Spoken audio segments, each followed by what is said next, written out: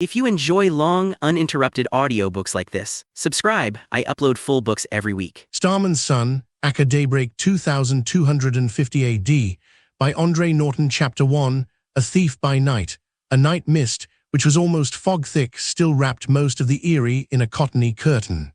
Beads of moisture gathered on the watcher's bare arms and hide jerkin. He licked the wetness from his lips, but he made no move toward shelter, just as he had not during any of the long black hours behind him. Hot anger had brought him up on this broken rock point above the village of his tribe, and something which was very close to real heartbreak kept him there. He propped a pointed chin, strong, cleft and stubborn, on the palm of a grimy hand and tried to pick out the buildings which made straight angles in the mist below. Right before him, of course, was the Star Hall, and as he studied its rough stone walls, his lips drew tight in what was almost a noiseless snarl. To be one of the Star Men, honored by all the tribe, consecrated to the gathering and treasuring of knowledge, to the breaking of new trails and the exploration of lost lands. He, Foz of the Puma clan, had never dreamed of any other life. Up until the hour of the council fire last night, he had kept on hoping that he would be given the right to enter the hall. But he had been a child and a fool to so hope, when all the signs had read just the opposite. For 5 years, he had been passed over at the choosing of youths as if he did not exist. Why then should his merits suddenly become diamond bright on the 6th occasion? Only his head dropped and his teeth clenched. Only this was the last year, the very last year for him. Next year he would be over the age limit allowed a novice. When he was passed over last night, maybe, if his father had come back from that last exploring venture, if he himself didn't bear the stigma so plainly, his fingers clutched the thick hair on his head, tugging painfully as if he would have it all out by the roots. His hair was the worse. They might have forgotten about his night sight and too keen hearing. He could have concealed those as soon as he learned how wrong it was to be different, but he could not hide the color of his close-cropped hair. And that had damned him from the day his father had brought him here. Other men had brown or black, or, at the worst, sun-bleached yellow covering their heads. He had silver-white, which showed to all men that he was a mutant, different from the rest of his clan. Mutant, mutant. For more than 200 years, ever since the black days of chaos following the great blow-up, the atomic war, that cry had been enough to condemn without trial. Fear caused it, the strong, instinctive fear of the whole race for anyone cursed with a different physique or unusual powers. Ugly tales were told of what had happened to the mutants, those unfortunates born in the first year after the blow-up.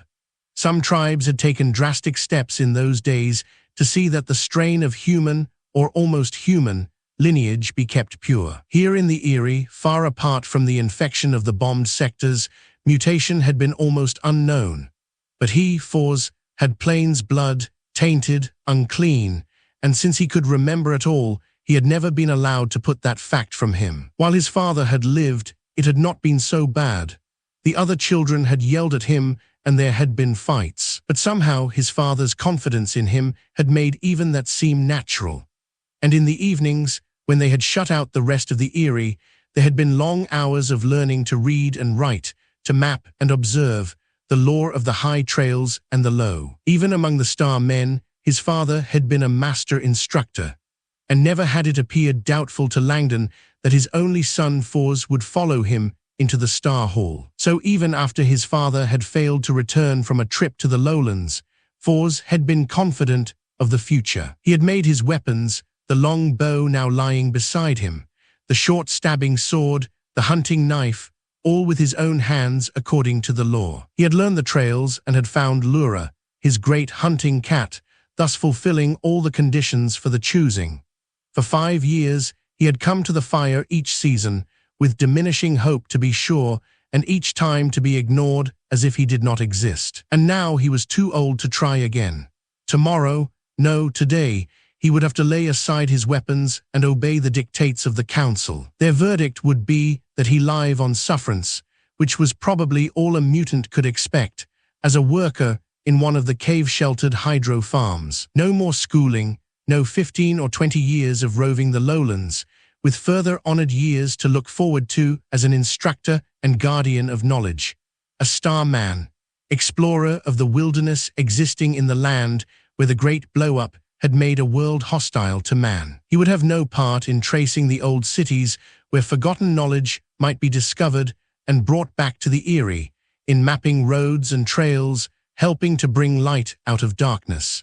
He couldn't surrender that dream to the will of the council. A low questioning sound came out of the dark, and absently he answered with an assenting thought. A shadow detached itself from a jumble of rocks and crept on velvet feet, soft belly fur dragging on the moss, to him. Then a furred shoulder, almost as wide as his own, nudged against him, and he dropped a hand to scratch behind pricked ears. Lura was impatient.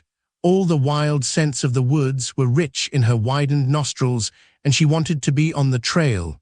His hand on her head was a restraint she half resented. Lura loved freedom. What service she gave was of her own choosing, after the manner of her kind. He had been so proud 2 years ago when the most beautifully marked kitten of Canda's last litter had shown such a preference for his company. One day Jarl himself, the star captain, had commented on it, how that had raised For's hopes, but nothing had come of the incident, only Lura herself. He rubbed his hot cheek against the furry head raised to his. She made again the little questioning sound deep in her throat. She knew his unhappiness. There was no sign of sunrise. Instead, black clouds were gathering above the bald top of the big knob. It would be a stormy day, and those below would keep within shelter. The moisture of the mist had become a drizzle, and Lura was manifestly angry at his stubbornness in not going indoors. But if he went into any building of the Eyrie, now it would be in surrender. A surrender to the loss of the life he had been born to lead. A surrender to all the whispers, the badge of shameful failure, to the stigma of being mutant, not as other men. And he could not do that. He couldn't. If Langdon had stood before the council last night, Langdon, he could remember his father so vividly, the tall, strong body, the high-held head with its bright, restless, seeking eyes above a tight mouth and sharp jaw. Only Langdon's hair had been safely dark. It was from his unknown plainswoman mother that Fuz had that too fair hair which branded him as one apart. Langdon's shoulder bag with its star badge hung now in the treasure room of the Star Hall. It had been found with his battered body on the site of his last battle.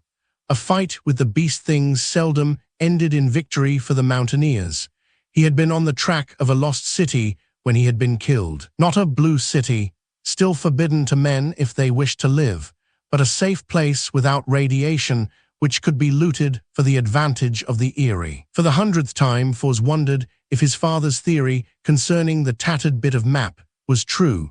If a safe city did lie somewhere to the north on the edge of a great lake, ready and waiting for the man lucky and reckless enough to search it out. Ready and waiting, Fors repeated the words aloud. Then his hand closed almost viciously on Lura's fur. She growled warningly at his roughness, but he did not hear her. Why, the answer had been before him all along. Perhaps 5 years ago he could not have tried it. Perhaps this eternal waiting and disappointment had been for the best after all. Because now he was ready, he knew it. His strength and the ability to use it, his knowledge and his wits were all ready. No light yet showed below. The clouds were prolonging the night, but his time of grace was short. He would have to move fast. The bow, the filled quiver, the sword, were hidden between 2 rocks. Lura crawled in beside them to wait, his unspoken suggestion agreeing with her own desires. Fors crept down the twisted trail to the Eyrie and made for the back of the Star Hall. The bunks of the Star men on duty were all in the forepart of the house. The storage room was almost directly before him, and luck was favoring him as it never had before, for the heavy shutter was not bolted or even completely closed, as his exploring fingers discovered. After all, no one had ever dreamed of invading the Star Hall unasked. Moving as noiselessly as Lura, he swung over the high sill and stood breathing in a sort of light flutter. To the ordinary man of the Eyrie, the room would have been almost pitch dark, but for once, For's mutant night sight was an aid. He could see the long table, the benches, without difficulty, make out the line of pouches hanging on the far wall. These were his goal. His hand closed unerringly on one he had helped to pack many times. But when he lifted it from its hook, he detached the gleaming bit of metal pinned to its strap. To his father's papers and belongings he might prove some shadowy claim, but to that star he had no right. His lips twisted in a bitter grimace as he laid the badge down on the edge of the long table before clambering back into the grayness of the outer world. Now that the pouch swung from his shoulder, he went openly to the storage house and selected a light blanket, a hunter's canteen, and a bag of traveler's corn kept in readiness there. Then, reclaiming his weapons and the impatient Lura, he started off, not toward the narrow mountain valleys where all of his hunting had been done, but down toward the forbidden plains. A chill born of excitement rather than the bite of the rising wind roughened his skin, but his step was sure and confident as he hunted out the path blazed by Langdon more than 10 years before, a path which was not overlooked by any station of the outpost guards. Many times around the evening fires had the men of the Eyrie discussed the plains below and the strange world which had felt the force of the great blow-up and been turned into an alien, poisonous trap for any human not knowing its ways. Why, in the past 20 years, even the Starmen had mapped only 4 cities, and one of those was blue and so must be avoided. They knew the traditions of the old times. But Langdon had always insisted, even while he was repeating the stories to Fours, they could not judge how much of this information had been warped and distorted by time. How could they be sure that they were of the same race as those who had lived before the blow-up? The radiation sickness, which had cut the number of survivors in the Eyrie to less than half 2 years after the war, might well have altered the future generations. Certainly the misshapen beast things must once have had a human origin, though that was difficult for any who saw them now to believe. But they clung to the old cities, and there the worst of the change took place. The men of the Eyrie had records to prove that their forefathers had been a small band of technicians and scientists engaged in some secret research, cut off from a world which disappeared so quickly. But they were the plainsmen of the wide grasslands, also free from the taint of the beast, who had survived and now roamed with their herds, and there might be others. Who had started the atomic war was unknown. Fours had once seen an old book containing jotted fragments of messages which had come out of the air through machines during a single horrible day. And these broken messages only babbled of the death of a world. But that was all the men of the mountains knew of the last war, and while they fought ceaselessly to keep alive the old skills and learning, there was so much, so very much, they no longer understood. They had old maps with pink and green, blue and yellow patches all carefully marked.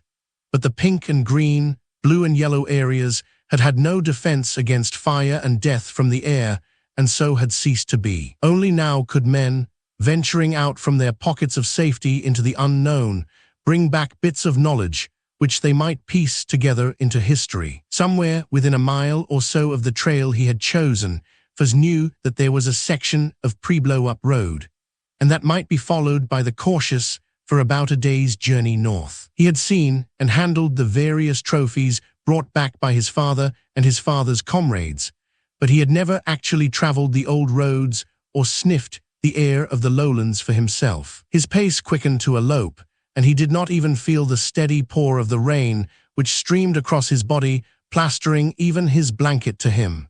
Lura protested with every leap she made to keep pace with him, but she did not go back. The excitement which drew him on at such an unwary speed had spread to the always sensitive mind of the great cat, and she made her way through the underbrush with sinuous ease. The old road was almost a disappointment when he stumbled out upon it. Once it must have had a smooth surface, but time, disuse, and the spreading greedy force of wild vegetation had seamed and broken it. Nevertheless, it was a marvel to be examined closely by one who had never seen such footing before. Men had ridden on it once encased in machines. Fours knew that. He had seen pictures of such machines, but their fashioning was now a mystery. The men of the Eyrie knew facts about them, painfully dug out of the old books brought back from city lootings, but the materials and fuels for their production were now beyond hope of obtaining. Lura did not like the roadway.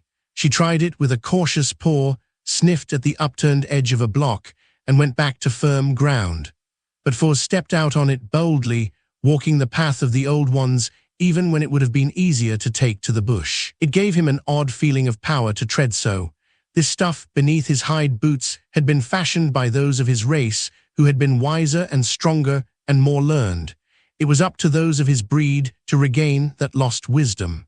Ho, Lura. The cat paused at his exultant call and swung the dark brown mask of her face toward him. Then she meowed plaintively, conveying the thought that she was being greatly misused by this excursion into the dampness of an exceedingly unpleasant day. She was beautiful indeed.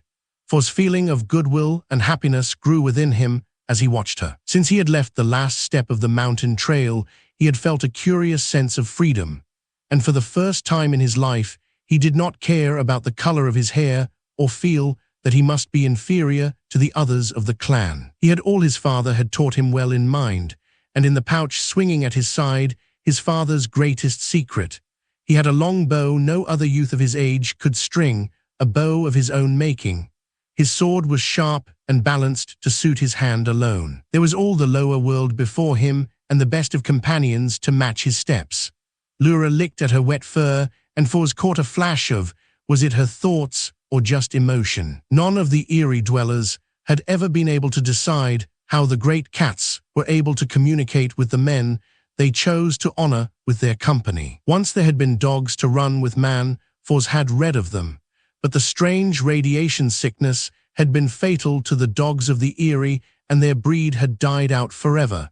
Because of that same plague, the cats had changed. Small domestic animals of untamable independence had produced larger offspring with even quicker minds and greater strength.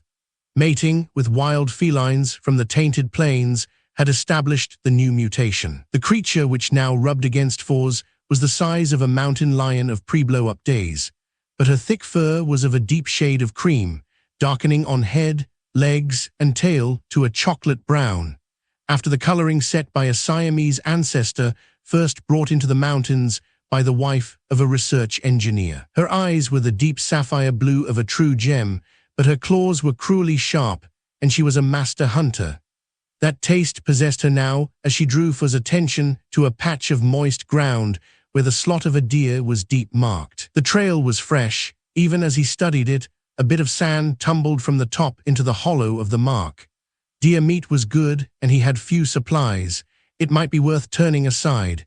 He need not speak to Lura. She knew his decision and was off on the trail at once. He padded after her with the noiseless woods walk he had learned so long before that he could not remember the lessons. The trail led off at a right angle from the remains of the old road, across the tumbled line of a wall where old bricks protruded at crazy points from heaped earth and brush. Water from leaves and branches doused both hunters, gluing Fors' homespun leggings to his legs and squeezing into his boots. He was puzzled. By the signs, the deer had been fleeing for its life, and yet whatever menaced it had left no trace. But Fors was not afraid. He had never met any living thing, man or animal, which could stand against the force of his steel-tipped arrows, or which he would have hesitated to face, short sword in hand. Between the men of the mountains and the roving plainsmen, there was a truce. The Starmen often lived for periods of time in the skin-walled tents of the herders, exchanging knowledge of far places with those eternal wanderers.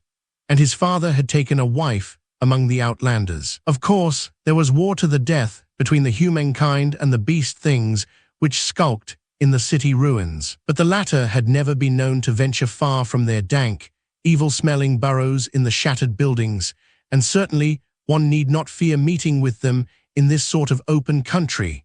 So he followed the trail with a certain reckless disregard. The trail ended suddenly on the tip of a small gully.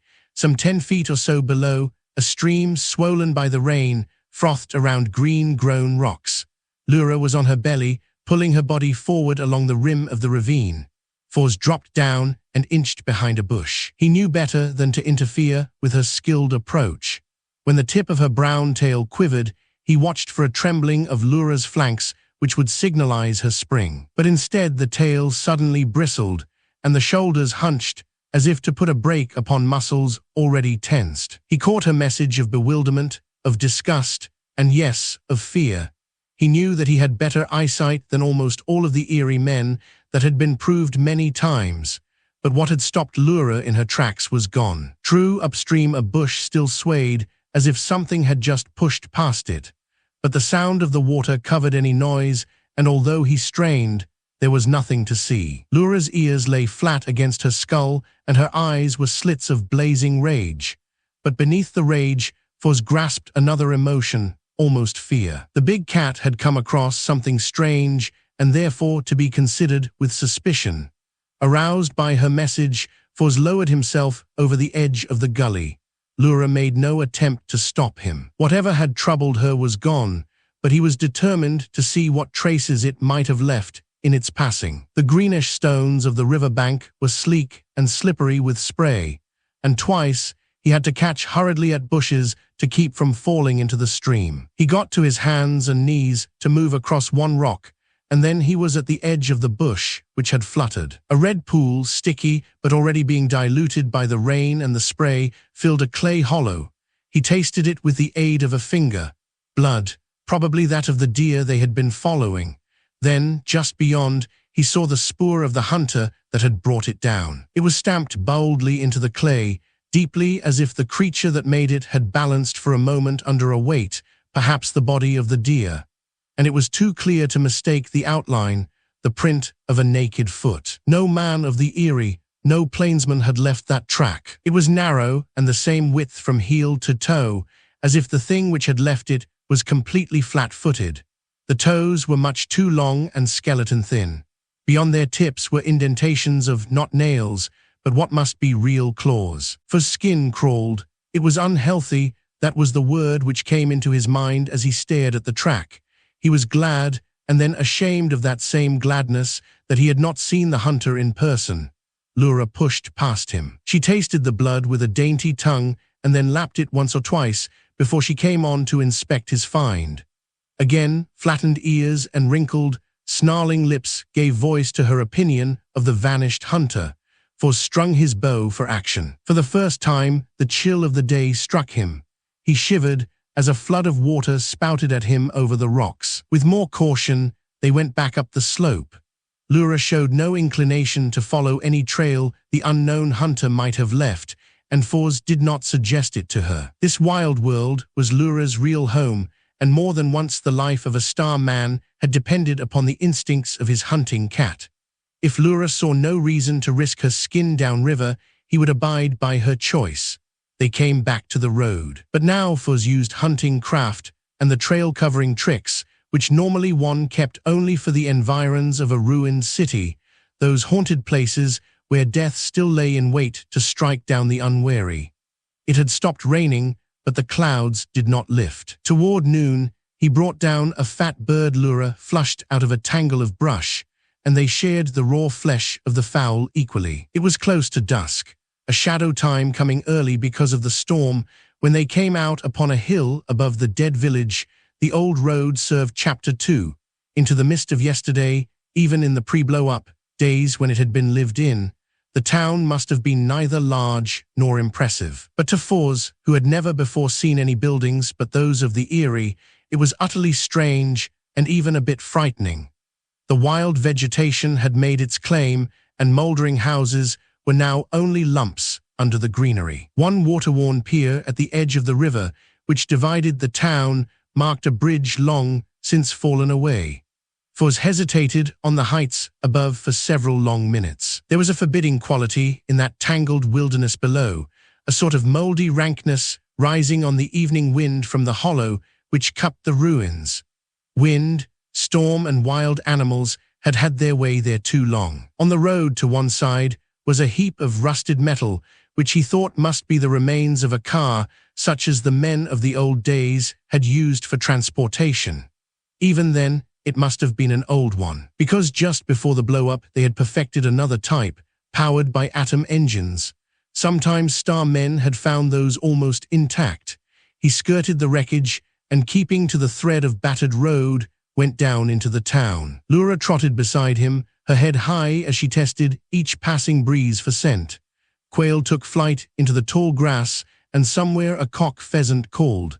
Twice, The scut of a rabbit showed white and clear against the green. There were flowers in that tangle, defending themselves with hooked thorns, the running vines which bore them looped and relooped into barriers he could not crash through. And all at once, the setting sun broke between cloud lines to bring their scarlet petals into angry life. Insects chirped in the grass. The storm was over.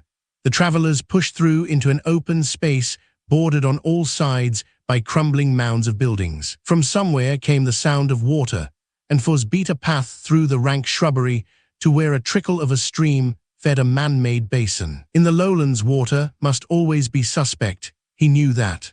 But the clear stream before him was much more appetizing than the musty stuff which had sloshed all day in the canteen at his belt. Lura lapped it unafraid, shaking her head to free her whiskers from stray drops, so he dared to cup up a handful and sip it gingerly.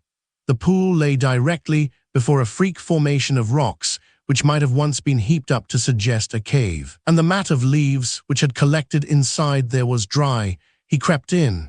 Surely there would be no danger in camping here. One never slept in any of the old houses, of course. There was no way of telling whether the ghosts of ancient disease still lingered in their rottenness. Men had died from that carelessness, but here, in among the leaves, he saw white bones. Some other hunter, a 4-footed one, had already dined.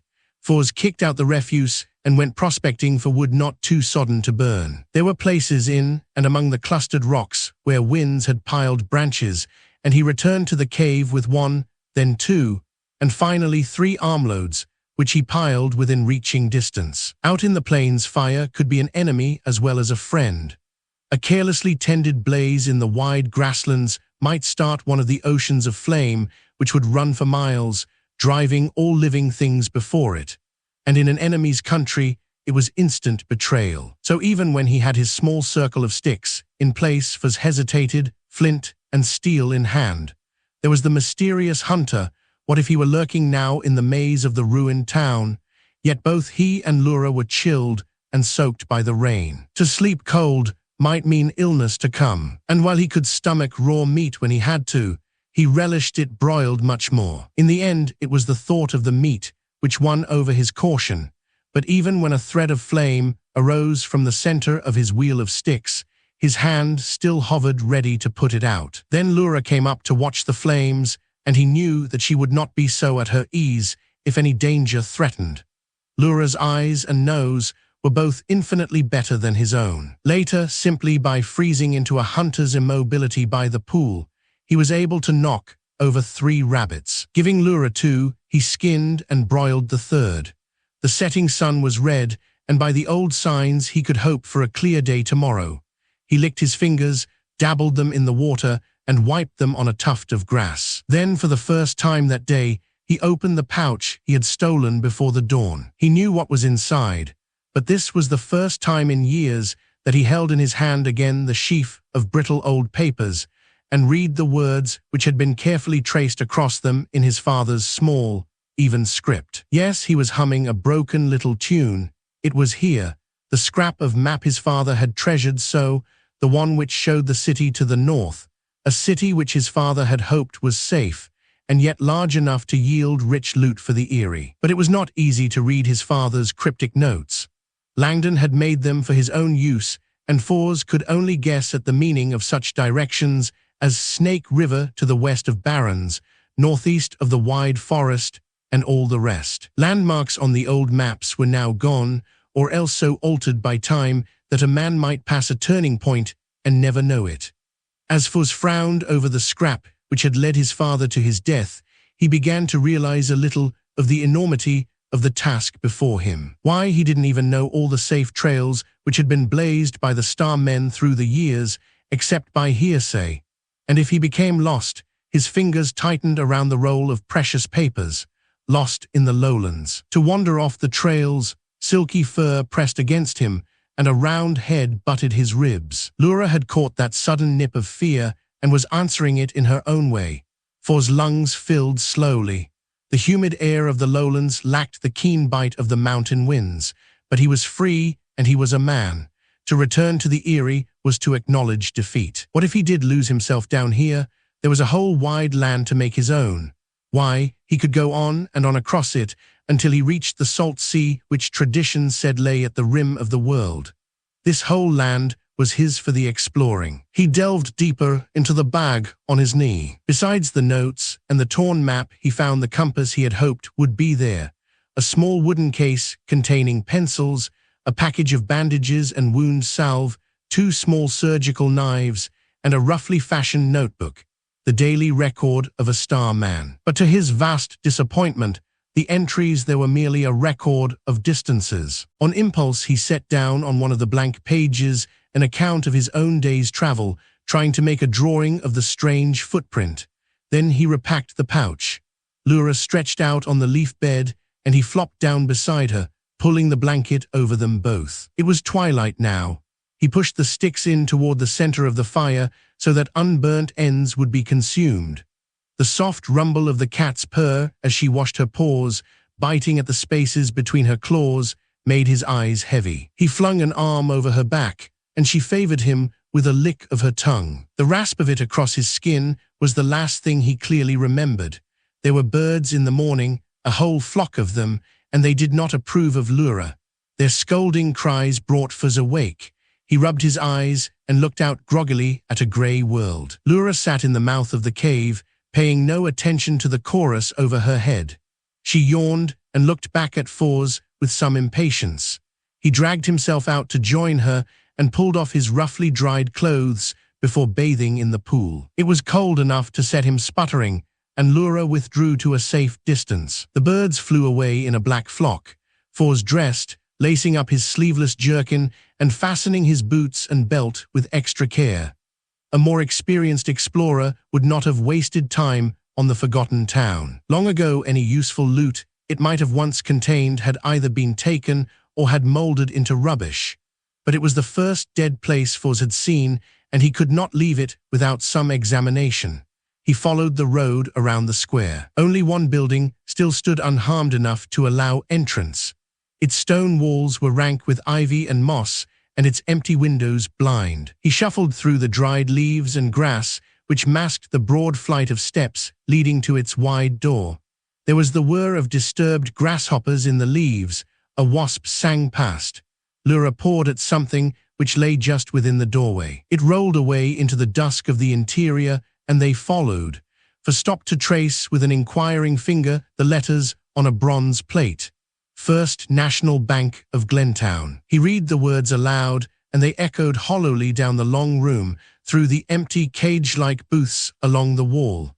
First National Bank. He repeated what was a bank. He had only a vague idea, some sort of a storage place, and this dead town must be Glentown, or once it had been Glentown.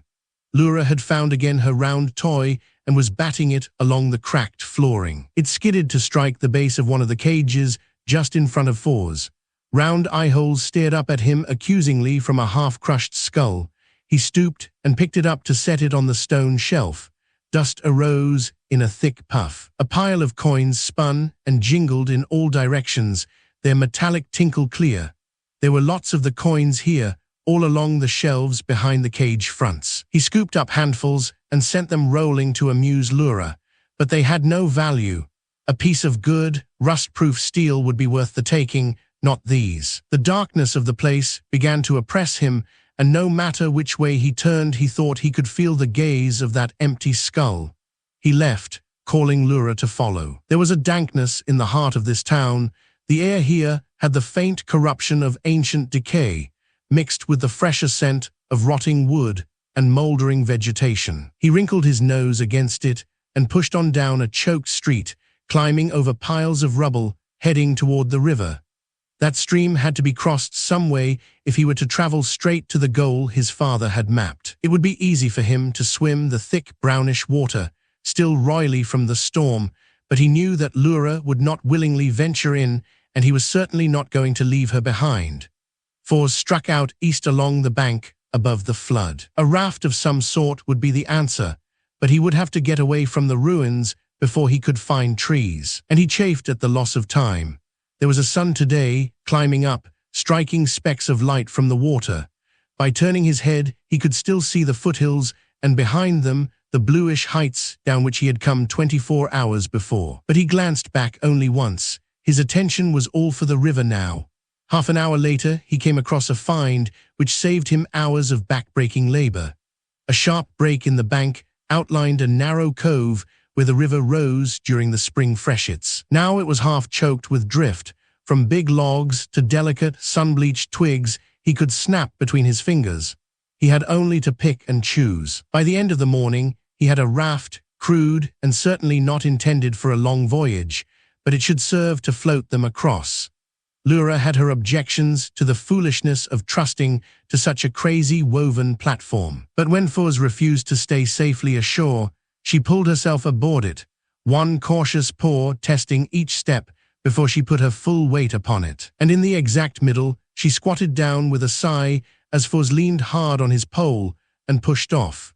The weird craft showed a tendency to spin around which he had to work against. And once his pole caught in a mud bank below, and he was almost jerked off into the flood. But as the salty sweat stung across his lips and burned in his blistered palms, he could see that the current, though taking them downstream, was slowly nudging them toward the opposite bank. Sun rays reflected by the water made them both warm and thirsty, and Lura gave small meowing whines of self-pity all the rest of the hour. Still, she grew accustomed enough to the new mode of travel to sit up and watch keen-eyed when a fish rose to snap at a fly. Once they slipped past a mass of decayed wreckage which must have been the remains of a boat, and twice swept between abutments of long-vanished bridges. This had been a thickly settled territory before the blow-up. Fuz tried to imagine what it had looked like when the towns had been lived in, the roads had been busy with traffic, when there had been boats on the river. Since the current was taking them in the general direction of the route eastward, he did not struggle too quickly to reach the other side. But when a portion of their shaky raft suddenly broke off and started a separate voyage of its own, he realized that such carelessness might mean trouble, and he worked with the pole to break the grip of the current and reach the shore. There were bluffs along the river, cutting off easy access to the level lands behind them, and he watched anxiously for a cove or sandbank which give them a fair landing. He had to be satisfied with a very shallow notch, where a landslide had brought down a section of the bank containing 2 trees, which now formed a partial barrier out from the shore. The raft, after much back-breaking labor on his part, caught against these, shivered against the pull of the water, and held. Lura did not wait, but was gone in a single leap to the solid footing of the tree trunks. Fuz grabbed up his belongings and followed, none too soon, as the raft split and whirled around, shaking into pieces which were carried on. A hard scramble up the greasy clay of the bank brought them into open country once more. Grass grew tall, bushes spread in dusty blotches across the land, and there were thickets of saplings reclaiming the old fields. But here, the wild had not altogether conquered land, tamed by centuries of the plough and the reaper. Lura let him know that it had been too long since their last meal, and she intended to do something about supplies. She set off across the faint boundaries of the old fields with grim purpose in every line of her graceful feline body. Grouse scuttled from underfoot, and there were rabbits everywhere, but she disdained to notice such small game, pushing on, with Fuz half a field behind her, toward a slope which was crowned with a growth of trees, almost a full wood. Halfway up she paused, the tip of her tail quivered, the red rosette of her tongue showed briefly between her teeth. Then she was gone again, fading away into the tall grass as silently and effortlessly as the breeze might pass. Fuz stepped back into the shade of the nearest tree. This was Lura's hunt, and he must leave it to her. He looked out over the waving grass. It seemed to be some form of stunted grain, not yet quite ripe, for it had a seed head forming. The sky was blue, with small white clouds drifting across it, as if the storm winds had never torn them, although at his feet lay a branch splintered and broken by yesterday's wind. A hoarse bellowing brought him out of his half-dream, bow in hand. It was followed by the spitting squall, which was Lura's war cry. Fuz began to run up the slope toward the sound, but Hunter's caution kept him to such shelter as the field afforded, so he did not burst rashly out onto the scene of the combat. Lura had tackled big game. He caught the sun flash on her tawny fur as she leaped away from an inert red-brown body just in time to escape the charge of a larger beast. A wild cow, and Lura had killed her calf, for his arrow was already in the air. The cow bellowed again and tossed her wickedly horned head. She made a shambling run to the body of her calf, snorting in red rage. Then crimson froth puffed from her wide nostrils, and she stumbled to her knees and fell on her side. Lura's round head shot up above a stand of thick grass, and she moved out to the side of her prey. Fours came from the trees where he had taken cover. He would have echoed Lura's rasping purr had it been in his power. That arrow had gone straight and true to the mark he had set it. It was a pity to have to waste all that meat. Enough to keep 3 eerie families for a week lay there. He prodded the cow with a regretful toe before starting to butcher the calf. He could, of course, try to jerk the meat, but he was unsure of the right method, and he could not carry it with him anyway. So he contented himself with preparing what he could for the next few days, while Lura, after feasting, slept under a bush, rousing now and then to snap at the gathering flies. They made camp that night a field or two beyond the kill, in the corner of an old wall. Piles of fallen stone turned it into a position which could be defended if the need arose. But neither slept well. The fresh meat they had left behind drew night rovers. There was a scream or two which must have come from Lura's wild relatives, and she growled in answer. Then in the early dawn, there was a baying cry which Fours was unable to identify, Woods learned as he was. But Lura went wild when she heard it, spitting in sheer hate, her fur rising stiff along her backbone. It was early when Fours started on, striking across the open fields in the line set by his compass. Today he made no effort to keep cover or practice caution. He could see no menace in these waste fields. Why had there been all the talk back in the Eyrie about the danger in the lowlands? Of course, one did keep away from the blue patches where radiation still meant death even after all these years. And the beast things were always to be dreaded, had not Langdon died in their attack. But as far as the Starmen had been able to discover, those nightmare creatures kept to the old cities and were not to be feared in the open. Surely these fields must be as safe for man as the mountain forests which encircled the Eyrie. He took an easy curve and came out suddenly on a sight which brought him up, blinking. Here was a road, but such a road. The broken concrete was 4 times as wide as any he had seen. It had really been 2 roads running side by side with a stretch of earth between them. 2 wide roads running smoothly from one horizon to another. But not 200 yards from where he stood gaping, the road was choked with a tangle of rusting metal. A barrier of broken machines filled it from ditch to ditch. Fours approached it slowly. There was something about that monstrous wall which was forbidding, even though he knew that it had stood so for perhaps 200 years.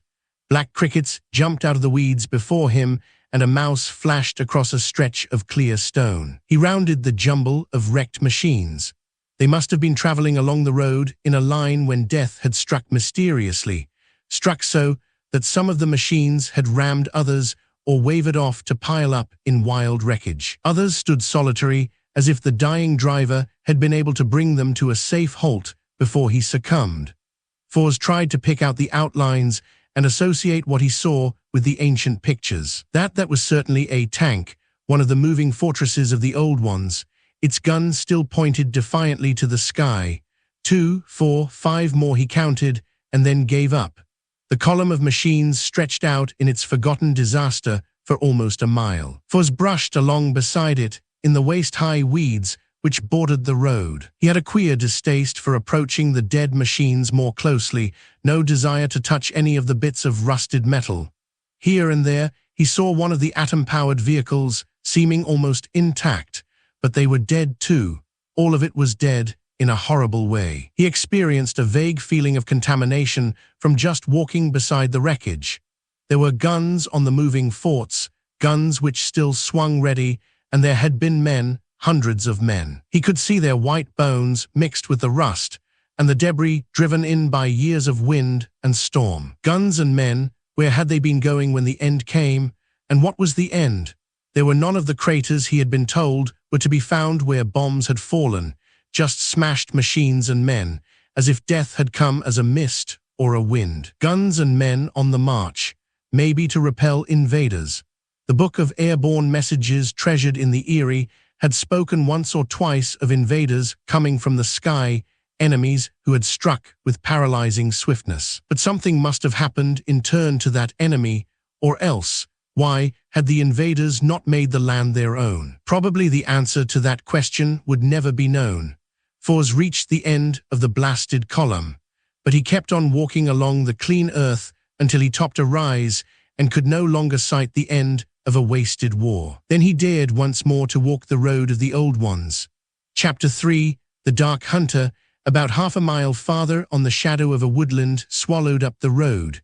Fors' heart lifted when he saw it. These open fields were strange to a mountain-born man, but he felt at home in a thick cloak of trees as the one before him now. He was trying to remember the points on the big map which hung on the wall of the Star House, the map to which was added a tiny mark at the return of each roving explorer. This northern route crossed the wedge end of a portion of territory held loosely by plainsmen. And the plainsmen had horses, useless in the mountains and so untamed by his people, but very needful in this country of straight distances. To have a horse at his service now, the cool of the woods lapped him in, and he was at home at once, as was Lura. They padded on, their feet making but the faintest whisper of sound. It was a scent carried by a tiny puff of breeze which brought them up, wood smoke. Fors' thought met Lura's and agreed. She stood for a long moment, testing the air with her keener nostrils, and then she turned aside, pushing between two birches. Fors scraped after her. The guiding puff of wind was gone, but he could smell something else. They were approaching a body of water, not running water, or the sound of its passing would be heard.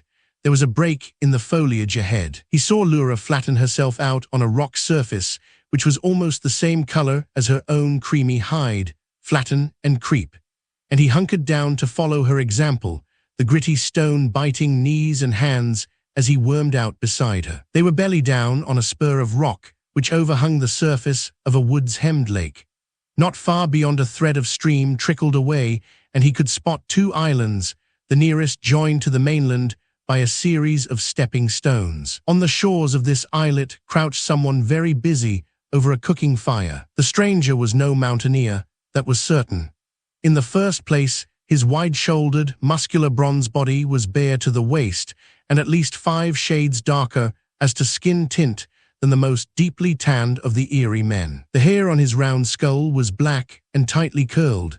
He had strongly marked features with a wide-lipped mouth and flat cheekbones, his large dark eyes set far apart. His only clothing was a sort of breechclout kilt held in place by a wide belt from which hung the tassel-ornamented scabbard of a knife. The knife itself, close to 18 inches of blue steel, flashed in his hand as he energetically cleaned a fresh-caught fish. Stuck upright in the ground close to his shoulder were 3 short-shafted spears, a blanket of coarse reddish wool draped over the point of one. Smoke rose from the fire laid on a flat stone, but there was no indication as to whether the stranger had merely halted for a meal or had been camping on the islet. As he worked, the fisherman sang a low, monotonous chant, which, as he listened to it, affected Fors queerly, sending an odd shiver up his backbone. This was no plainsman either, and Fors was just as sure that he was not spying on one of the beast things. The few mountaineer men who had survived a meeting with them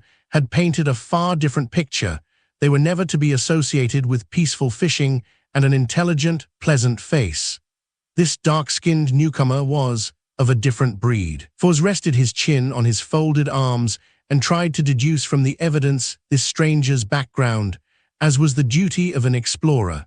The lack of clothing, now, that meant that he was accustomed to a warmer climate. Such an outfit could only be worn here before fall closed in. He had those spears, and yes, that was a bow lying with its quiver beyond. But it was much shorter than the one Fors carried, and did not appear to be made of wood, but from some dark substance, which reflected light from the sun. He must come from a land where his race was all-powerful, and had nothing to fear, for he camped in the open and sang while he cooked, as if he did not care if he attracted attention. And yet he did this on an island, more easily defended from attack than the shore itself. Just then the fisherman impaled the cleaned fish on a sharpened twig and set it to broil while he got to his feet and hurled a baited line back into the water. Foz blinked. The man on the island must tower a good 4 or 5 inches over the tallest of the Erie men, and his thatch of upstanding hair could not account for more than 2 inches of that difference. As he stood there, still humming, his hand skillfully adjusting the fishing line, he presented a picture of strength and power which would daunt even a beast thing. The odor of the fish carried, Lura made a faint slurping sound as it reached them. Foz hesitated. Should he hail the dark-skinned hunter, make the peace sign, and try to establish friendly relations, or that question was decided for him? A shout tore the serene silence of the lake. The dark hunter moved so fast that Foz was left gasping. Spears, blanket, bow, and the broiled fish vanished with their owner. A bush quivered and then was still. The fire burned on a deserted, pebbled beach. A second shout bore down wind, reinforced by a trampling crash, and down to the edge of the lake trotted a band of horses, mares mostly, each with a small foal running at her side. Urging them on were 2 riders, bent nearly flat on the backs of their mounts to escape the low, sweeping branches of the trees. They herded the mares to water and waited for them to drink. Foz almost forgot the dark hunter. Horses, he had seen pictures of them. But living horses, the age-old longing of his race, to possess one of those for his own, made a strange ache in his thigh muscles, as if he were already mounted upon one of the sleek backs. One of the horse guards had dismounted and was rubbing down the legs of his animal with handfuls of grass pulled up from the bank. He was undoubtedly a plainsman. His sleeveless jerkin laced across the chest was almost twin to the one Foz wore, but his leggings were of hide and polished by hours of riding. He wore his hair shoulder length as the sign of free birth, and it was held out of his eyes by a broad band on which was painted the sign of his family, clan, and tribe. The long lance, which was the terrible weapon of the horsemen, hung in its loops at his saddle, and in addition he wore at his belt the curved, slashing sword which was the badge of his nation. For the second time, Foz wondered whether he should make overtures. But that too was quickly answered. Out of the trees came a second pair of riders, both older men. One was a chief or sub-chieftain of the plainsmen, for the metal badge in his headband had caught the sun. But the other, Foz's body jerked as if an arrow had thudded home between his shoulder blades, and Lura, catching his dismay, voiced one of her noiseless snarls. That was Jarl, but Jarl was the star captain, now exempt from travel in the lowlands. He had not been exploring for 2 years or more. It was his duty to remain at the Erie and portion out the tasks of other star men. But there he was, riding knee to knee with the plainsman chief, as if he were any apprentice rover. What had brought Jarl down to the lowlands against all rule and custom? Foz winced. There was an answer to that. Never before had the sanctuary of the Star House been violated. His crime must have brought Jarl out of the hills. And if he, Foz, were captured, what would be the penalty for such a theft? He had no idea, but his imagination could supply quite a few, all of them drastic. In the meantime, he could only remain where he was and pray that he would not be detected before the herders moved. Luckily, most of the horses had drunk their fill and were turning away from the lake. Foz watched them longingly. With one of them to lend 4 feet and save his 2, he could be well beyond Jarl's reach before the star captain knew of his presence. He had too great an opinion of Jarl's skill not to believe that the man from the Erie could cross his trail within a day or so. The second herder urged the last mares away from the water while his companion mounted. But Jarl and the chief still sat talking and looking out idly across the lake. Foz silently endured the bites of flies which seemed to have accompanied the horses, but Lura growled again softly. She wanted to leave, knowing full well that if she did not want her trail followed, it would not be. Foz could not hope for such results himself, so he hesitated until the cat's impatience or some change in the air current changed their luck as it carried Lura's scent down to the peaceful herd.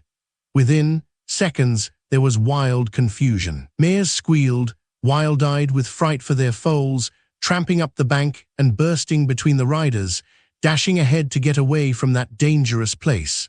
The plainsmen had been caught off guard. One was born along with the rush, fighting to regain mastery of his own mount.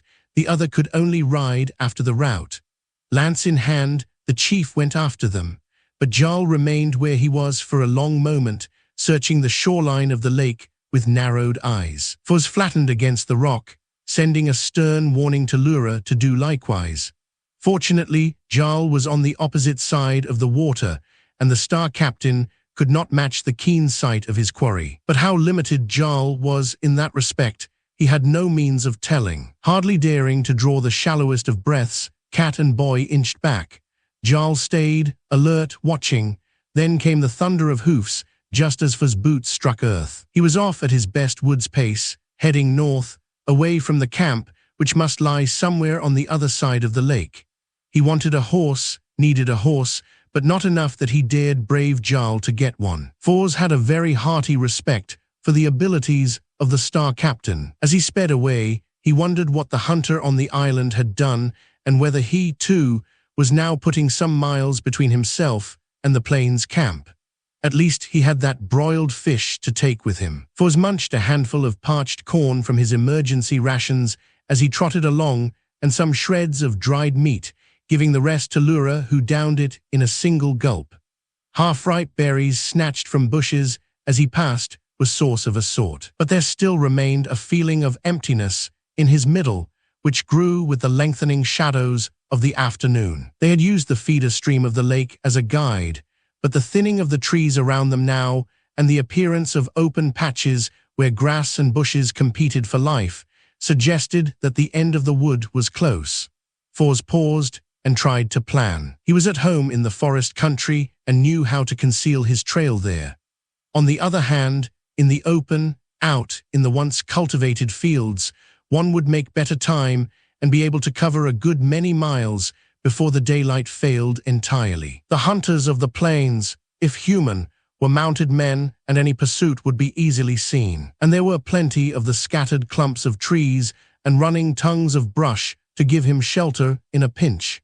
He decided to venture out. A brown animal with a black mask about its eyes surveyed him critically from a pile of rocks, but was gone in a flash when Lura's head came out of a tall stand of grass. That was the only living thing they saw until they skirted the rotting timbers of a farmhouse, missing a tumble into the half-exposed cellar only by chance. A sound answered Fuzz's exclamation, and hearing it, his hand swept to the hilt of his sword. He skidded around, bare steel out. An ugly naked pink snout, still smeared with earth and slime, protruded from a tangle of brush, and the wicked tusks below it caught and held the light. Fuzz hurled pouch and bow from him and half-crouched, waiting for that most dangerous of all rushes, the attack of a wild boar. It came with all the deadly ferocity he had expected, the tusks slashing for his legs. He struck, but the creature dodged so that, though a red and dripping line leaped out along its head and shoulder, it was not sent kicking. It grunted loudly, and there came answers. Fuzz's mouth dried. He was facing a whole pack of swine. Behind him was a pile of the collapsed timbers which had once been the wall of a small building, but they were pulpy with rot, and they dipped dangerously toward the cellar. If he jumped for them, he might well crash through. From the bushes came a squall of rage and pain. The boar tossed its tusked head and blew foam. Its eyes in the black and white spotted face were red and evil. Another squeal came from the herd, and this time it was followed by an answering snarl.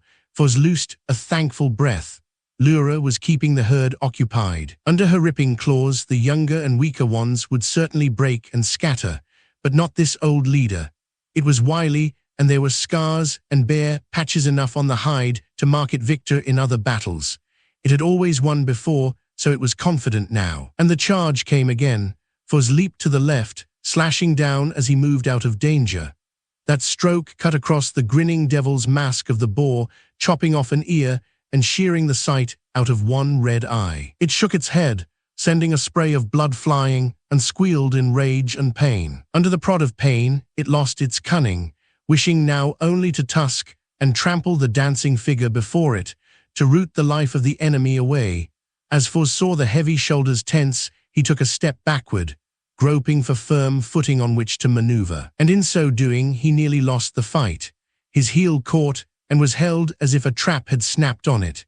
He was still trying to pull loose as the boar charged for the third time, and that pull unbalanced him so that he fell forward almost on top of the mad creature. There was a red dagger of pain across his leg, and a foul stench filled his nostrils. He stabbed wildly and felt his steel strike bone and slip deep beneath the mangy hide. Blood fountained over both of them, and then the sword was wrenched from F's blood-slippery hand as the boar pulled away. It staggered out into the full sunlight and fell heavily, the hilt of the sword protruding behind its powerful shoulder. F's rocked back and forth, his face twisted with pain, his fingers trying to rip away the cloth about a nasty-looking, freely bleeding slash down the outer side of his left leg, above the knee. Lura emerged from the bushes. There were unpleasant stains on her usually fastidiously kept coat, and she moved with an air of general satisfaction. As she passed the boar, she snarled and gave the body a raking clout with one front paw. F's worked his heel free from the rotten board which had clamped it and crawled toward the star pouch. He needed water now, but Lura would sniff that out for him. The worst would be going lame for a while. He would be lucky if he did not have to stay where he was for a day or two. Lura did find water, a spring a little beyond the farmhouse, and he crawled to it painfully. With dry twigs, he kindled a fire and set a tiny pan of the clear water to boil. Now he was ready for the worst. Boar's tusks were notoriously dirty and deadly. Setting his teeth, he cut and tore away the cloth of his leggings until the skin around the still oozing slash was bare.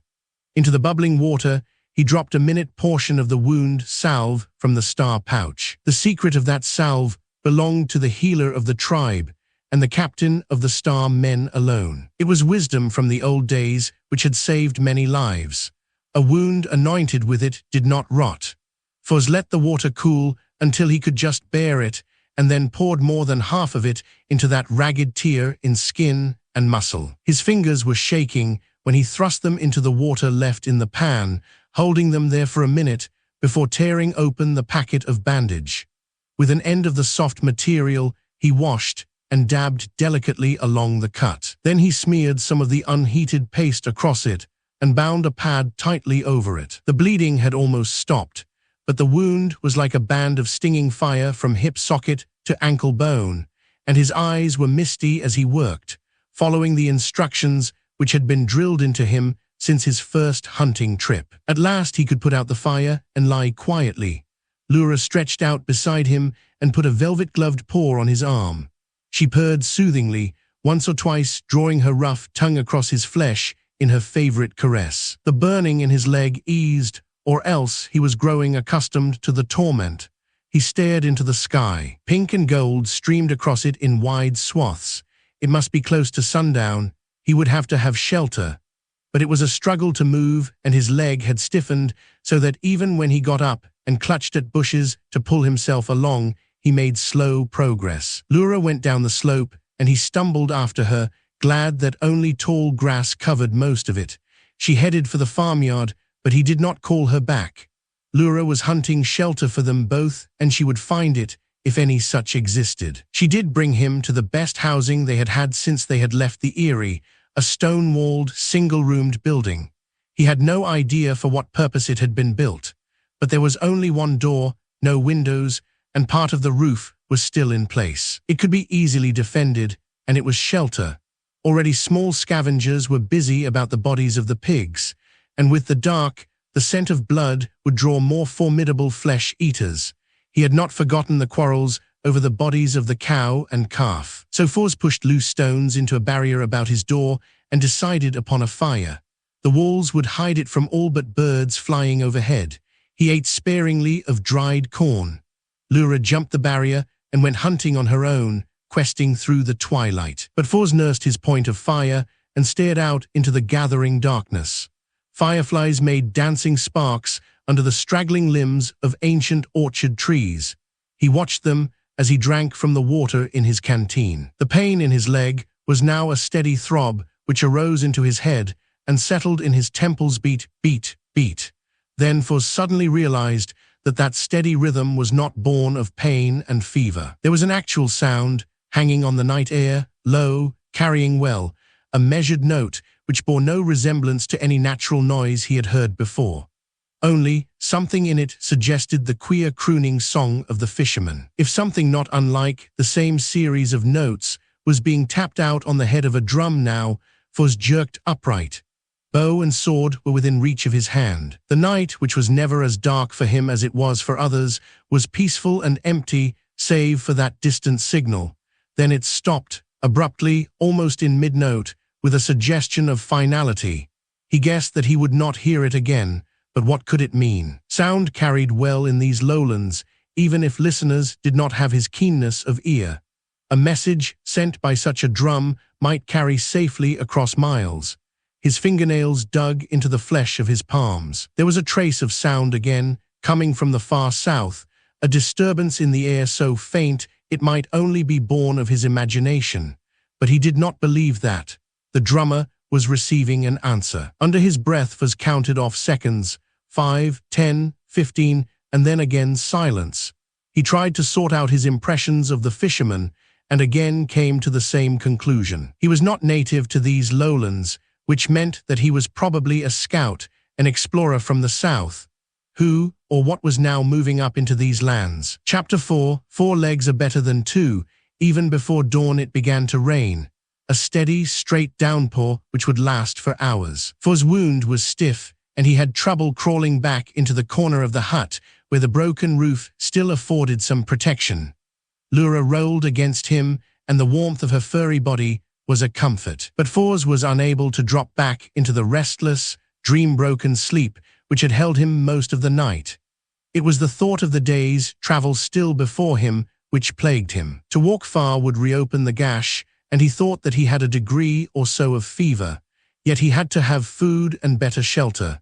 And that drumming, being disabled, he wanted to get out of the near vicinity of the drummer fast. As soon as it was light enough for him to distinguish a black line on white paper, he got out his scrap of map, trying to guess his present position, if it were on that fragment at all. There were tiny red figures printed between certain points, the measured miles of the old ones who kept to the roads. By his reckoning, he might yet be at least 3 days' journey from the city, if, of course, he was now where he believed himself to be. 3 days' journey for a strong and tireless traveler, not for a crippled limper. If he had a horse now, but the memory of Jarl with the horse herders put that thought out of his mind. If he went to the plains camp and tried to trade, the star captain would hear of it. And for a novice to steal a mount out of one of the well-guarded herds was almost impossible, even if he were able-bodied. But he could not banish his wish, even by repeating this argument of stern common sense. Lura went out hunting. She would bring back her kill. Foz pulled himself up, clenching his teeth against the pain that such movement gave his whole left side. He had to have some sort of crutch or cane if he wanted to keep going. There was part of a sapling among the wood, within reach. It appeared almost straight, and he hacked it down with his knife and trimmed off the branches. With this aid he could get around, and the more he moved the more the stiffness seemed to loosen. When Lura returned, a plump bronze-feathered turkey dragging out of her jaws, he was in a better frame of mind and ready to eat breakfast. But the pace at which they started out was not a speedy one. Foz hissed between set teeth when now and again his weight shifted too heavily on the left leg. He turned instinctively into what once had been the lane tying the farmstead to the road and brushed between the encroaching bushes, leaning heavily on his cane. Rain made sticky mud of every patch of open ground, and he was afraid of slipping and falling. Lura kept up a steady low whine of complaint against the weather and the slowness of their travel. But she did not go off on her own, as she might have done had he been himself, and Foz talked to her constantly. The lane came to the road, and he turned into that since it went in the direction he wished. Soil had drifted across the concrete and made mud patches which gave root to spiked plants. But even with that, it was better footing for an almost one-legged man than the wet ground. Lura scouted ahead, weaving in and out of the bushes and tall grass along the side of the old thoroughfare, testing the wind for alien scents, now and then shaking head or paws vigorously to rid them of clinging raindrops. All at once, she bounded out of the brush to For's, pushing against him with her body, forcing him gently back toward the ditch, which ran nearby. He caught the urgency of her warning and scrambled to cover with all the speed he could muster. As he lay against the greasy red clay bank with his palms spread flat, he felt the pounding long before he heard the hoofs which caused it. Then the herd came into sight, trotting at an easy pace down the old road. For a moment or two, Fos searched for the herders, and then he realized that none of the horses wore the patches of bright paint which distinguished ownership among the plainsmen. They must be wild. There were several mares with foals, a snorting stallion bearing the scars of battle on his shoulders, and some yearlings running free. But there was one mare who had no foal. Her rough, ungroomed coat was a very dark red, her burr-matted tail and mane black. Now and again she dropped to the back, stopping to snatch a mouthful of herbage, a trick which at last earned her a sharp nip from the stallion. She squealed, lashed out with ready hoofs, and then ran swiftly, breaking ahead of the rest of the band. Fos watched her go with regret.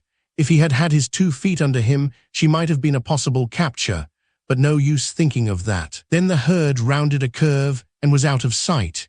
Fos took a moment's breather before he pulled himself back on the road. Lura was there before him, kneading her front paws on a mat of grass, staring after the vanished horses. To her mind, there was no difference between one of those foals and the calf she had pulled down. Both were meat, and so to be eaten. It was in her mind to trail along behind such a wealth of food. Fos did not argue with her.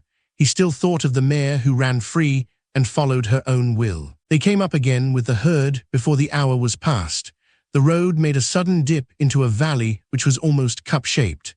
At the bottom, rich grass grew tall, and there the herd grazed, the watching stallions standing guard halfway up the rise. But what caught Fos's eyes was the shell of a building which stood almost directly below.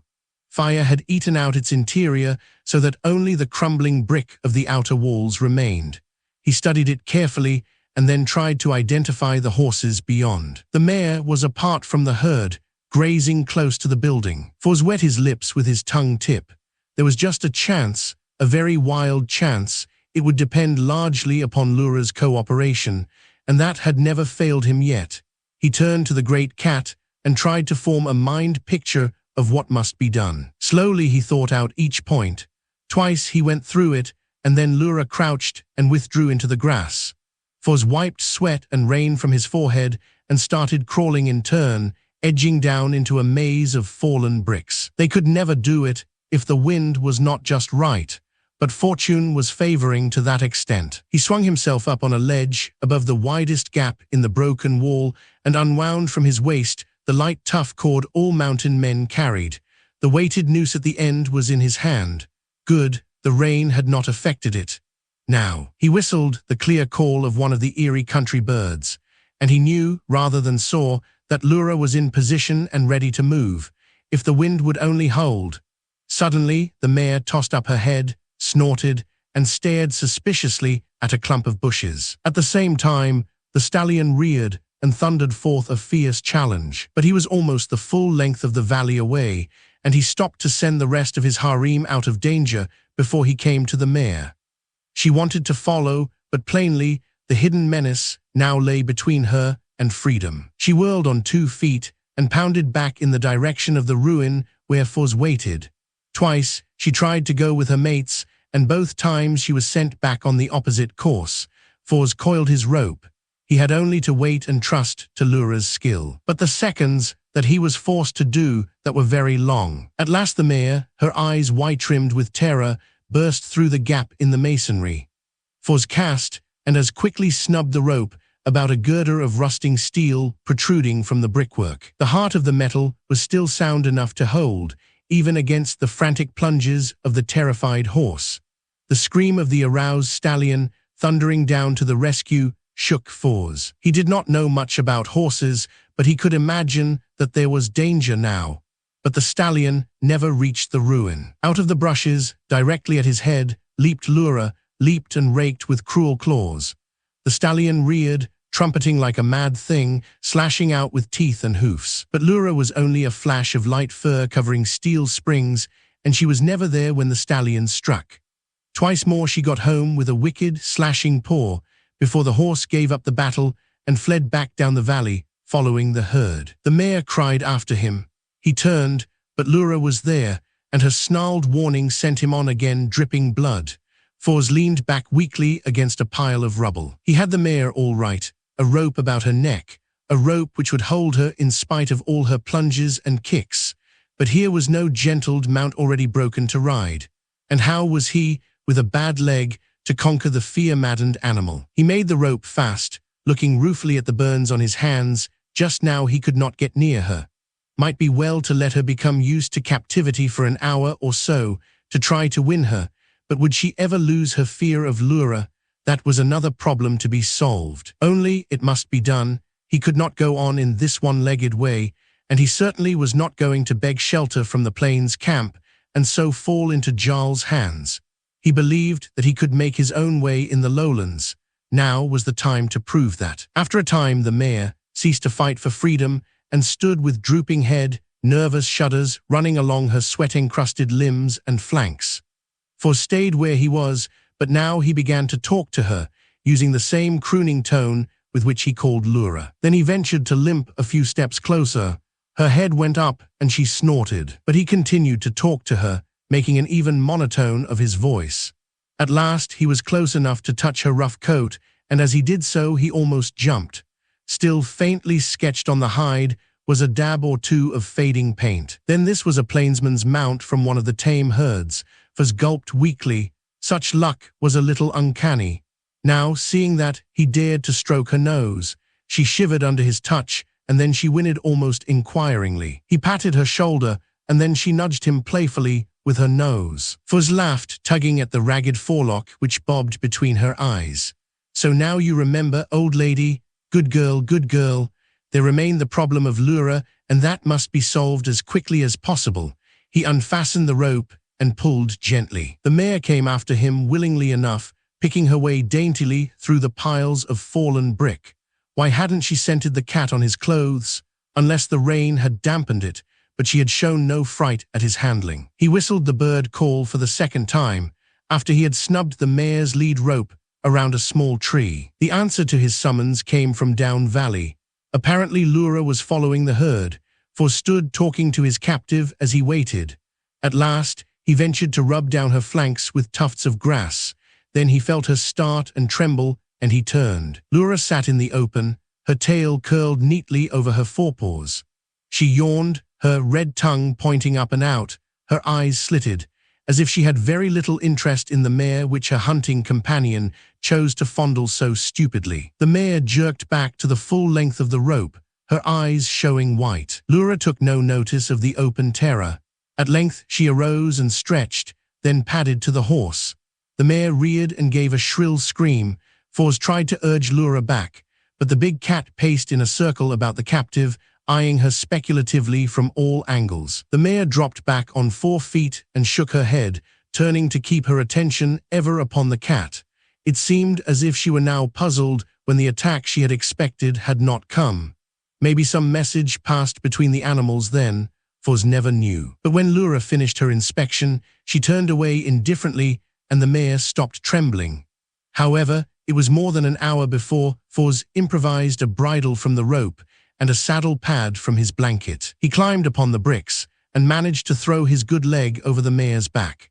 She had been well trained by the plainsman who had owned her, and her pace was so even that Foz, awkward and inexperienced at riding as he was, could keep his seat. He headed her back on the road which had brought him to the valley, and they came up into the rolling fields once more. In spite of the nagging ache of his wound, Foz knew a surge of exultation and happiness. He had won safely out of the Eyrie, having plundered the Star House, he dared the lowlands, had spent one night in the heart of a dead town, had crossed a river through his own skill, spied successfully at the woods lake, faced the savage boar from which even the best of the mountain hunters sometimes fled, and now he had a horse under him, his weapons to hand, and the road open before him. Judged unfit for the star, cast aside by the council was he. His even teeth gleamed in a grin which bore some likeness to Lura's hunting snarl.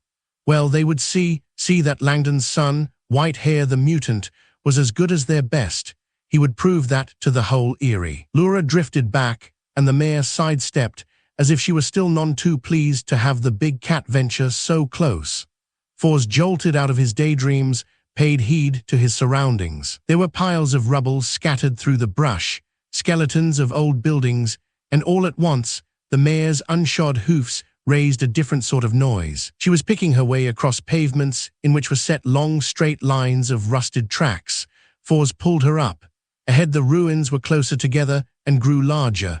A town, maybe even a small city. There was something about these ruins which made him uneasy. The farms, which had been recaptured by wild vegetation, had none of this eerie strangeness about them.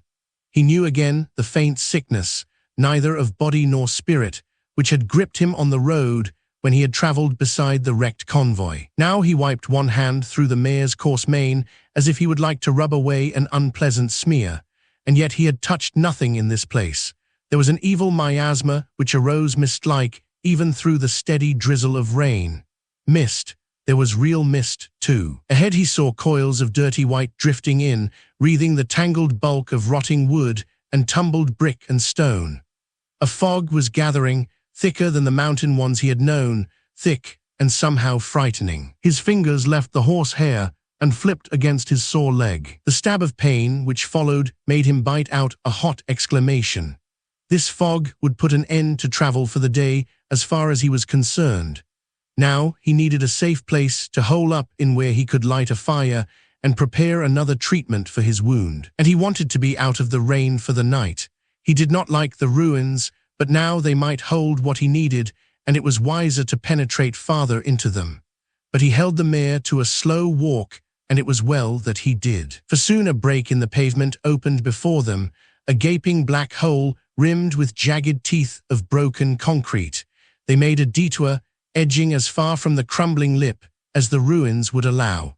Fors began to regret leaving the stone hut on the farm. His constant pain he could no longer ignore.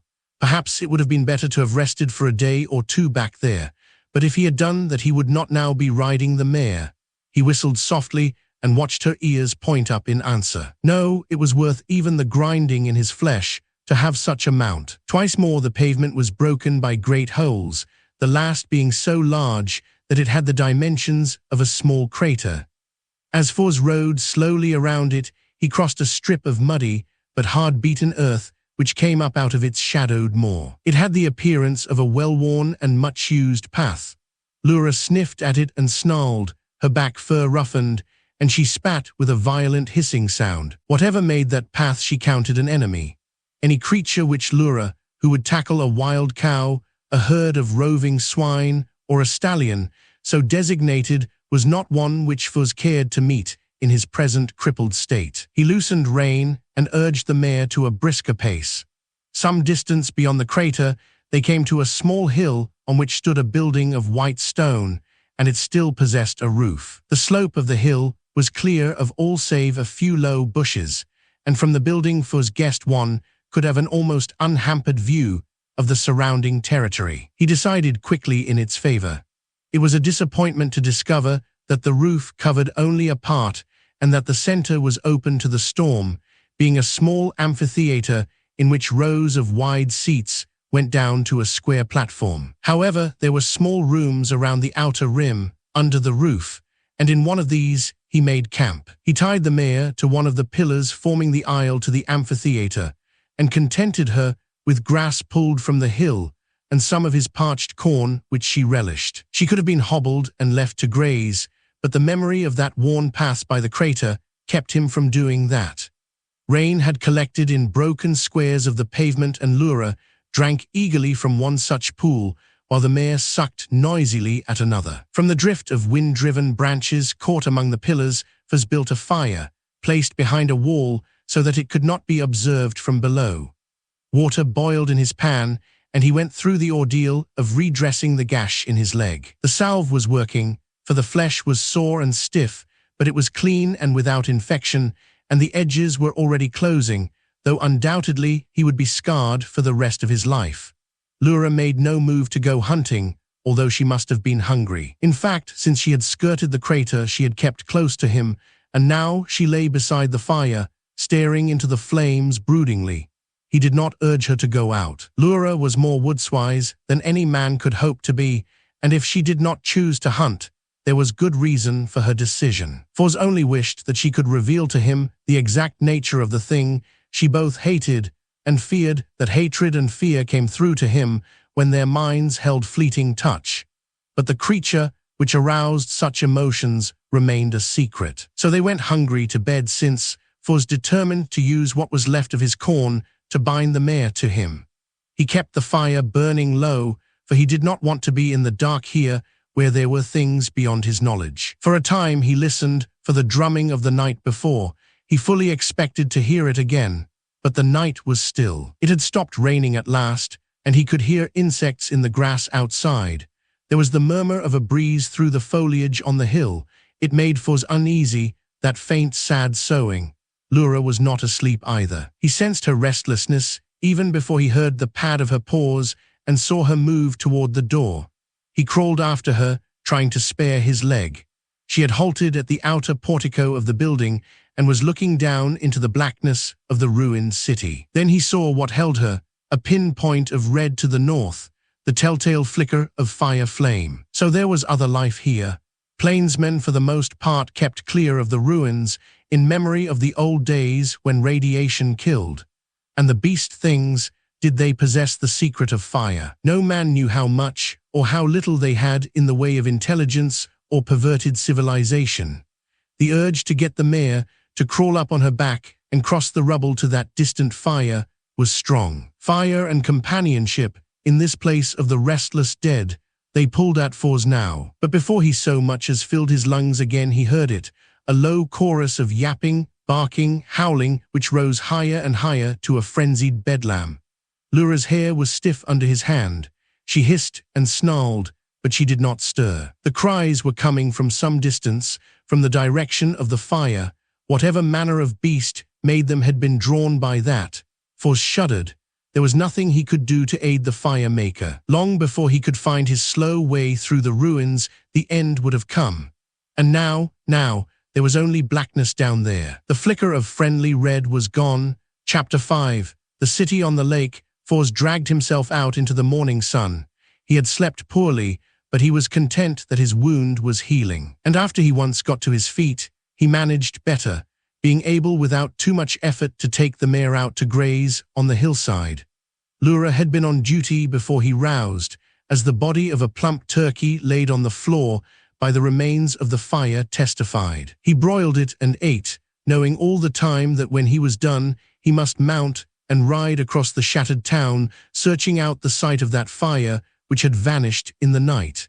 And he did not want to take that ride. Because he did not want to, he finished quickly, gathering up his supplies with nervous haste. Lura came back and sat in the broad beam of sunlight washing her fur, but she was on her feet instantly as Fors got up on the mare and turned into the heart of the ruins. They clattered out into a burned area where the black stain of a vast, devouring fire had not faded. There were flowers growing there among the sooty stones, yellow, white, and blue, and a ragged, red-leafed weed overran old cellars. Cat and horse moved slowly through the desolation, testing their footing. On the far edge of the burned space, they found the scene of that night battle. Black birds whirred up from almost under their feet. Birds which had been feasting on scraps more powerful scavengers had left them. Fors dismounted and limped up to the trampled grass, reluctant to make investigation. Two well-picked piles of bones lay on the blood-stained ground, but the skulls were not those of his own race. Those long, narrow heads with the cruel yellow teeth he had never seen before. Then the glint of metal caught his eyes, and he picked up a broken spear. The shaft snapped raggedly off not far from the head. And that spear he had seen before. It belonged to the fisherman of the islet. Fors moved around the circle of the battlefield. He came across one more of the strange skeletons, but save for the spear, there was no other trace of the hunter. Lura exhibited a violent distaste for the bones, as if the odd scent which clung to them was utterly offensive. And now she stood on her hind legs and sniffed inquiringly up the side of a heap of bricks and stone.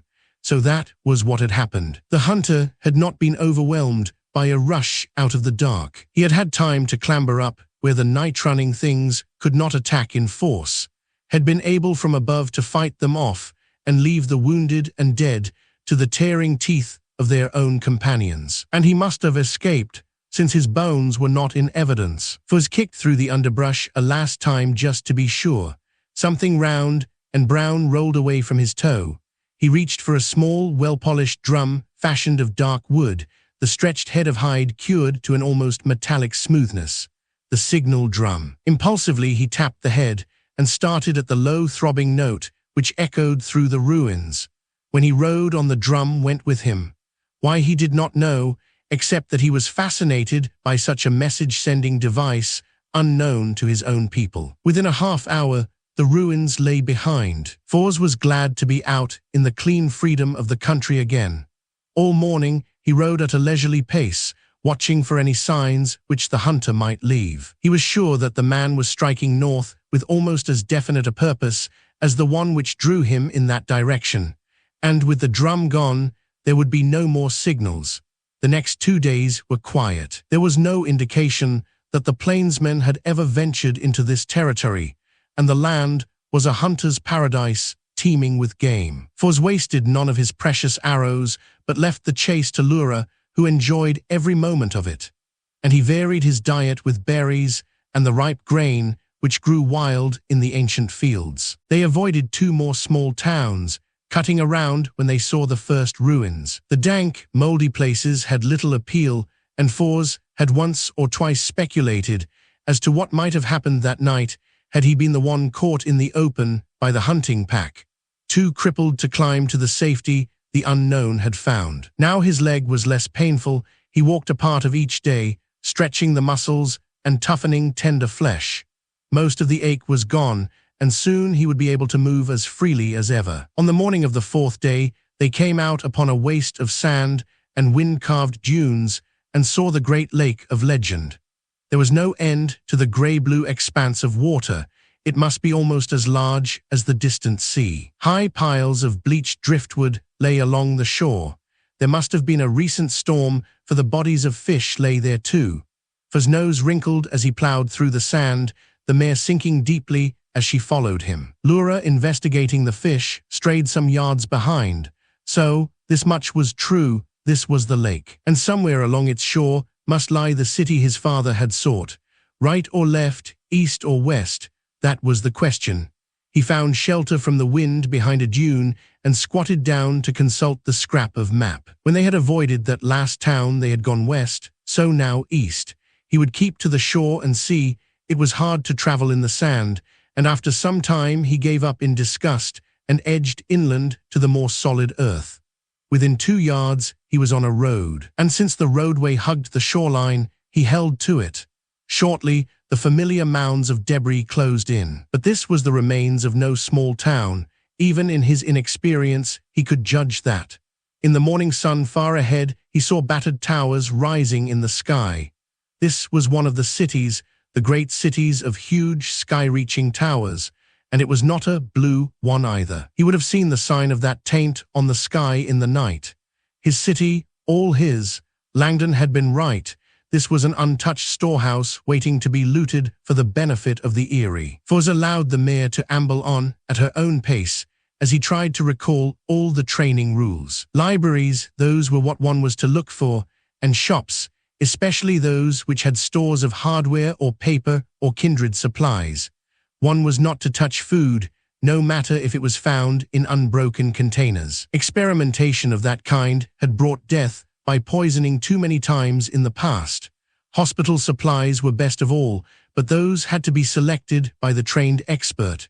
Danger lay too in unknown drugs. For his looting, he had best take only samples of what was to be found: books, writing supplies, maps, anything which would prove that he knew how to select intelligently. And with the mare, he ought to be able to pack out quite a lot. Here were signs of fire too. He rode across a bare stretch where the rough footing was all black ash, but the towers stood taller and they did not appear to be too badly damaged. If this city had been bombed, would they be standing at all? Maybe this was one of the places which had perished in the plagues which followed the war. Maybe it had died slowly with the ebbing life of its people, and not suddenly in explosion. The road they had been following was now a narrow gorge between tall ranks of broken buildings, the upper stories of which had fallen into the street in mounds which almost blocked it completely at places. Here were numerous surface machines in which the old ones had ridden in comfort, and here, also, were bones. That single skull he had found in the old bank had had the power to shake him a little, but here lay a nation of dead, and soon he ceased to notice them at all, even when the mare trod on brittle ribs or kicked rolling skulls aside. Yes, now it was very apparent that the men of this city had died of plague, or gas, or even of the radiation sickness. But sun and wind and animals had cleared away the foulness of that death, leaving only a framework without power to harm. As yet Foz did not attempt to explore those caverns, which had once been the lower floors of the buildings. Now he only wanted to get on into the very heart of the place, to the foundations of those towers which had guided him all morning. But before he could reach that goal, a barrier was laid across his road. There was a gash breaking the city in two, a deep valley which nursed a twisted river in its middle. Bridges spanned it. He came to the lip of one such span, and he could see two others, but before him was a mass of rusting wreckage piled into a fantastic wall. Machines, not in ones and twos or even in tens, but in hundreds, were packed, as they must have crashed and telescoped into one another, driven by men who feared some danger behind enough to drive in crazy flight. The bridge was now one gigantic crack-up. Foz might be able to scramble across, but the mare could not. It would be best to descend into the valley and cross there, because as far as he could see the other bridges were also choked with rust-eaten metal. There was a side road down into the valley, and machines filled it too. Men had taken that same trail when the bridge jammed. But the three of them, horse, cat and man, worked their way through to reach the river level. Tracks were rust-red lines, and on them were trains, the first he had ever seen. Two had crashed together, the engine of one ploughing into the other. Those who had tried to escape by train had been little better off than their brothers in the stalled cars above. It was difficult for Foz to imagine what that last wild day of flight must have been. The trains, the machines. He knew of them only from the old books. But the youngsters of the Eyrie sometimes stirred up nests of black ants and watched them boil up and out. So this city must have boiled, but few had been able to win out. And those who had, what became of them in the end? What could help a handful of panic-stricken refugees scattered over a countryside, perhaps dropping dead of the plague as they fled? Foz shivered as he picked his way along beside the wrecked trains. But when he found a narrow path through the jumble, he was in luck. There had been barges on the river, and they had drifted and sunk to form a shaky bridge across the water. Horse, man, and cat started over it, testing each step. There was a gap in the middle through which the stream still fought its way. But the mare, under the urging of Foz's heels in her ribs, jumped it, and Lura went sailing over with her usual agility. More dark streets with blank-eyed buildings lining them, and then there was a road leading up at a sharp angle. They took it to find themselves at last close to the towers. Birds wheeled overhead, crying out in thin, sharp voices, and Foz caught a glimpse of a brownish animal slithering out of sight through a broken doorway. Then he came up to a wall which was part glass, miraculously unbroken, but so besmeared by the dust and wind-driven grime of the years that he could not see what lay behind it. He dismounted and went over, rubbing his hands across that strange smoothness. The secret of fashioning such perfect glass was gone, with so many other secrets of the old ones. What he saw beyond his peephole nearly made him retreat, until he remembered the Starmen's tales. Those were not the old ones standing within the shadowed cavern, but effigies of themselves which they put up in shops to show of clothing. He pasted his nose to the glass and stared his fill at the three tall women and the draperies of rotting fabric still wreathed about them. None of that would, he knew, survive his touch. It always turned to dust in the grasp of any explorer who tried to handle it. There were other deep show windows about him, but all had been denuded of their glass and were empty. Through them, one could get into the stores behind. But Foz was not yet ready to go hunting, and probably there would be little there now worth carrying away. The building to his left was topped with a tall tower which reached higher into the heavens than any other, around it. From the top of that a man might see the whole city, to measure its size and environs. But he knew that the old ones had movable cars rising in such buildings, the power for which was dead. There might not be any steps, and if there were, his lame leg was not yet ready for climbing. Maybe before he left the city, it would be a workmanlike project to make a sketch of the city as seen from that tower, an excellent embellishment to a formal report. That was the nearest he came to admitting even to himself that he had hopes of a future within the Eyrie, that he dreamed of standing before the elders of the council and proving that he, the rejected mutant, had accomplished what others had been trained for all their lives long. When he thought of that, he waxed warm deep inside. A new city, the one his father had sought, all mapped and explored, ready for the systematic looting of the Eyrie. What could a man who reported that ask for as a reward? Just about what he wanted. Fors went on slowly, afoot now, with the mare trailing him and Lura scouting ahead. Neither animal appeared to want to stray too far. The sound of a rolling stone, the cries of the birds, all echoed through the empty buildings eerily. For the first time, Fors wished for a companion of his own breed, in a place where only the dead had lain so long it would be good to call upon the living. The sun was overhead, and it was reflected from a shelf in the forepart of a shop. Fors swung over a strip of iron, embedded in concrete, to investigate. Rings lay there, rows of them, set with brilliant white stones, diamonds he guessed. He sorted them out of the dust and litter. Most of them were too small to fit any of his fingers, but he chose 4 of the largest stones to take along, with some vague idea of surprising the young of the Eyrie. Among them was one broader band with a deep red gem, and this slipped on to his 3rd finger as if it had been fashioned for it. He turned it around, pleased with the deep crimson shade of the stone. It was a good omen, discovering it, as if the long-dead craftsman had made it for him. He would wear it for luck, but food would be more useful than sparkling stones knew. The mare must eat, and they would not find grazing hereabouts. In this section, there was only a wild waste of ruins. He must head out toward the edge of the city if he wanted a real camping place, not through the valley of the trains, though.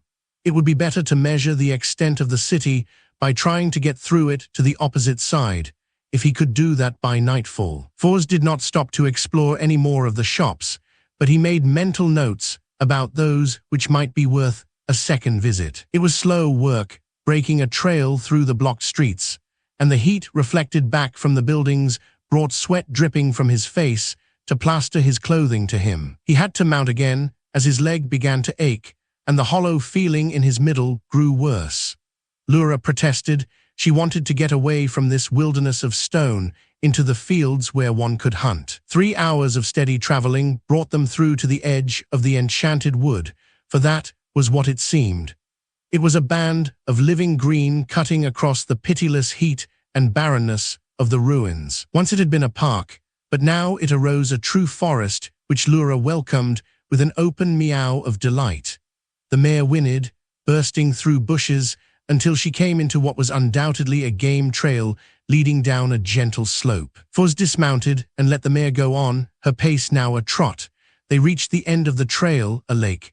The mare stood, nose and hock deep, in the green water. Long red-gold fish swam away from the disturbance she caused. Fors dropped down on a wide stone and pulled off his boots to dabble his burning feet in the coolness. There was a breeze across the water, which dried his damp body and lifted the leaves of the wild shrubs around them. He looked across the lake. Opposite him, there was a flight of broad white steps, cracked and moss-grown, and he caught a glimpse of a building at their head. But that could be explored later. Just now it was good to sit in the cool. The mare came out of the lake and tore up mouthfuls of the long grass. A duck quacked and fled from under her hoofs, sailing out on the water, swimming energetically toward the steps. The evening was long, the twilight soft about the hidden lake. While there was still light enough to see, Fors ventured into the tall, pillared building at the head of the stairs and discovered that his luck was still holding. It was a museum, one of those treasure houses which rated very high on the Starman's list of desirable finds. He wandered through the high-ceiled rooms, his boots making splotchy tracks in the fine dust crisscrossed with the spoor of small animals. He brushed the dust from the tops of cases and tried to spell out the blotched and faded signs. Grotesque stone heads leered or stared blindly through the murk, and tatters of powdery canvas hung dismally from worm-eaten frames in what had once been picture galleries. But the dark drove him out to shelter in the forecourt. Tomorrow would be time to estimate the worth of what lay within. Tomorrow, why, he had limitless time before him to discover and assess all that this city held. He had not even begun to explore. It was warm, and he allowed his cooking fire to burn down to a handful of coals. The forest was coming to life. He identified the bark of a questing fox, the mournful call of night birds. In the city streets, he could almost imagine the gathering of wistful, hungry ghosts seeking what was gone forever. But here, where man had never lived, it was very peaceful and like the glens of his own mountain land. His hand fell on the pouch of the Starman. Had Langdon actually walked here before him?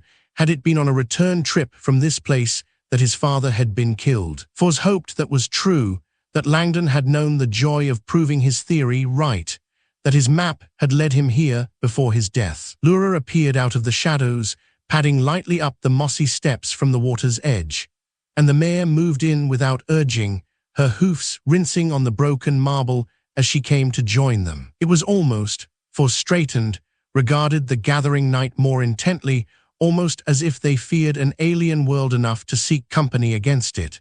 And yet he did not feel the unease he had known in those other ruins.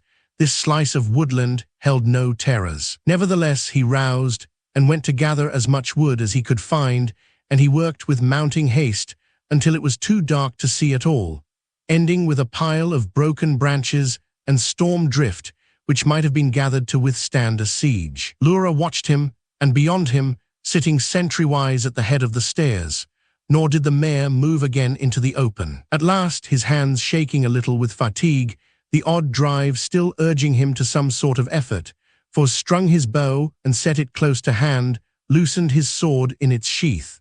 The wind had gone down. It was almost sultry. Above the water, the birds had ceased to wheel. There was a sudden thunderclap, and a flash of violet lightning crossed the southern sky. Heat lightning, but there might be another storm on the way. That was probably what made the air seem electric. But Fors did not deceive himself. Something besides a storm was brooding out in that night. Back in the Eyrie, when they watched the wintertime sing-plays, just before they drew up the big screen and the play began, he had had a queer feeling like this. A sort of excited waiting, that was it. And something else was waiting now, holding its breath a little. He squirmed. His imagination, he was cursed with too much of that. A little was good. Langdon had always said that imagination was a tool to be used, and no Starman was any good without it. But when a man had too much, then it fed the dark fears way down inside, and there was always an extra foe to fight in any battle. But now, thinking of Langdon had not banished his strange feeling. Something was outside, dark and formless, brooding, watching a tiny Fors beside a spark of puny fire, watching for some action. He poked at the fire viciously, getting as silly as a moon-mad woodsrunner. There must be a madness which lay in wait in these dead cities to trap a man's thoughts and poison him. A more subtle poison it was than any the old ones had distilled to fight their disastrous wars. He must break that grip on his mind, and do it quickly. Lura watched him from across the fire, her blue eyes fired with topaz by the flames. She purred hoarsely, reassuringly. Fors relaxed a fraction of his guard. Lura's mood was an antidote.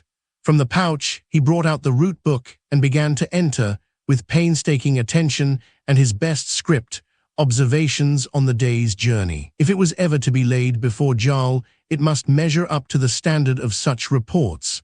The dark made a black circle beyond the reaches of the firelight. Chapter 6, Mantrap. The next day gave threat of being sultry. Fors awakened beset with a dull headache and vague memories of unpleasant dreams. His leg pained him, but when he examined the healing wound, it showed no signs of the infection he dreaded. He longed for a swim in the lake, but dared not try it until the throbbing seam had totally closed, being forced to content himself with splashing in the shallows. Inside the museum, the air was dead, and there was a faint taint of decay hanging in the long, chill corridors. Sightless masks hung on the walls, and when he tested some of the displayed swords and knives, they broke in brittle fragments. In the end, he took very little. Much of the exhibit was too delicate to transport or too large. He chose some tiny figurines from a case where the dusty card said something about Egypt, and a clumsy finger ring set with a carving of a beetle from a neighboring shelf. Last of all was a small, sleek black panther, smooth and cool to his fingers, which he fell in love with and could not bear to leave behind. He did not venture into the side wings, not with all the city waiting for him, but the museum was safe. Here were no falling walls, and the alcove where he had spent the night was excellent shelter. He piled up his supplies in one corner before he sallied forth. The mare was reluctant to leave the woods and the lake, but for steady pull on her lead rope brought her back to the edge of the ruins. They went at a slow pace, as he wanted to see what lay behind the spear points of glass which still clung in the shattered frames of the windows. These had all once been shops. How much of the wares they displayed was still worth plundering, he could not guess. But he turned away, in disappointment from fabrics eaten by insects and rotted by time. In the fourth shop he entered was something much better. An unbroken glass case contained a treasure even greater than all the museum had to offer. Shut out from dust and most of the destruction of time were boxes of paper, whole boxes with blocks of separate sheets, and also pencils. Of course, the paper was brittle, yellowed, and easily torn, but in the Erie it could be pulped and reworked into serviceable sections. And the pencils, there were few good substitutes for those, and the third box he opened held colored ones. He sharpened two with his hunting knife, and made glorious red and green lines on the dusty floor. All of these must go with him. In the back of the shop, he found a metal box which still seemed sturdy enough, and into it he crammed all that he could. This, from just one shop, what riches could be expected from the city? Why, here the men of the Erie could explore and loot perhaps for years, before they exhausted all the supplies to be found. The only safe cities they had discovered before had been known to other tribes and were combed almost clean, or else they had been held by the beast things and were unsafe. Foz tramped on, bits of glass crunching under his boots, skirting piles of rubble he could not clamber over. Such piles barricaded some shops entirely, or else the roofs were unsafe. He was several blocks beyond the shop of the paper before he came to a second easy to enter.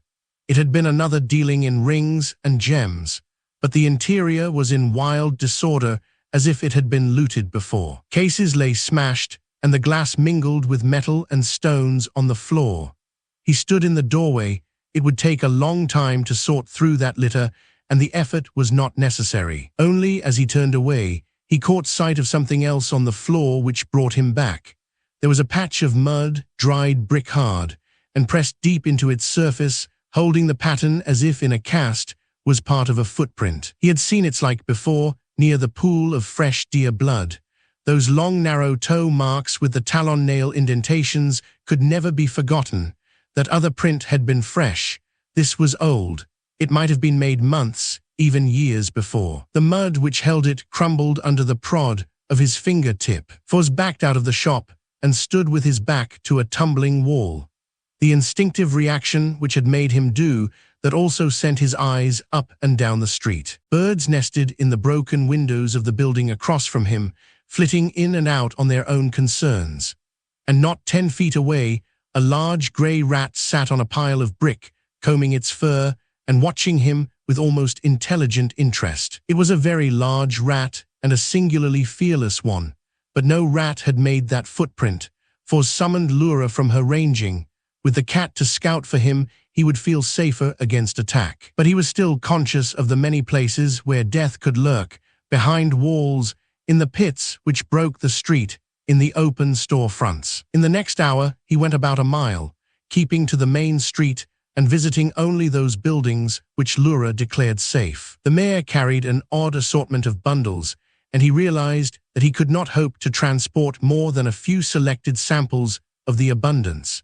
He must cache part of his morning's finds in the museum and take only the cream of his gleanings south. Now that the city was discovered, the men from the Erie would work it with greater efficiency, sending experts to choose and dismantle what they needed most and could best use. So the sooner he started back with the news, the more time they would have to work here before the coming of the bad weather in the fall. The day grew even warmer, and big black flies came out of the crevices of the stones to bite viciously, making the mare so crazy he could hardly control her. He had best head back now to the green and the lake, and there sort over his loot. But as they passed the place where he had found the wealth of paper, he stepped in for a last check upon all he must leave behind. The sun made a bright bar across the floor, bringing into prominence the pencil marks he had made there. But he was certain he had not used a yellow or blue pencil, although there had been a few. Now yellow and blue lines crisscrossed the red and green ones he had left, almost challengingly. The boxes of pencils he had piled for later transportation had been opened, and 2 were gone. He could see the tracks in the floor dust, his own boothial pattern, and across that a more shapeless outline. And in the corner by the door, someone had spit out the stone of a cherry. Foz whistled in Lura. She examined the evidence on the floor and waited for instructions, but she was displaying none of the disgust with which she had greeted that earlier spoor. This might have been left by a roving plainsman who was exploring the city on his own. If that was so, it behooved Foz to move quickly. He must get back to the Eyrie and return with help before some other tribe staked out a fair claim to the riches here. Once or twice, before the mountaineers had been so disappointed. Now there would be no question about leaving most of the spoil he had gathered. He must cache it in the museum and travel as light as possible to make time. Frowning, he stamped out of the shop and jerked at the mare's lead rope.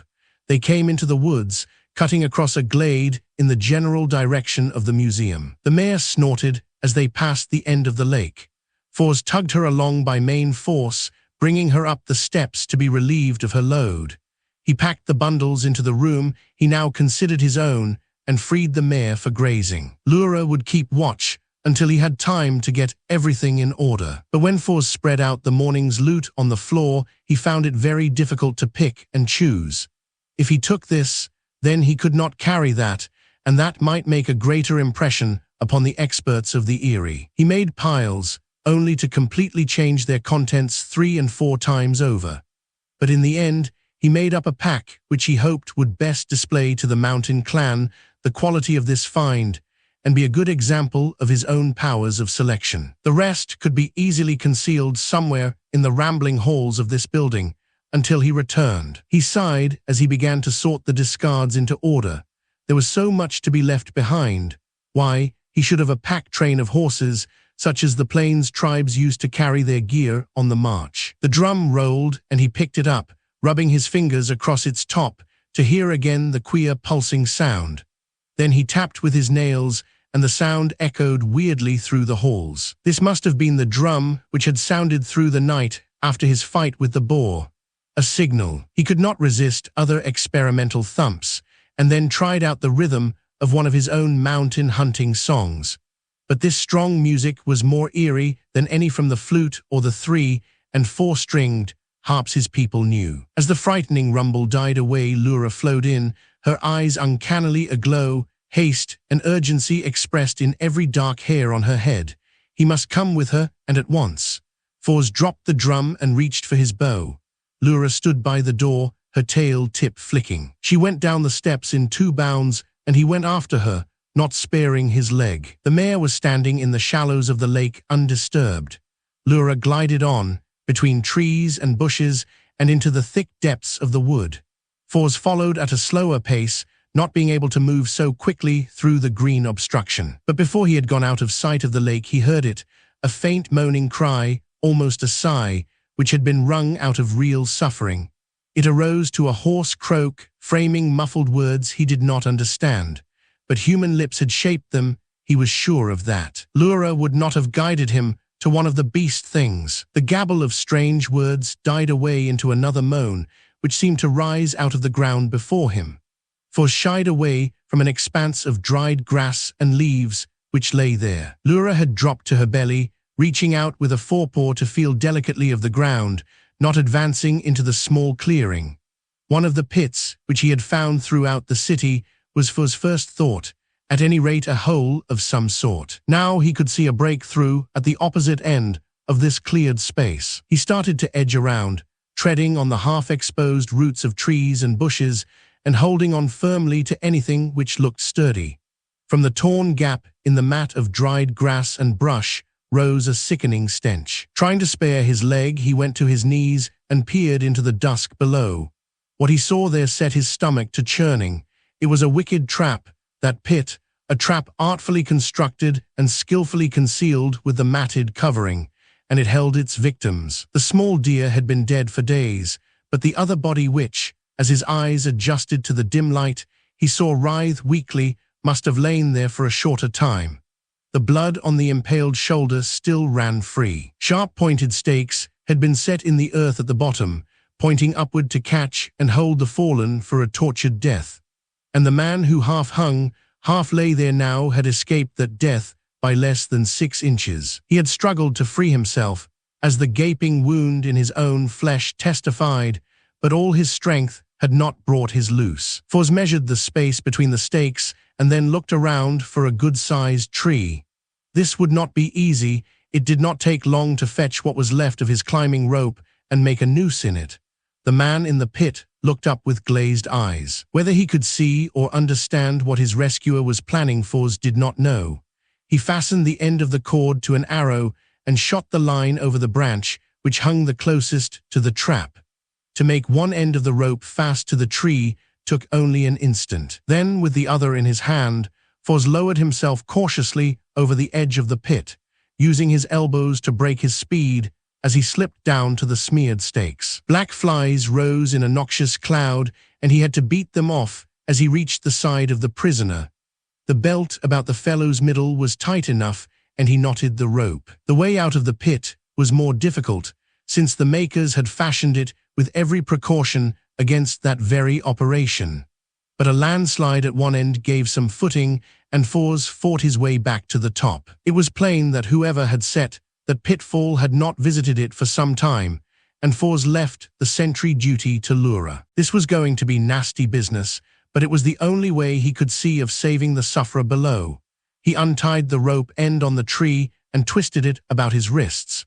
Lura came without being summoned and seized the dangling tip in her jaws. Together they gave their weight to a quick jerk, which was answered by a wild scream of agony. But Fors did not lessen the steady pull, and Lura matched him step by step as he crept back. Out of the black hole rose the lolling head and bloody shoulders of the stranger. When he swung clear, Fors made fast the rope and hurried back to pull the limp body away from the edge of the fiendish man-trap. His hands were slippery with blood before he got the unconscious man free. He could not carry the fellow, not with his bad leg. Also, he must weigh more than Fors by 40 pounds. For now that he lay in the sunlight, Fors recognized him as the dark-skinned hunter of the island. But his big body was flaccid and his face greenish-white under its brown pigment. At least the blood was not spurting from that wound. No artery had been touched. He must get the stranger back to the museum where he could see to the ugly tear. There was a crashing in the brush. Fors hurled himself for the bow, which lay where he had dropped it. But it was Lura who came out, urging the mare before her. The scent of blood made the mare roll her eyes and circle away, but Fors wanted no nonsense now, and Lura was of a like mind. She walked up to the horse and gave several low snarls. The mare stood still, sweating, her eyes showing white. But she did not rear as Fors somehow got his patient across her back. Once back in the shelter of the museum, he gave a sigh of relief and rolled the stranger onto his blanket. The other's eyes were open again, and this time with the light of reason in their dark brown depths. The hunter was very young. Now that he was so helpless, this was plain. He could not count many more years than did Fors himself, in spite of his big frame and wide, well-muscled shoulders. He lay in quiet patience, watching Fors make a fire and prepare the salve, but he said nothing, even when the mountaineer went to work with his crude surgery. The stake had passed through the skin of the shoulder, tearing a wicked gouge, but Fors saw with relief, breaking no bones. If infection did not develop, the stranger would recover. His handling of that torn flesh must have caused the stranger agony, but he made no sound. although when Fors finished at last beads of bright crimson showed along the other's lower lip. He made a gesture with his good hand toward the pouch at his belt, and Fors unfastened it. He selected with fumbling fingers a small bag of white material and pushed it into his rescuer's hand, jerking his thumb at the pannikin of water Fors had used during his surgery. There was a coarse brownish meal in the bag. Fors drew fresh water, shook in a little of the stuff, and set it back on the fire. His patient nodded and smiled weakly. Then he stabbed himself in the chest with a forefinger and said, "Arcane, Fors," and then pointing to Lura the mountaineer added, "Lura." Arcane nodded his head and added a sentence in a deep, almost rolling voice which had a drum note in it. Fors frowned. Some of those words, yes, they were like his own speech. The accent, though, was different. There was a slurring of certain sounds. He tried in his turn. "I am Fors of the Puma clan from the Smoking Mountains." He tried gestures to piece out meaning. But Arcane sighed. His face was drawn and tired, and his eyes closed wearily. Plainly, he could not make the effort for coherent speech now. Fors' chin rested on the palm of his hand, and he stared into the fire. This was going to alter his own plans drastically. He could not go away and leave Arcane alone, unable to fend for himself. And the big man might not be able to travel for days. He would have to think about this. The boiling water began to give off a fragrant odor, new to his nostrils but enticing. He sniffed the steam as the water turned brown. When the liquid was quite dark, he took a chance and pulled the pan off to cool. Arcane stirred and turned his head. He smiled at the steam arising from the water and gestured that, when it was ready, he would drink.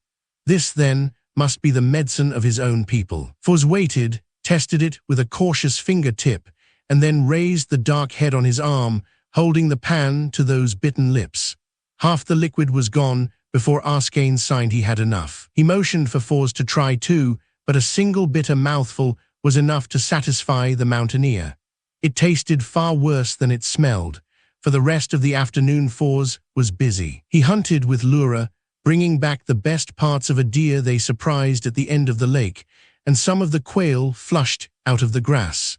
He added an uncounted number of armloads to the stack of firewood. There were berries, too, one from a briery thicket, and when at last he threw himself down beside the fire and stretched out his aching leg, he was so tired he thought that he could not move again. But now they were provisioned for more than one day ahead. The mare had shown a tendency to wander off, so he shut her into one of the long corridors for the night. Arcane was awake again after the fitful, feverish sleep of the afternoon, and he watched as Fors prepared the birds for broiling. He ate, but not as much as Fors offered. The mountaineer was worried. There might have been poison upon those trap stakes, and he had nothing with which to combat that. He heated up the bitter brown water and made Arcane drink it to the dregs. If there was any virtue in the stuff, the big man needed all its help now. As it grew dark, Fors' patient fell asleep again, but his attendant hunched close to the fire, even though the evening was warm. The man-trap was occupying his thoughts. True, all the evidence pointed to its not being visited for a long time by those who had set it. The trapped deer in it had been dead for days, and there had been another skeleton, picked clean by insects and birds, at the other end of the hole. But someone or something had spent much labor and time in its construction, and it had been devised by a mind both cunning and cruel. No plainsman he had ever heard of followed that crafty method of hunting, and it was certainly not to the taste of the men of the Eyrie. It was new to Arcane, or he would not have fallen a victim to it. So that meant others, not of the plains or of the mountains or of Arcane's tribe, others roaming this city at their will. And in the cities there lived at ease only the beast things. For's mouth was dry, he rubbed his hands across his knees. Langdon had died under the throwing darts and the knives of the beast things. Others of the Starmen had met them and had not returned from that meeting. Jarl wore a crooked red seam down his forearm, which was the result of a brush with one of their scouts. They were horrible, monstrous, not human. Fors was mutant, yes, but he was still human. These were not, and it was because of the beast things that mutants were so feared. For the first time he began to understand that. There was a purpose behind the hatred of the mutants, but he was human, and the beast things were not. He had never seen one, and the Starmen who had and survived never talked about them to the commoners of the Eyrie. Legend made them boogies of the dark, ogres, foul things of the night. What if it had been a beast thing trap Arskane had been caught in? Then the things must live here. There were thousands upon thousands of hiding places in the ruins to shelter them, and only Lura's instinct and hunting skill and his own ears and eyes to guard them. He looked out into the dusk and shivered. Ears and eyes, bow and sword, claws and teeth. Maybe none of those would be enough. Chapter 7. Death plays hide and seek. For 4 days Arskane lay in the cool hall of the museum while Fours hunted for the pot or ranged scouting trips through the woodland, never venturing too far from the white building. And at night across the fire, they grew familiar with each other's speech and exchanged stories of their past. Our old ones were flying men.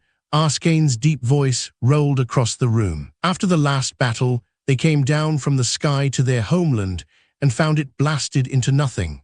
Then they turned their machines and fled south, and when the machines would no longer bear them in the sky, they landed in a narrow desert valley. And after a time, they took to wife the women of that country. So did my tribe spring forth.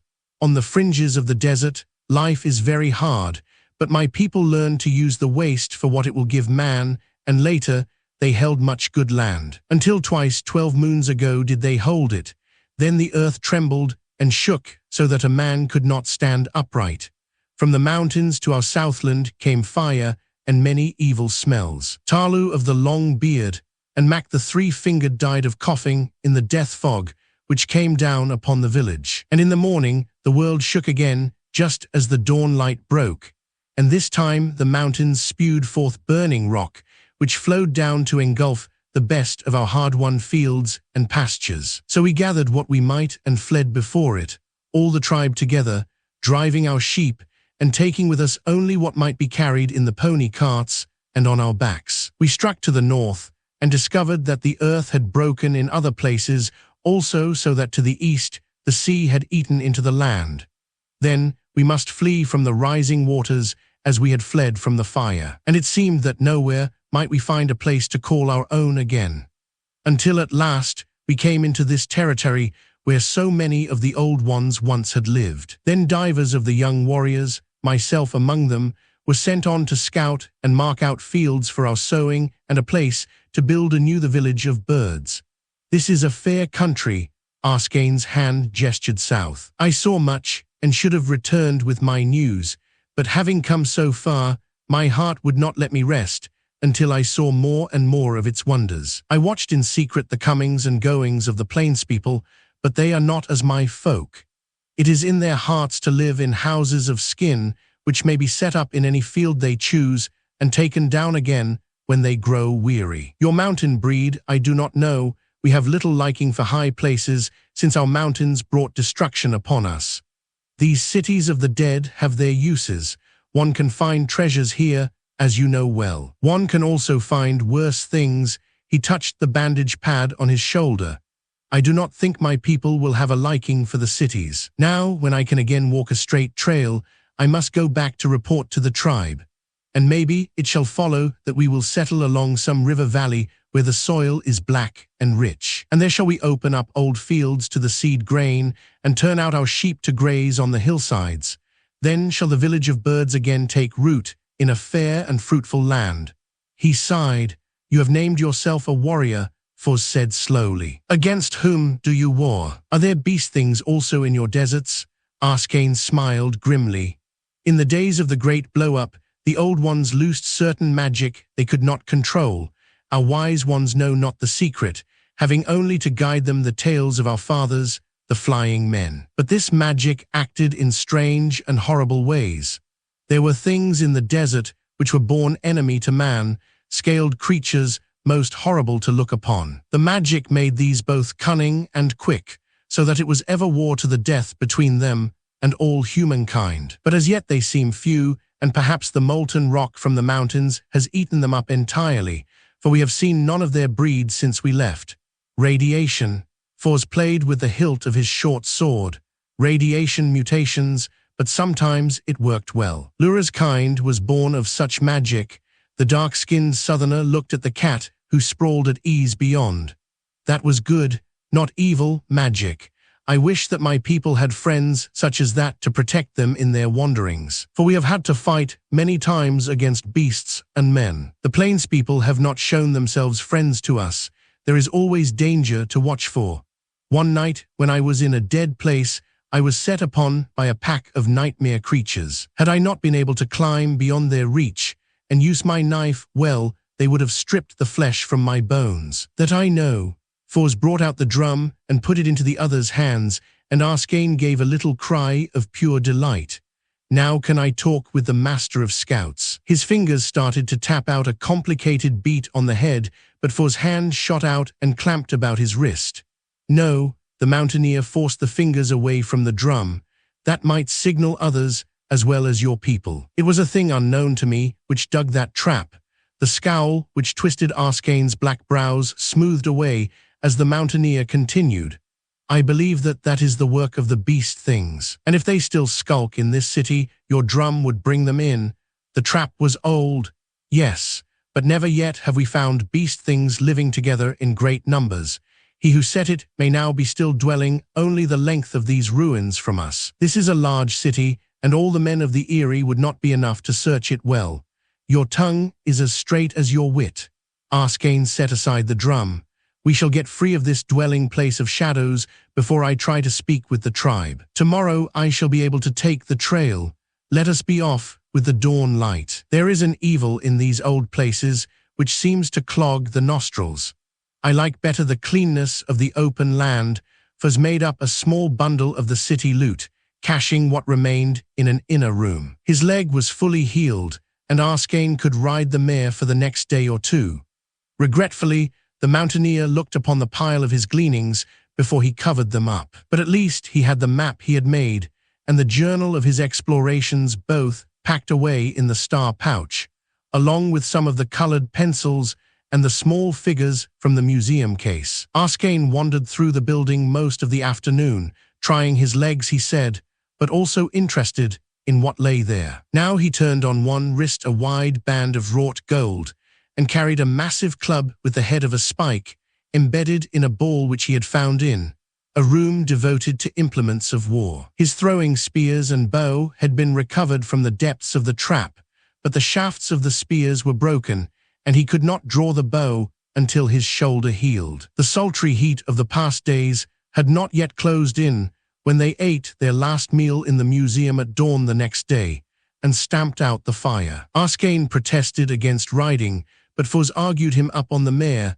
and they started out along the one trail the mountaineer had mapped, the one which had brought him into the city. They made no stops, traveling at their best pace down the littered street, with before them the cluster of tall buildings which had been Foz's goal on his first day in the city. If fortune favored them, he was sure they could be almost out of the circle of the ruins by nightfall.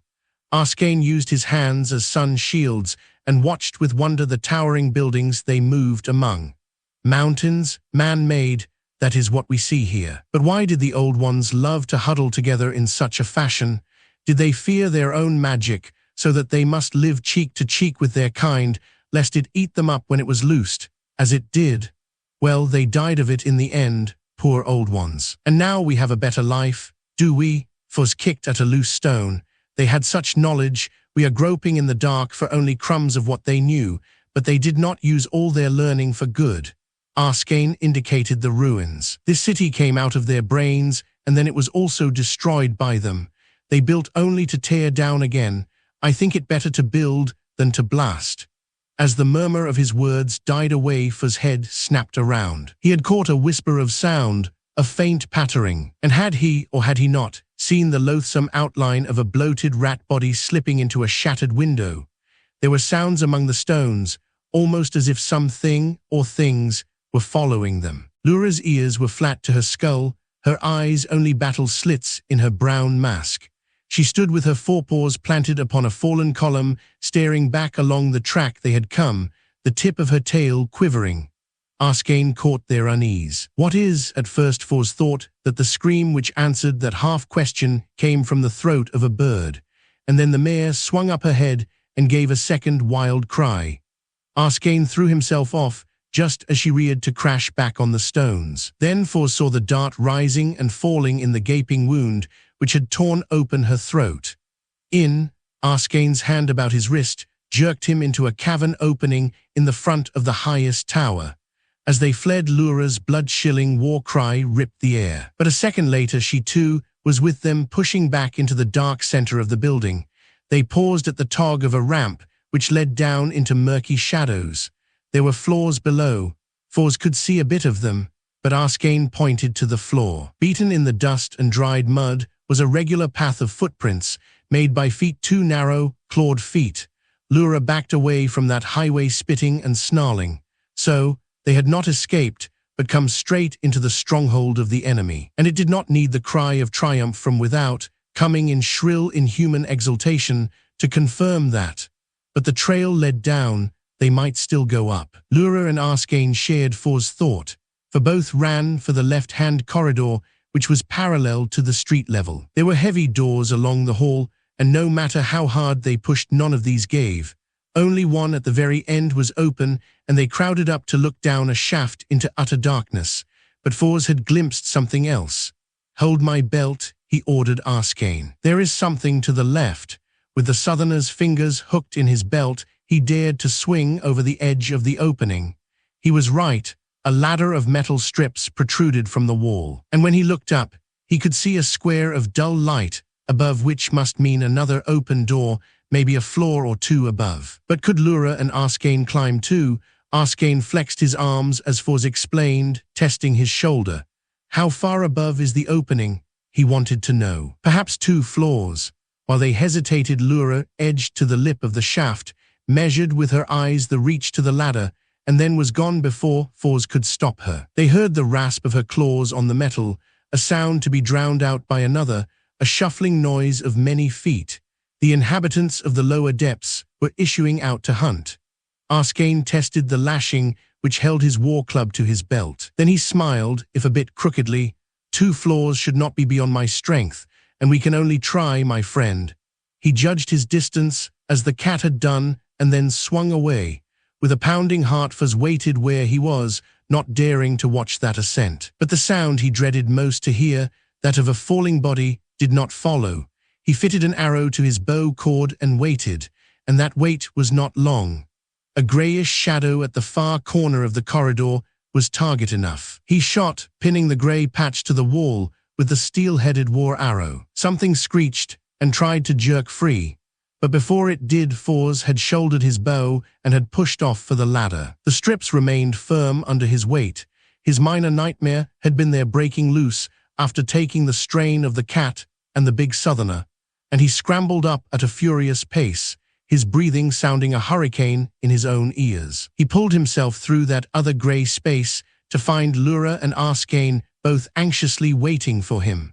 They were in a second corridor fronted by rows of doors, but some of these were already open. Arskane disappeared through the nearest, while Fors lay belly down on the floor, his head at the opening of the shaft, listening to the sounds from below. The wailing of the thing he had wounded faded away, but the shuffling noise was louder, and there were growls which might or might not have been speech.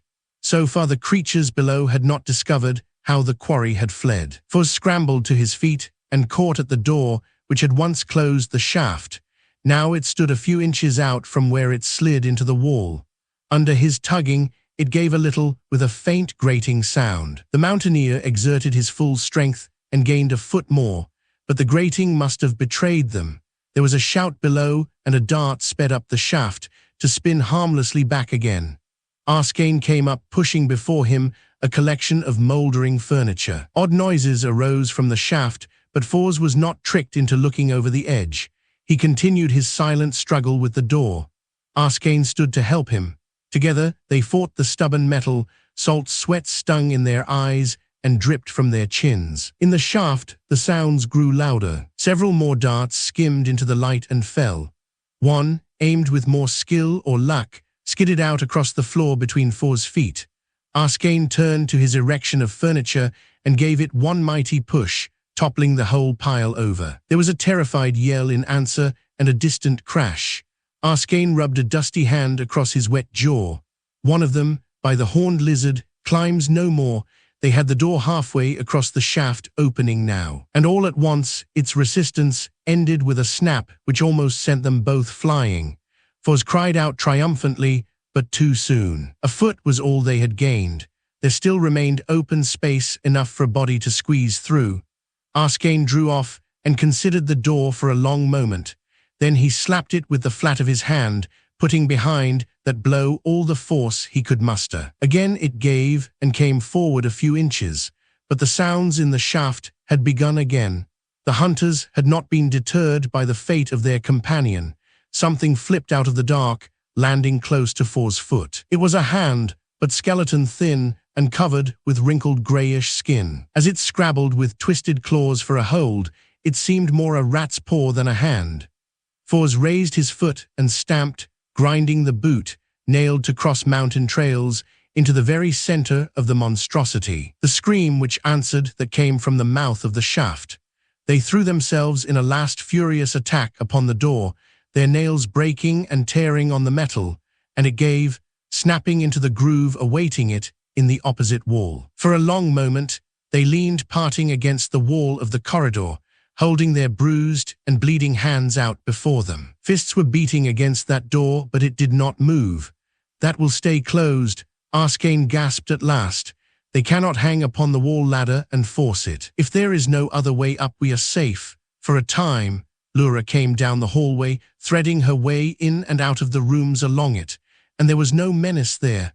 They would have a breathing spell. Or were they now caught in a trap, as cruel as the one which had engulfed Arskane in the museum wood? The southerner turned to the front of the building, and Foz followed him to one of the tall windows, long bare of glass, which gave them sight of the street below. They could see the body of the mare, but the pack she had carried had been stripped off, and there was something queer about the way she lay. So, they are meat-eaters, Foz gagged at Arskane's words.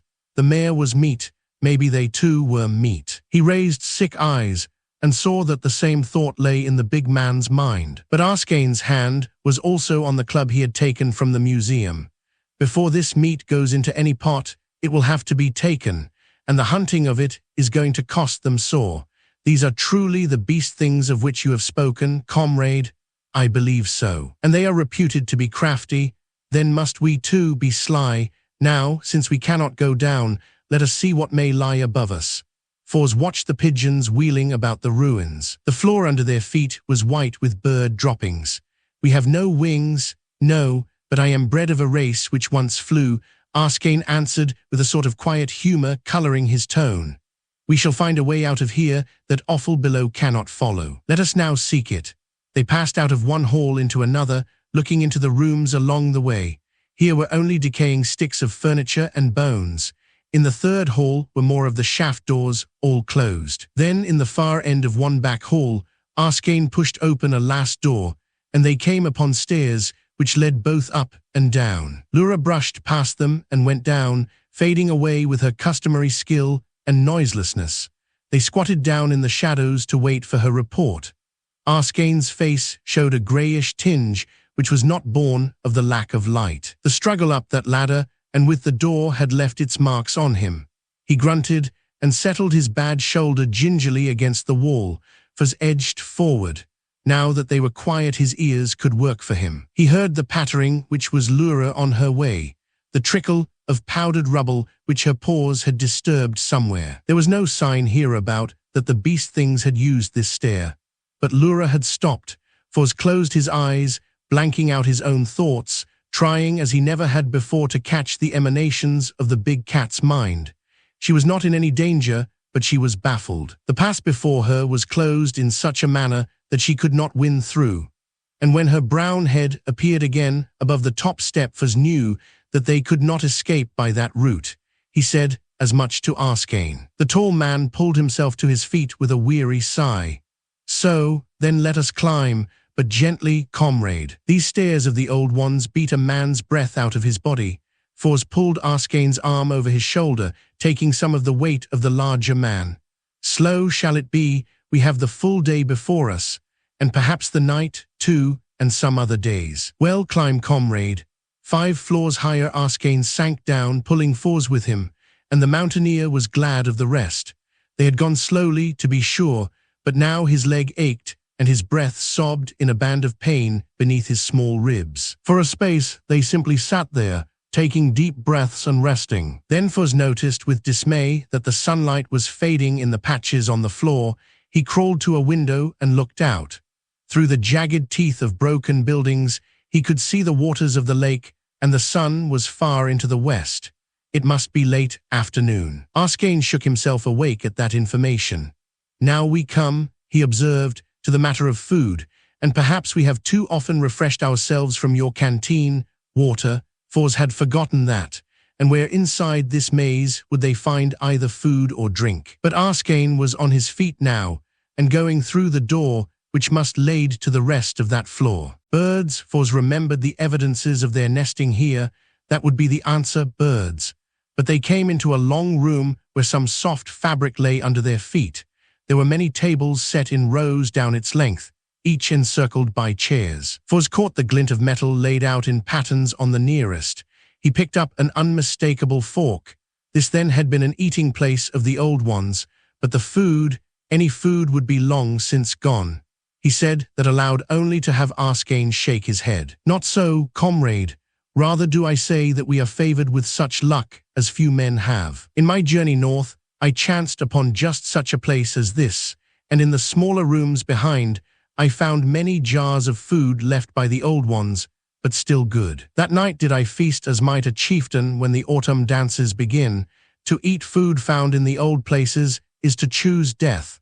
That is the law, repeated Fuz stubbornly. But he did trail along behind as Arskane moved purposely toward the door at the other end of the room.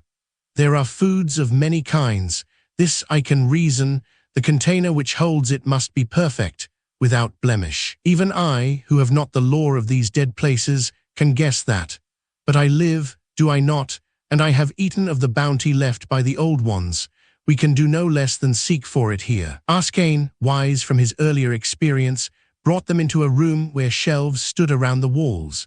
Jars of glass and metal containers were arranged in rows along the shelves, and Fuz marveled at the abundance. But the southerner walked slowly around, peering intently at the glass jars, paying no attention to the metal red with rust. He came back at last with a half-dozen bottles in his arms and put them down on the table in the center of the room. Look well at the topping, comrade. If you see no signs of decay there, then strike it off and eat. 10 minutes later, they were sucking sticky fingers, gorged on fruit, which had been there for generations before their birth. The juice appeased their thirst, and Fuz listened to sounds from the rooms ahead.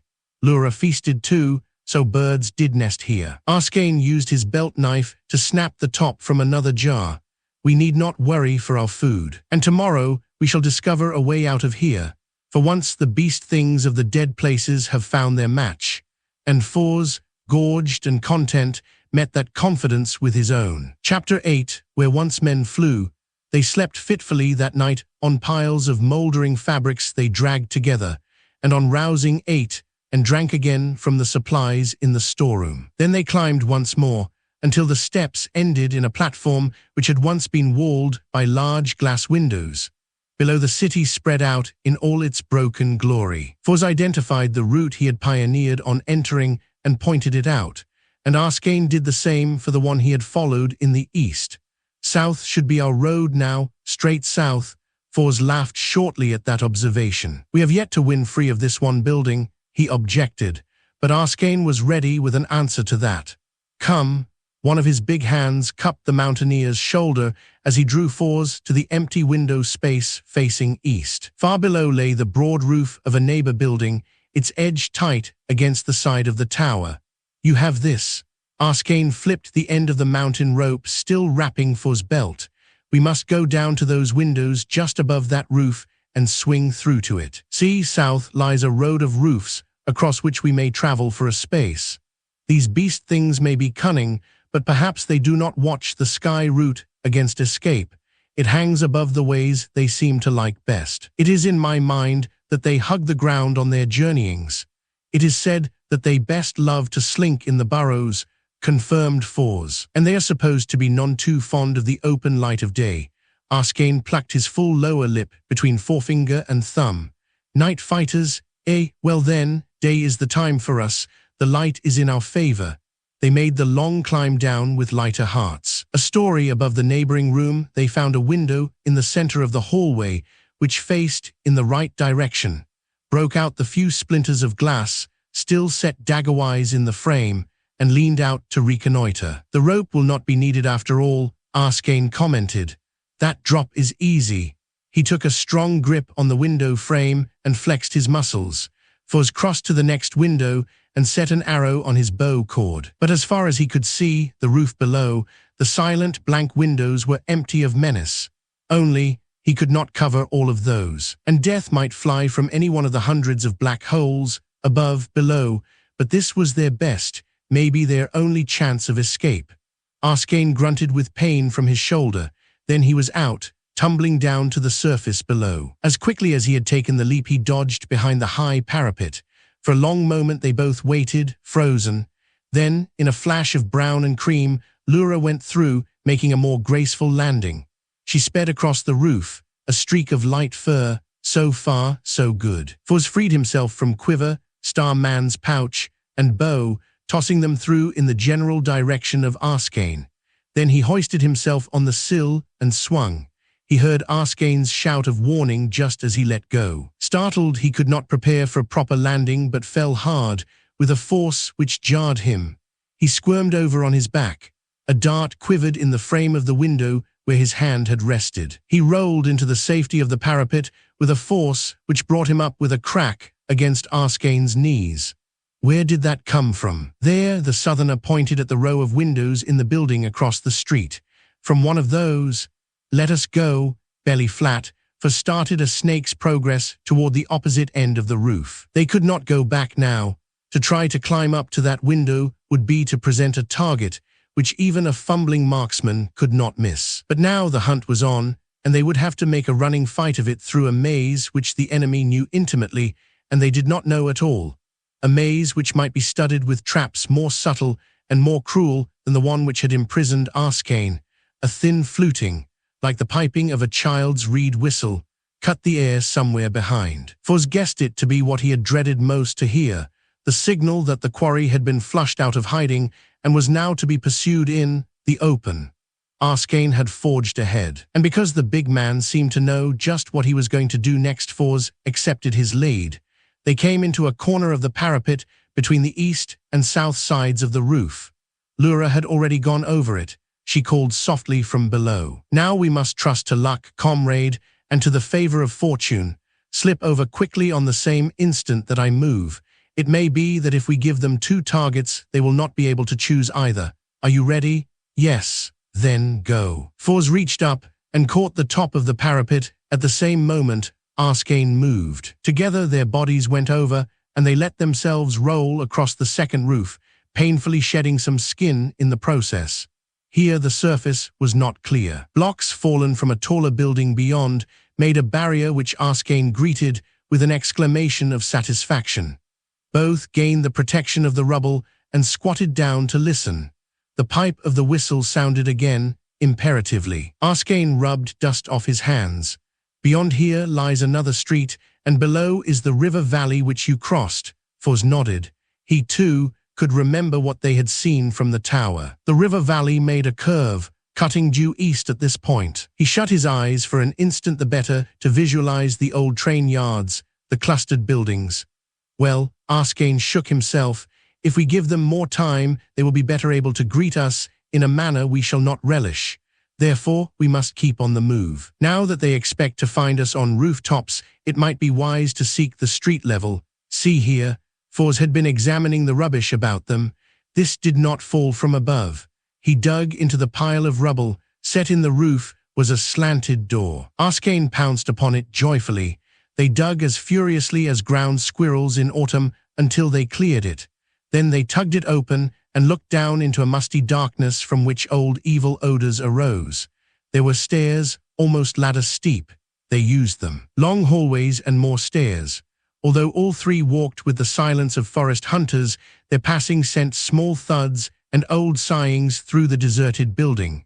Now and again, they stopped to listen. But Lura manifested no signs of uneasiness, and Fours could hear nothing beyond the fall of plaster, the shifting of old boards their tread had disturbed.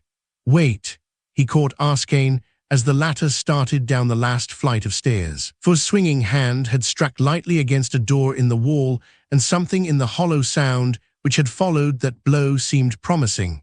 He opened the door. They stepped out on a kind of ledge above a wide cavern of a place. By the great horned lizard. Arskane was shaken, and Fours gripped the rail which framed the platform. They looked down into what once must have been a storage place for the heavy trucks which the old ones had used for transportation of goods.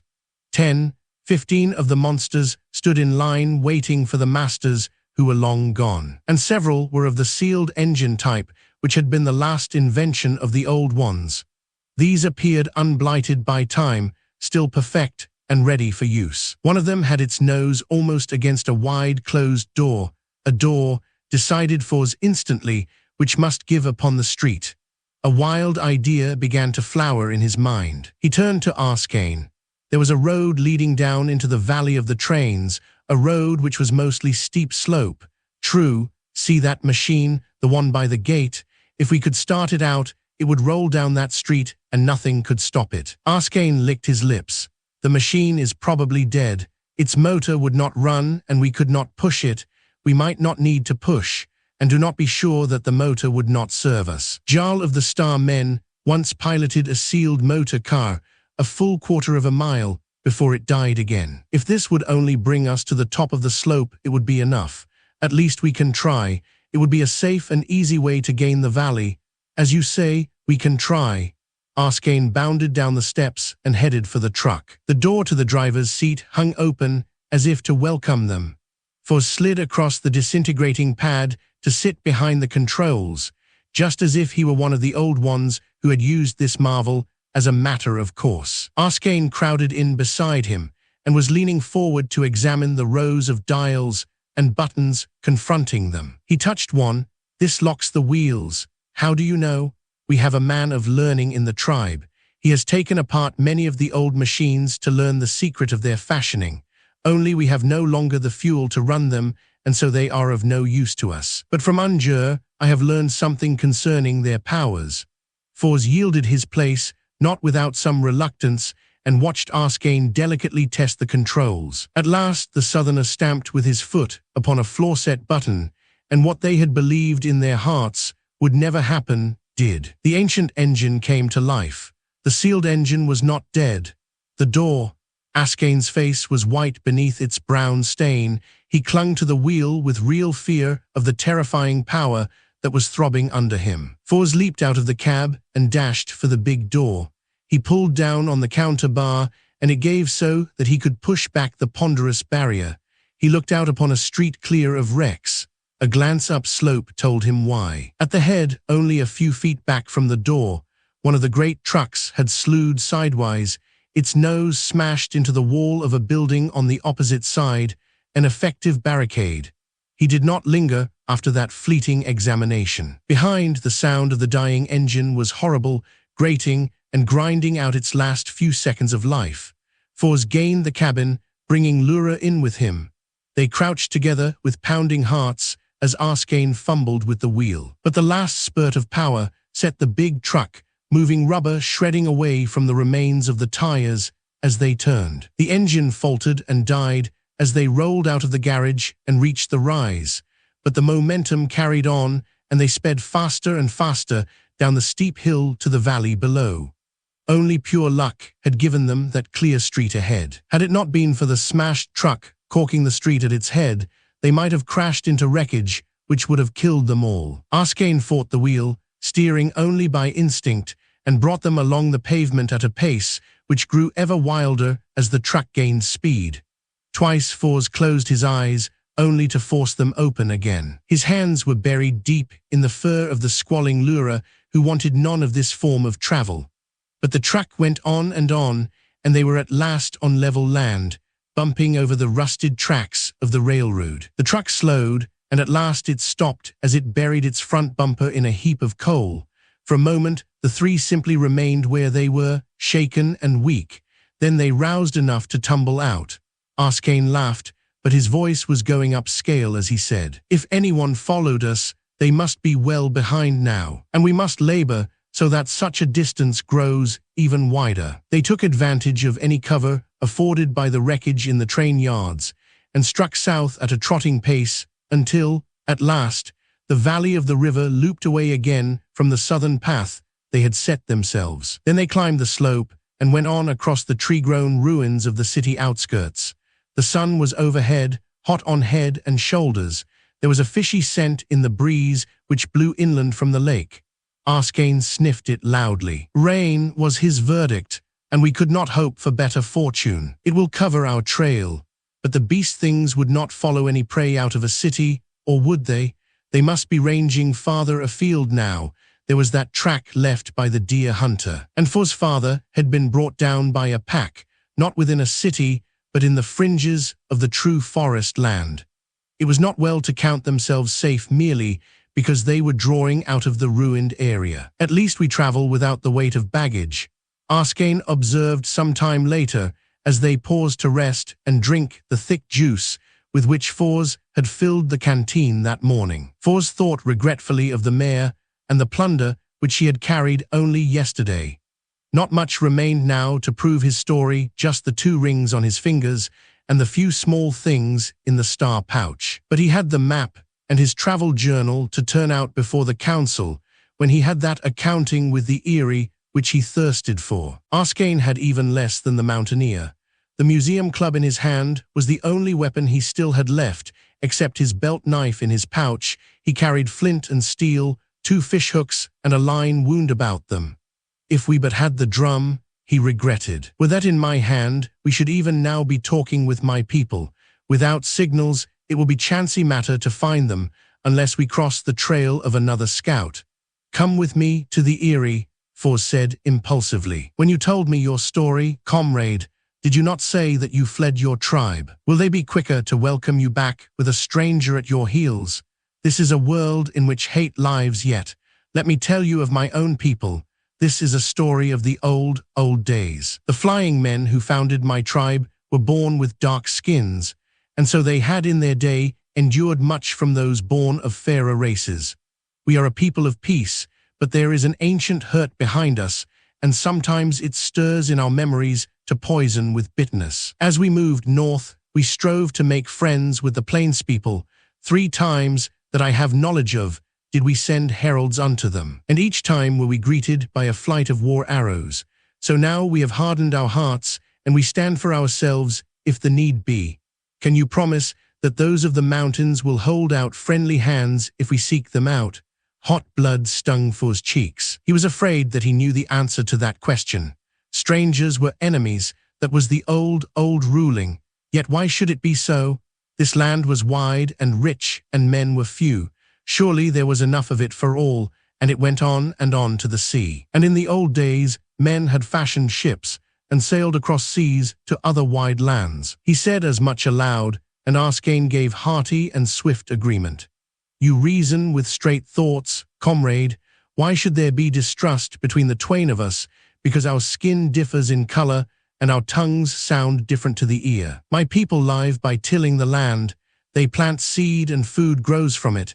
They herd sheep from which comes the wool to weave our wind cloaks and night coverings. We make jars and pots from clay and fire them into stone hardness, working with our hands and delighting in it. The plainspeople are hunters. They have tamed horses and run the herds of cattle. They love to keep ever moving to know far trails.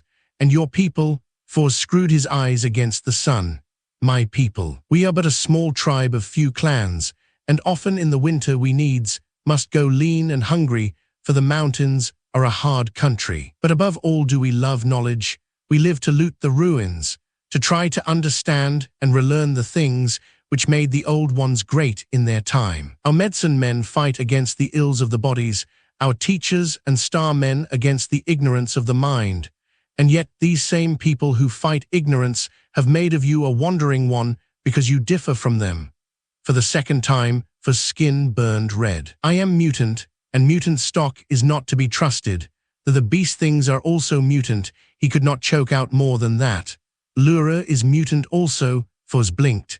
The 4 quiet words of that answer meant more than just a statement of fact. The tenseness went out of him. He was warm, and not with shame, nor with the sun which was beating down on him. It was a good warmness he had not remembered feeling before, ever. Arskane propped his chin on his and stared out over the tangle of bush and vine. "It seems to me," he said slowly, "that we are like the parts of one body. My people are the busy hands, fashioning things by which life may be made easier and more beautiful. The plains people are the restless, hurrying feet, ever itching for new trails and the strange things which might lie beyond the sunrise and the sunset. And your clan is the head, thinking, remembering, planning for feet and hands. Together, Fuzz breathed, we would make such a nation as this land has not seen since the days of the old ones. No, not a nation such as the old ones knew." Arskane's answer was sharp. They were not one body, for they knew war, and out of that warfare came what is today. If the body grows together again, it must be because each part, knowing its own worth and taking pride in it, recognizes also the worth of the other two. And color of skin, or eyes, or the customs of a man's tribe must mean no more to strangers when meeting than the dust they wash from their hands before they take meat. We must come to one another free of such dust, or it will rise to blind our eyes, and what the old ones started will continue to live forever and ever to poison the earth. If that could only be, brother. For the first time, Arskane used the more intimate word to Fuzz. My people believe that all the actions in this life have behind them some guiding power. And it seems to me that we too were brought to this place so that we might meet thus. And from our meeting perhaps there will be born something stronger and mightier than what we have known before. But now we linger here too long, death may still sniff at our heels. And it is not to my mind that we shall be turned from the path marked out for us. Something in the solemn tones of the big man's voice reached into Fuzz. He had never had a real friend. His alien blood had set him too far apart from the other boys of the Eyrie, and his relationship with his father had been that of pupil with teacher. But he knew now that he would never willingly let this dark-skinned warrior go out of his life again, and that where Arskane chose to go, there he would follow. When the sun was almost overhead, they were in a wilderness of trees, where it was necessary to go slowly to avoid gaping cellar holes and lengths of mouldering beams. But in this maze, Lura picked up the trail of a wild heifer, and within the hour they had brought it down and were broiling fresh meat. With enough for perhaps 2 more meals packed in the raw hide, they went on, for small compass their guide.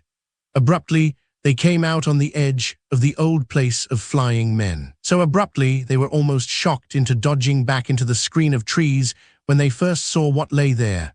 Both were familiar with the pictures of such machines, but here they were real, standing in ordered rows, some of them, and the rest were piled in battered confusion, torn and rent or half engulfed in shell holes. Planes, Arskane's eyes gleamed, the sky-riding plains of my father's fathers. Before we fled the shaking of the mountains, we went to look our last upon the ones which brought the first men of our clan to that land, and they were like unto some of these. But here is a whole field of plains. These were struck dead before they reached the sky, Fuzz pointed out. A queer feeling of excitement burned inside him. The ground machines, even the truck which had helped them out of the city, never moved him so. These winged monsters, how great, how very great in knowledge must the old ones have been, that they could ride among the clouds in these, where now their sons must crawl upon the ground. Hardly knowing what he did, Fuzz ventured out and drew his hand sadly along the body of the nearest plane. He was so small beside it, a whole family clan might have once ridden in its belly. It was with such as these that the old ones sowed death over the world. But to ride in the clouds, Fuzz refused Arskane's somber mood. Above the earth, they must have been godlike, the old ones. Say rather, devil-like. See, Arskane took him by the arm and led him between the 2 orderly rows on the edge of the field to look at the series of ragged, ugly craters which made a churned mess of the center of the airport. Death came thus from the air, and men dropped that death willingly upon their fellows. Let us remember that, brother. They passed around the wreckage, following the line of unwrecked planes until their way led to a building. There were many bones here. Many men had died trying to get the machines into the air. Too late. When they reached the building, both turned and looked back at the path of destruction, and the two lines of curiously untouched bombers still waiting. The sky they would never again travel was clear and blue, with small, clean-cut white clouds drifting across it in patterns. In the west, other and darker clouds were gathering. A storm was in the making. This, Arskane pointed down the devastated field, must never happen again. No matter what heights our suns rise to, we must not tear the earth against each other. Do you agree, brother? Fors met those dark, burning eyes squarely. It is agreed. And what I can do, that I shall. But where men once flew, they must fly again. That also we must swear to. Chapter 9, Into the Blow-Up Land. Fors hunched over the table, leaning on his elbows, hardly daring to breathe lest the precious cloth-backed squares he was studying crumble into powdery dust. Maps, such a wealth of maps he had never dreamed of. He could put fingertip to the point of blue, which was the edge of the Great Lake, and from that he could travel across, straight to the Atlantic Ocean. Why, that was the fabulous sea. He looked up impatiently as Arskane came into this treasure room. We are here, right here, and here we are like to stay forever if we do not bestir ourselves. For straightened up.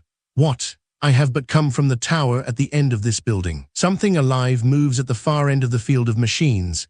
It is a shadow, but it slides with too much purpose to be overlooked by a cautious. A deer, began Fors, knowing that it was not.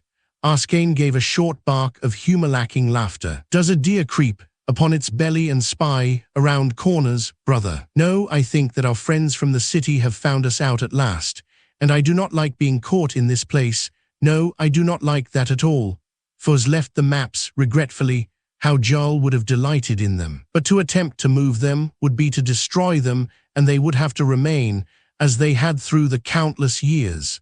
He picked up his quiver and checked the remaining arrows. Only 10 left. And when they were gone, he would have only short sword and hunting knife. Arskane must have picked that thought right out of his companion's mind, for now he was nodding. Come. He went back to the flight of stairs, which led them in a spiral up and up, until they stood in a place that had once been completely walled with glass. See there, and what do you make of that? The southerner stabbed a finger southeast. Fors picked out a queer scar in the vegetation there, a wide wedge of land where nothing grew. Under the sun, the soil had a strange metallic gleam. He had seen the raw rocks of mountain gorges and the cleared land where the old ones had once had concrete surfaces, but this was different. In a land where trees and grass had reclaimed their own, nothing green encroached upon the wedge. Desert was all he could suggest doubtfully, but there should be no deserts in this section of the country. That it is not. Remember, I am desert-born, and that is no natural wasteland such as I have ever known. It is something the like of which I have not stumbled upon in all my journeying. Hush! Fors' head snapped around. He was sure of that sound, the distant scrape of metal against metal. His eyes ran along the lines of the silent machines, and there was a flicker of movement halfway down the second line. He screened his eyes against the sun, crowding up to the frame of the vanished glass. Under the shadow of the spreading wing of a plane squatted a grey-black blot, and it was sniffing the ground. His whisper hardly rose above the rasp of Arskane's quick breathing. Only one, no. Look within the curve of that bush to the right. Yes, the southerner was right. Against the green, one could see the bestial head. The beast things almost always hunted as a pack. It was too much to hope that this time they did not. Fors' hand dropped to his sword hilt. We must go.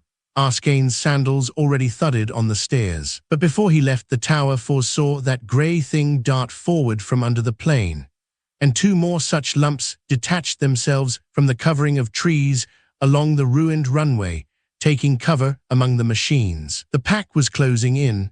We must keep to the open, Arskane warned. If we can stay ahead and not allow them to corner us, we shall have a fair chance.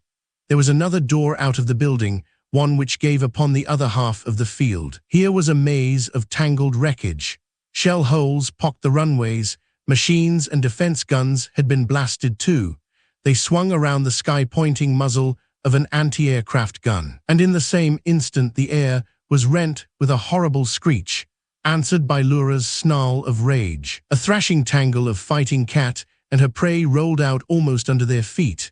Arskane swung his club with a sort of detached science. He struck down, hard. Thin, bone-grey arms went wide and limp, and Lura was clawing a dead body. A missile from the wreckage grazed For's head, sending him spinning against the gun. He stumbled over the body, from which came a filthy stench.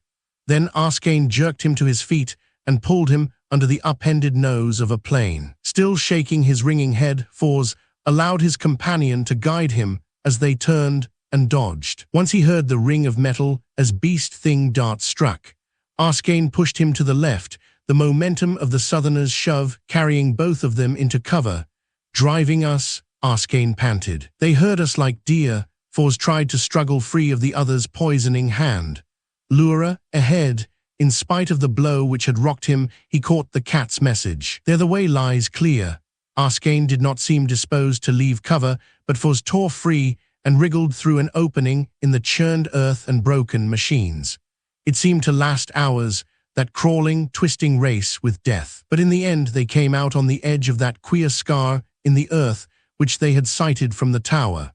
And there Lura crouched, her lips lifted in a snarl, her tail sweeping steadily to signify her rage. Down that gully, quick, Arskane was into the notch before he had finished speaking.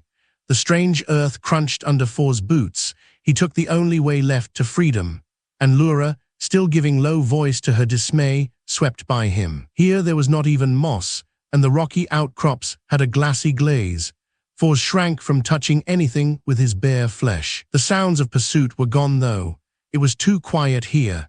He realized suddenly that what his ears missed was the ever-present sound of insects which had been with them in the vegetation of the healthy world. This country they had entered blindly was alien, with no familiar green and brown to meet the eye, no homely sounds for the reassurance of the ear. Arskane had paused, and as Fors caught up, he asked the question which was on his tongue tip. What is this place? But the Southerner countered with a question of his own. What have you been told of the blow-up lands? Blow-up lands? Fors tried to remember the few scanty references to such in the records of the Eyrie. Blow-up lands, where atom bombs had struck to bite into the Earth's crust, where death had entered so deeply that generations must pass before man could go that way again. His mouth opened and then shut quickly. He did not have to ask his question again. He knew, and the chill horror of that knowing was worse than a beast thing dart striking into his flesh. No wonder there had been no pursuit. Even the mutant beast things knew better than to venture here. We must go back, he half whispered, already knowing that they could not. Go back to certain death? No, brother, and already it is too late. If the old tales be true, we are even now walking dead men, with the seeds of the burning sickness in us. Instead, if we go on, there is a chance of getting through, perhaps more than a chance. For's first horror faded as he recalled an old argument long ago worn to rags by the men of the Eyrie. Tell me, Arskane, in the early years after the blow-up, did the people of your tribe suffer from the radiation sickness? The big man's straight brows drew together. Yes, there was a death year. All but 10 of the clan died within 3 months, and the rest sickened and were ever weakly. It was not until a generation later that we grew strong again. So was it also with those of the Eyrie. Men of my clan who have studied the ancient books say that because of this sickness, we are now different from the old ones who gave us birth. And perhaps because of that difference, we may venture unharmed where death would have struck them down. But this reasoning has not yet been put to the proof. Fors shrugged. Now it is, and we shall see if it is correct. I know that I am mutant, while I am like the others of my tribe, but that is not saying that they are the same as the old ones. Well, whether it be what we hope or not, we are set on this path, and there is truly death, and an unpleasant one, behind us. In the meantime, that is a storm coming. We had best find shelter. This is no land to blunder across in the dark. It was hard to keep one's footing on the greasy surface, and Fors guessed that if it were wet it would be worse than sand to plow through. They held to the sides of the narrow valleys which laced the country, looking for a cave or overhang which would afford the slightest hint of shelter. The dark clouds made a sullen grey mass and a premature twilight. A bad night to go without a fire. in the open of the contaminated land under a dripping sky. A jagged flash of purple lightning cracked across the heavens, and both of them shielded their eyes as it struck not far from where they stood. The rumble of the thunder, which followed, almost split their eardrums. Then the rain came in a heavy, smothering curtain to close them in. They huddled together, miserable, the three of them against the side of a narrow valley, cowering as the lightning struck again and again, and the water rose in a stream down the center of the gully, washing the soil from the glassy rocks. Only once did Fuzz move. He unhooked his canteen and pulled at Arskane's belt flask until the big man gave it to him. These he set out in the steady downpour. The water which ran by his feet was contaminated, but the rain, which had not yet touched soil or rock, might be drinkable later. Lura, Fuzz decided, must be the most unhappy of the three. The rain ran from their smooth skin and was not much held by their rags of clothing, but her fur was matted by it, and it would take hours of licking with her tongue before it was in order again.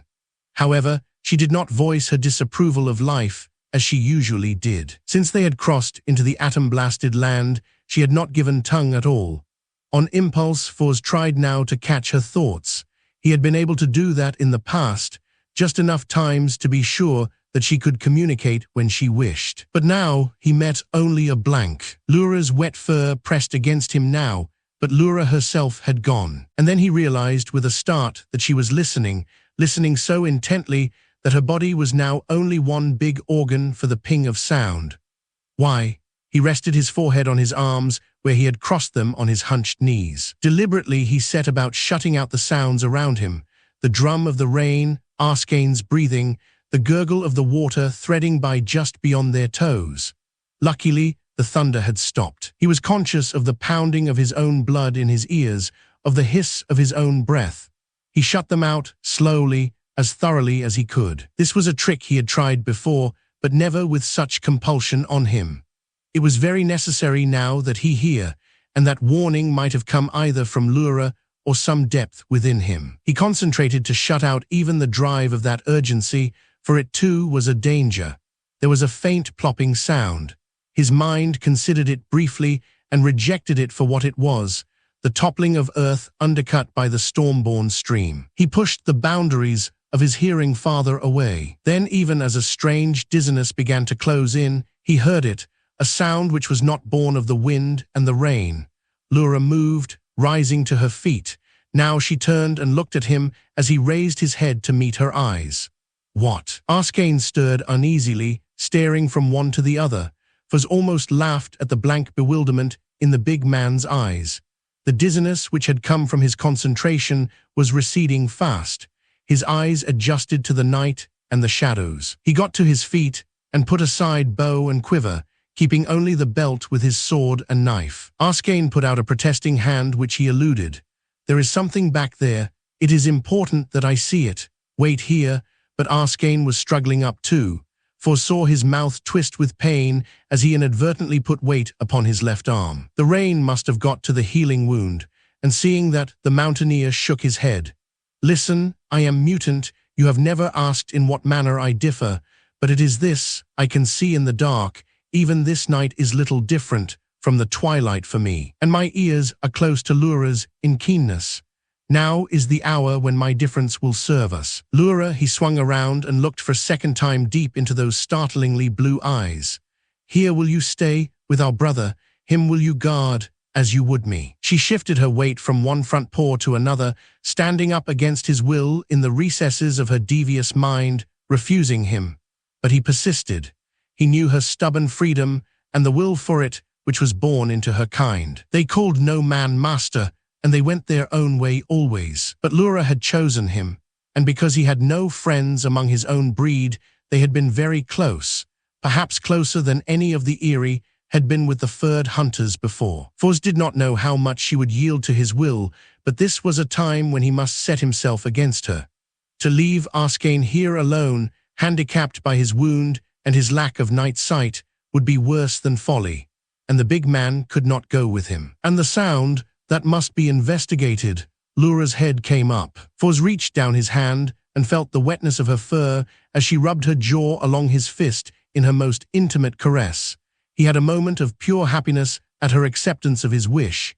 His fingers scratched behind her ears lovingly. "Stay here," he told them both. "I shall return as quickly as I may. But we must know what lies there."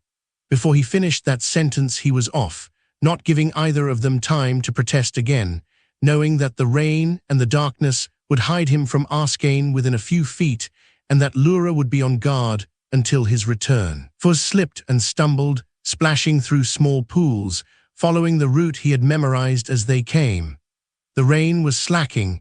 It stopped entirely as he reached the top of a pinnacle of rock and looked out again over the old airport. He could distinguish the bombed section and the building where they had found the maps, but he was more interested in what was directly below. There was no fire, although his mind kept insisting that there should be one, for it was plain that he was spying upon a council. The circle of hunched figures bore an uncanny, and to him, unwholesome resemblance to the meetings of the elders in the Eyrie. The things were squatting so that their bodies were only blotches, for that he was glad. Somehow he had no desire to see them more clearly. But one pranced and droned in the center of that circle, and the sounds it uttered were what had drawn Fuz there. He could distinguish gutturals which must be words, but they had no meaning for him. Arskane's tongue and his own had once had a common base, and it had not been difficult to learn each other's speech. But this growling did not sound as if it were shaped by either lips or brain which were human. What the leader urged he could not know, but what they might do as a result of that urging was important.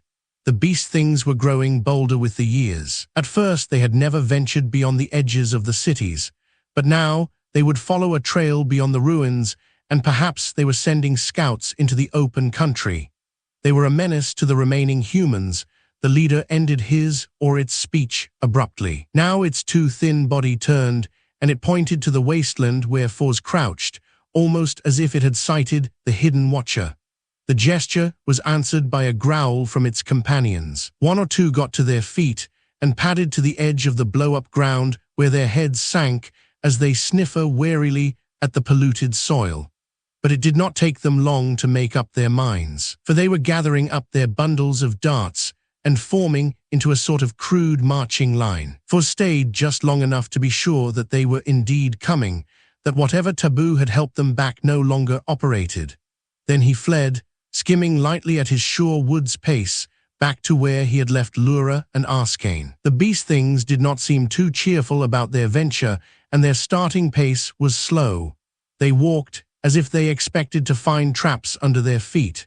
There was hope that the pursued could keep ahead of them. The mountaineer found Arskane impatient.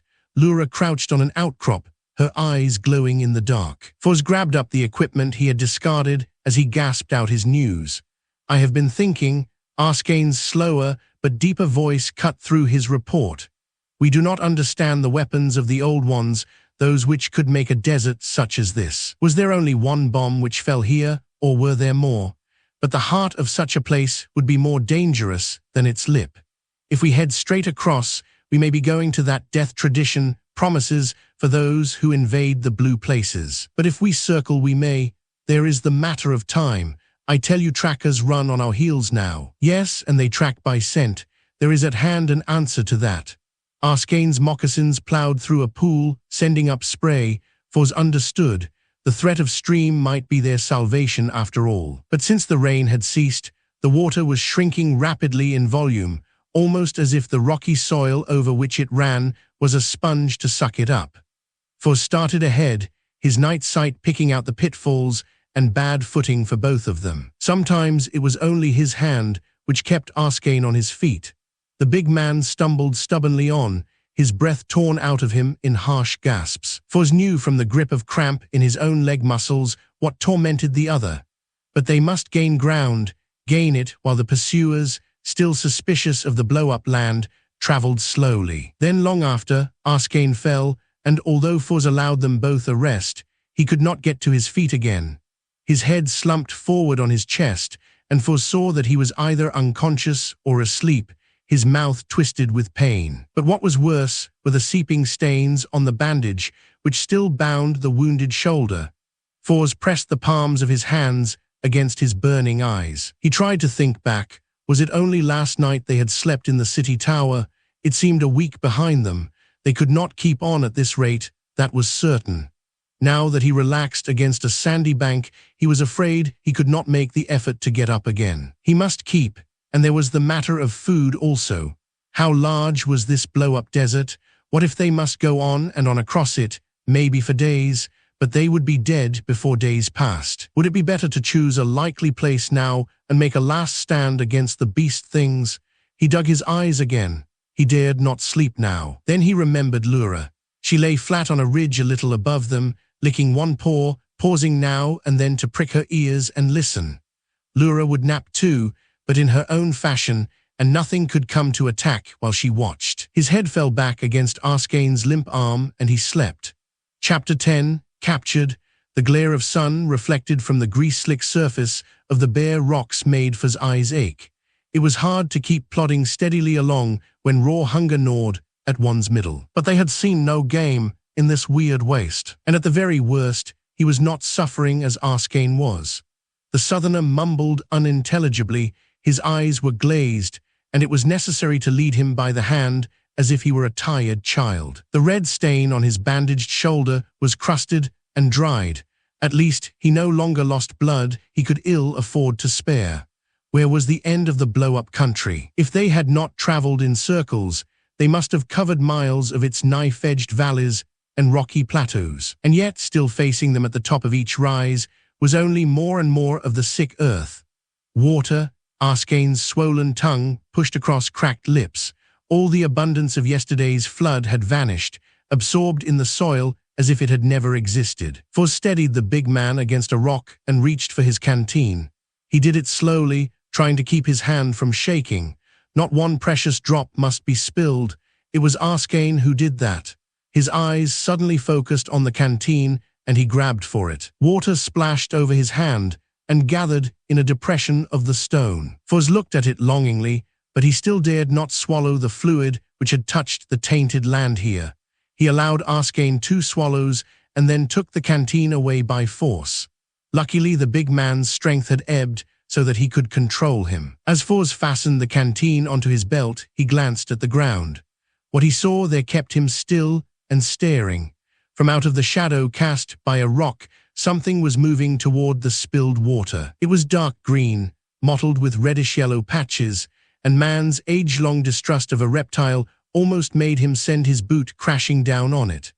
But in time he saw that it was not a snake that writhed across the ground.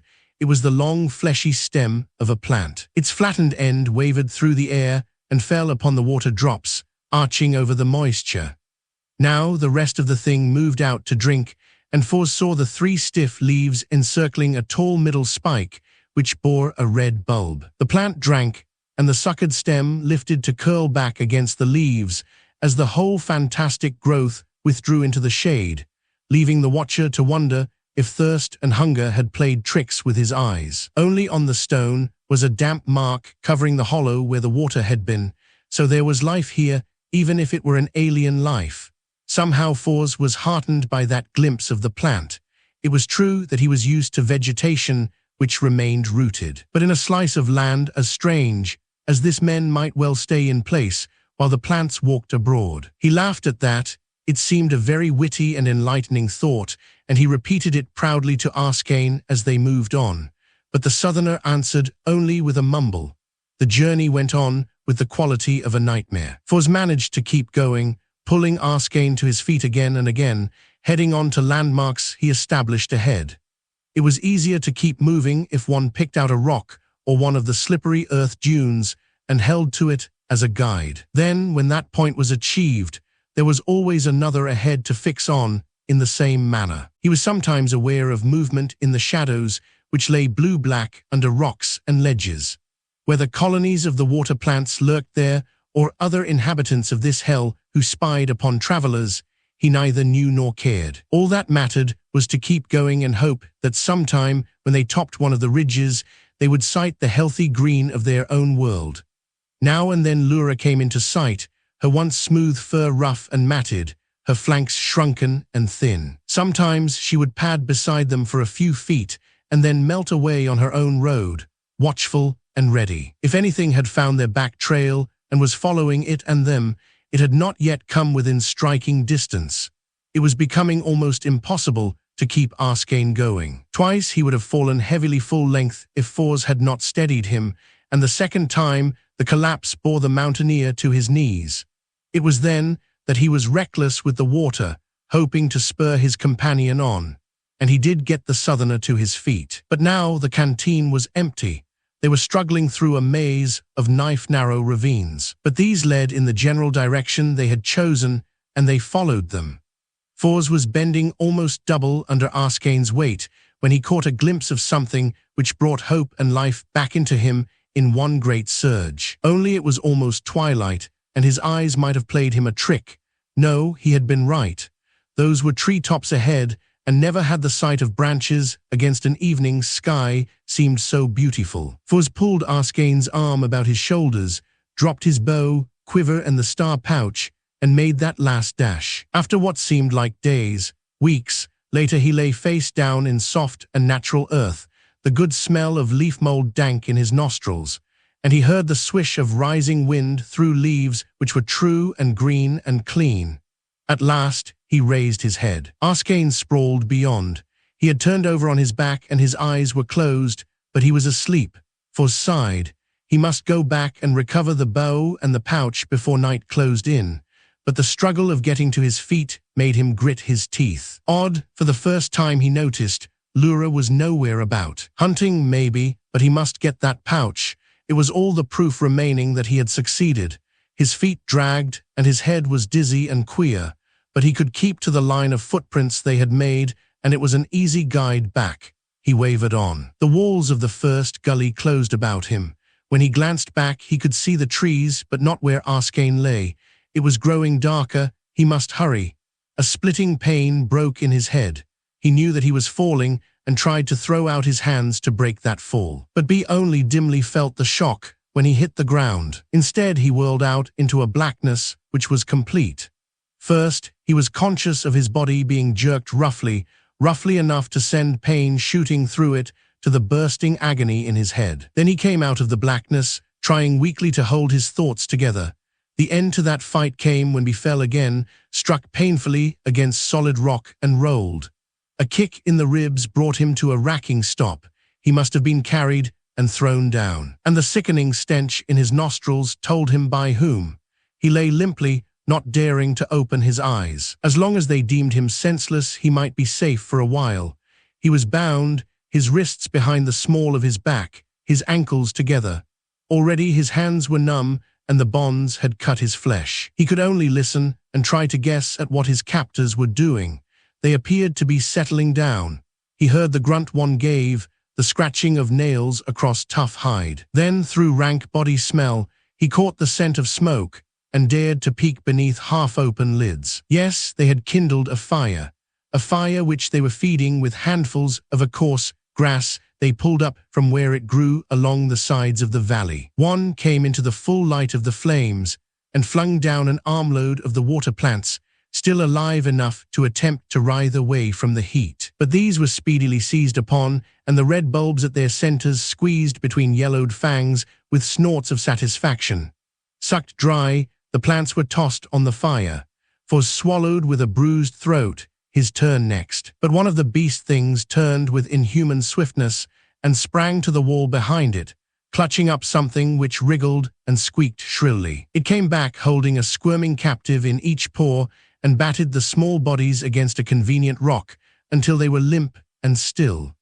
The hunter's success aroused the envy of its fellows, and they all poured among the rocks of the valley, a few successfully. Fors heard swift movement in the loose rocks somewhere behind him, as if small, agile things were speeding away to safety. The slowest of the hunters had returned to the fire grumbling and empty-handed. When the catch was laid out on the stone, Fors saw it clearly for the first time: lizards. They resembled those he had seen all his life, hiding among rocky places, and yet there was something odd about the shape of the heads. But before he could guess what it was, the bodies had been slung over the flames to broil. There were 4 beast things busy there. Either the whole clan had not after all ventured into the blow-up, or else the party had split. But these four were bad enough. For the first time, he was able to see them clearly. They were probably no taller than he, but their emaciated bodies perched on stick legs made them seem to top him. The grayish skin, which was stretched tight over their sharp bones, was deep-grained, almost scaly, and their bodies were bare save for strips of filthy tattered stuff worn about their loins. But their faces. Fors forced himself to study and file in memory what he saw. He tried to view those masks of horror with detachment. In general outline, they were remotely human. But the eyes deep-set in bone-rimmed pits, the elongated jaws above which the nose was only two slits, jaws equipped with a hunting beast's fangs, sharp fangs never fully covered by thin vestiges of lips. Those were not human. They were, he recoiled from the picture formed in his mind, they were rats. Fors shivered and could not control the trembling of his aching body. Then he tensed. Something was climbing down the slope behind him, not with the light patter of the lizards, but with the assured tread of one who knows he has nothing to fear and is coming to meet friends. A moment later, Fors felt a jar, then soft fur against him. The steps went on. Lura lay beside him now, her eyes wild with helpless rage, thongs about her paws, a loop holding her jaws tight together. Her tail beat across him. But when her eyes met Fors, she relaxed slightly. He could not move yet. A fifth and sixth beast thing joined the others by the fire and were now demanding their share of the food. They were greeted with jeers until one growled some order, and the meat was grudgingly shared. They ate in silence, and when the leader was done, it wiped its clawed fingers perfunctorily across its highs before turning to examine some objects beside it. Fors recognized his bow. The leader twanged the string curiously, hitting its thumb. With a savage growl, it snapped the shaft between its fists and threw the broken weapon into the fire. The quiver followed, but the beast thing appreciated the worth of the steel arrowheads enough to break them off and put them aside. When the creature took up the last piece of plunder, the star pouch, Fors bit deep into his underlip. The precious contents were dumped out and went piece by piece into the flames. Map, journal, everything, except the small figures from the museum which seemed to fascinate the beast thing leader. Having so examined the spoil, the creature came over to the captives. Fors lay limp, willing each muscle to relax. Again, a set of clawed toes, planted with breathtaking force in his short ribs, rolled him away from Lura and out into the full light of the fire. He struggled to keep under control his outrage and nausea as foul paws stripped from him every rag and fumbled over his body. What would come next? A knife, a blow strong enough to cave in his aching head. But strangely he was left while Lura underwent the same sort of inspection. Then the claws twisted a hold in the thong which bound his wrists, and he was pulled back to his former position, his back raked raw by the gravel. Lura was writhing violently. She had not relished her taste of the same treatment. Now she was tight against him, her thonged jaws pushed into his shoulder. After a while, Fors slept. When he roused again, it was dim and grey with the false dawn. One of his captors hunched by the fire, nodding, now and then feeding the flames. The rest lay curled in sodden sleep. But Fors' mind was alert now, and he heard again very clearly the faint sounds made by the lizards passing among the rocks. Why should they venture back into a danger zone, he wondered. And then he saw what ringed the walls of the valley. Terraces, hundreds of them, some only a few inches, some of them several feet wide, made a continuous stairway up the walls of the gulch. Each had been laboriously built up artificially, each was walled with pebbles and small stones. And on these tiny fields grew the grass stuff with which his captors fed their fire. They had stripped half the valley already. Even as he noticed the terraces, for the first time the fire tender pulled an armload from its roots, denuding two more of the small fields. Lizards and terraces, did the lizards make them? And those black holes showing at intervals along the topmost rim of the valley, what were they? He was answered by the sight of a scaled head, a sort of crest rising from its brow, which appeared in one as jewel-bright eyes inspected the valley and the invaders. Fors, now knowing what to look for, glanced around the rim of the valley. Heads popping in and out of the cave holes, appearing and disappearing with reptilian speed around stones, and over the edges of the higher terraces. Always they moved almost without sound, so close to the rock in coloring and outline that only one who suspected them might even guess where and what they were. If last night the lizards, surprised by a superior force, had fled, now they were back, with reinforcements. But at the best, they stood only 20 inches high against the iron strength and greater bulk of the beast things, who could crack their spines between thumb and forefinger. Why an army would go down under the stamping feet of the enemy, but the lizards did not seem to be overawed by the odds against them. Scouts advanced down the sides of the valley. From time to time, sighted slender shapes shooting from one piece of cover to another, always down toward the foe. Then he saw something else and could hardly believe his eyes. A party of lizards was issuing boldly out of one of the cave holes on the opposite side of the cut. They made no noise, but neither did they make any effort to conceal their march. Instead, they pattered down to the fields which the beast things had not yet torn up. They walked on their hind legs in a curiously human stance, and in the shorter front paws they each carried something. Down into their tiny meadows they paraded and set to work for stared. They were reaping the grass, shearing off the blades, and bundling them into shocks. And they worked without a single glance at what lay below, as if going about their business in the usual way. Foz wanted to get up and shout a warning to those busy workers, for them to get away before the brutes by the fire sighted them. On the other hand, he was aware that an army, grim and intent upon some purpose, had gathered silently at the slope. Then he caught some glimmering of their plan, and his head jerked up to see the better. Bait. The lizards reaping up there were to be bait. Why, that was hard to believe. These little scaled creatures knew perfectly well what they were about. They were the heroes of the clan who had probably volunteered to man those terraces as bait. But even yet, he did not realize to what extent the lizard folk would go to save their land. The fire watcher yawned, belched, and stretched. Then it caught sight of the activity above. It grinned, its stained fangs widely displayed, and reaching over, prodded one of the sleepers awake. At first, the newly aroused one was inclined to resent it, but when the farmers above were pointed out to it, it rubbed the sleep from its eyes and proceeded to business. From the gravel at its feet, it picked out a handful of walnut-sized stones, and these both the beast things let fly with deadly accuracy. Two of the lizards kicked out their lives in the fields. The resulting shout of triumph from the hunters brought the whole camp awake. But surely the lizards could take to cover quicker than they did. Foz watched with a queer, sick feeling as one after another of the farmers failed to reach the safety of the cave holes. Then he understood they had never intended to escape.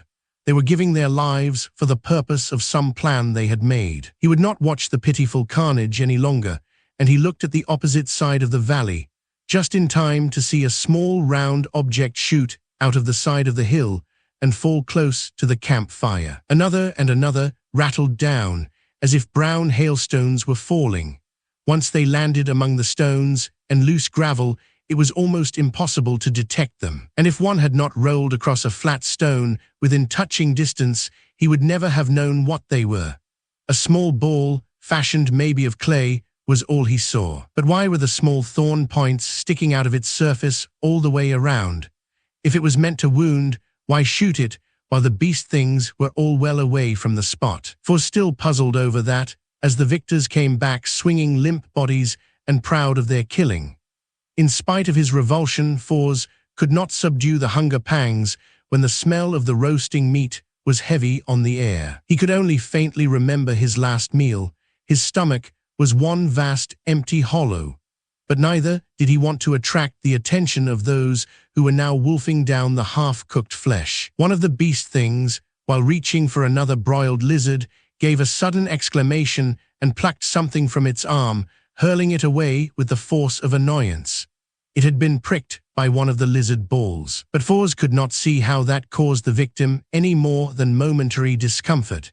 He watched closely and witnessed two of the creatures treading upon the thorn-studded globes. One of them did so when it went for a fresh supply of the water plants. And when it returned, it walked slowly, stopping now and again to shake its narrow head and once to brush vigorously before its eyes as if to clear some obstruction hanging there. They drank from the dying plants, sucked the last slender lizard bone clean, and got to their feet.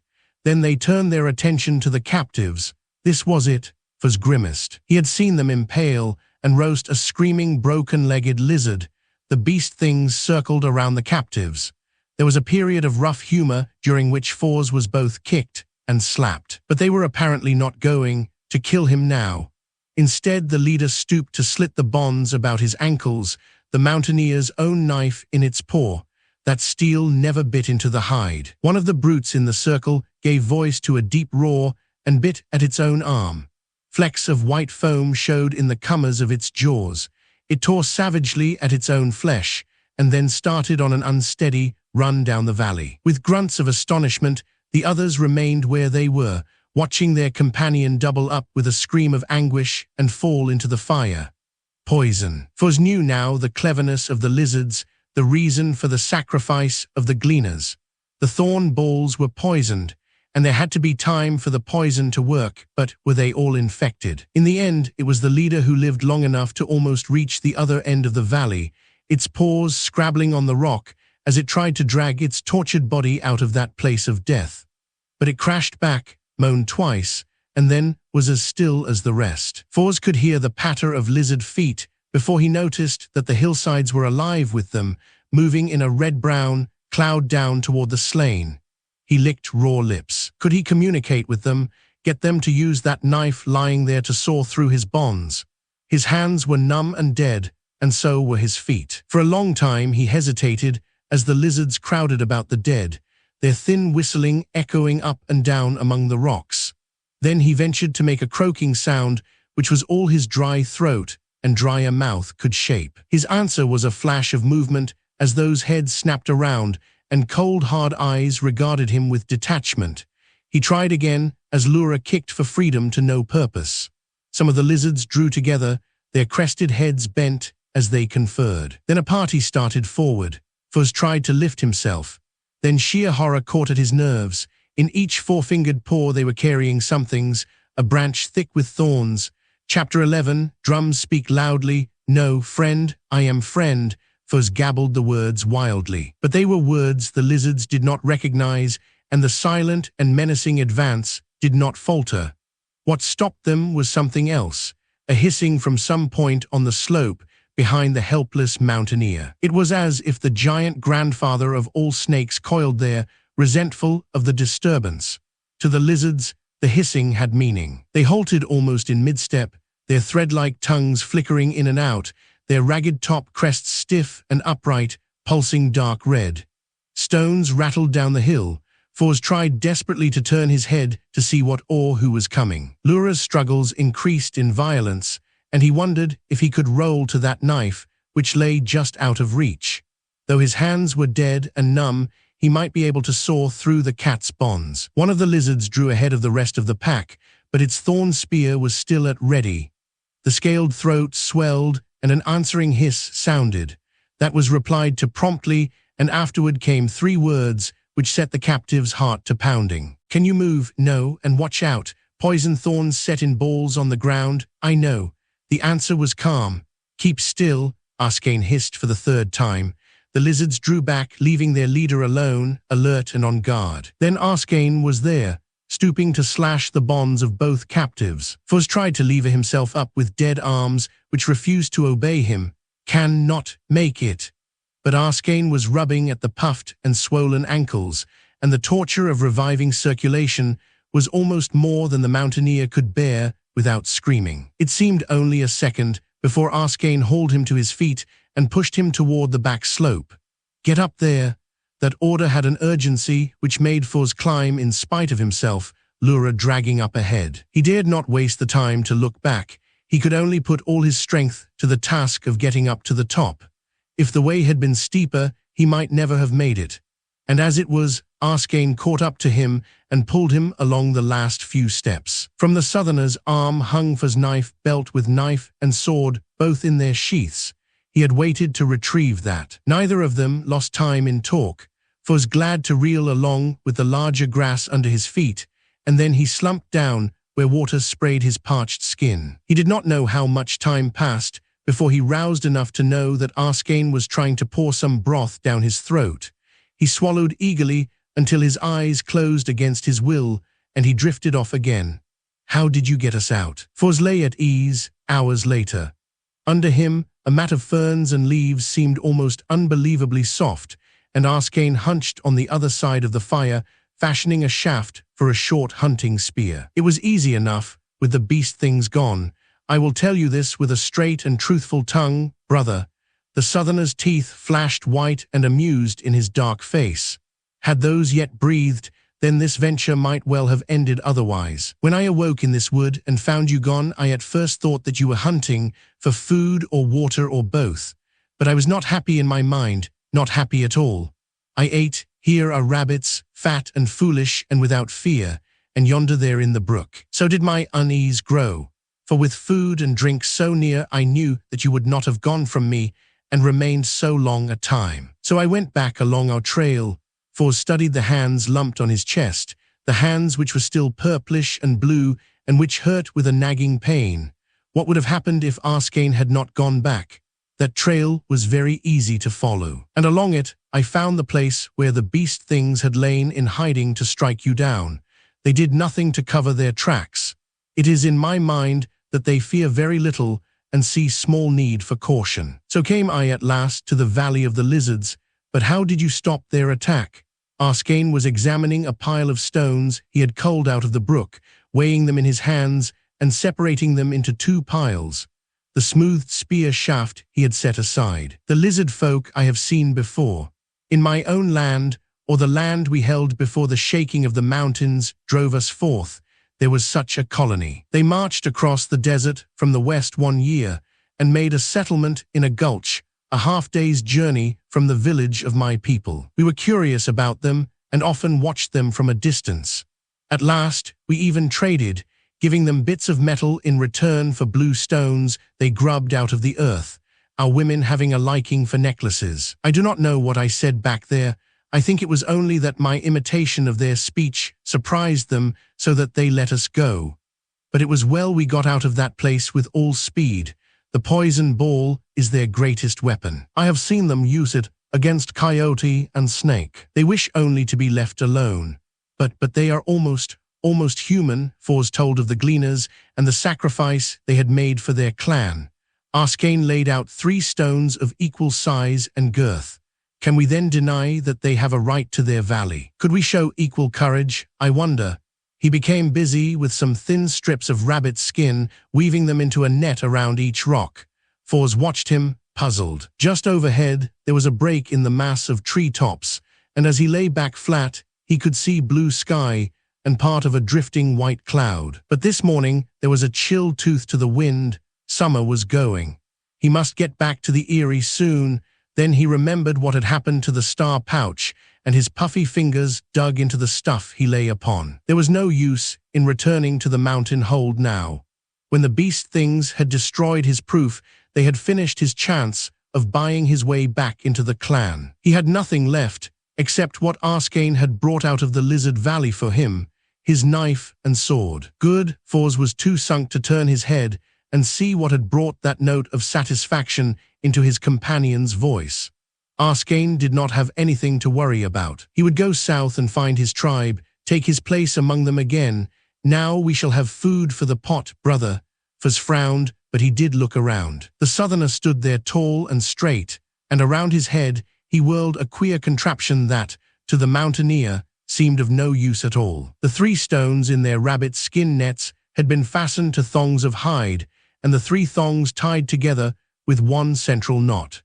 This knot Arskane gripped between his fingers as he sent the stones skimming in a circle. Having tested it, he laughed at Fors' bewilderment. We shall be moving south, brother, and in the level fields this will do very well, as I shall show you. And here now is dinner. Lura walked up to the fire carrying a young pig. She dropped her burden, and with an almost human sigh, plumped down beside the kill to watch Arskane butcher it skillfully. Fors ate roasted pork and began to wonder if his lot was as hopeless as he had thought it to be. The beast things were dead. He might lie up until his full strength returned and then make a second visit to the city. Or if he did not dally, there would still be time to reach the Eyrie and lead an expedition before winter closed in. He licked rich grease from his fingers and planned. Arskane sang the tune of mournful notes Fors had heard him hum at the fishing lake. Lura purred and washed her paws. It was all very peaceful. There faces us now, Arskane said suddenly. The problem of clothes for you. It faces me, Fors corrected him sleepily. Unfortunately, my wardrobe was left to amaze the lizards. And strangely enough, I do not find in me any desire to reclaim it from them. Arskane tightened the knots on the ball and cord weapon. Though you may be wrong, my friend.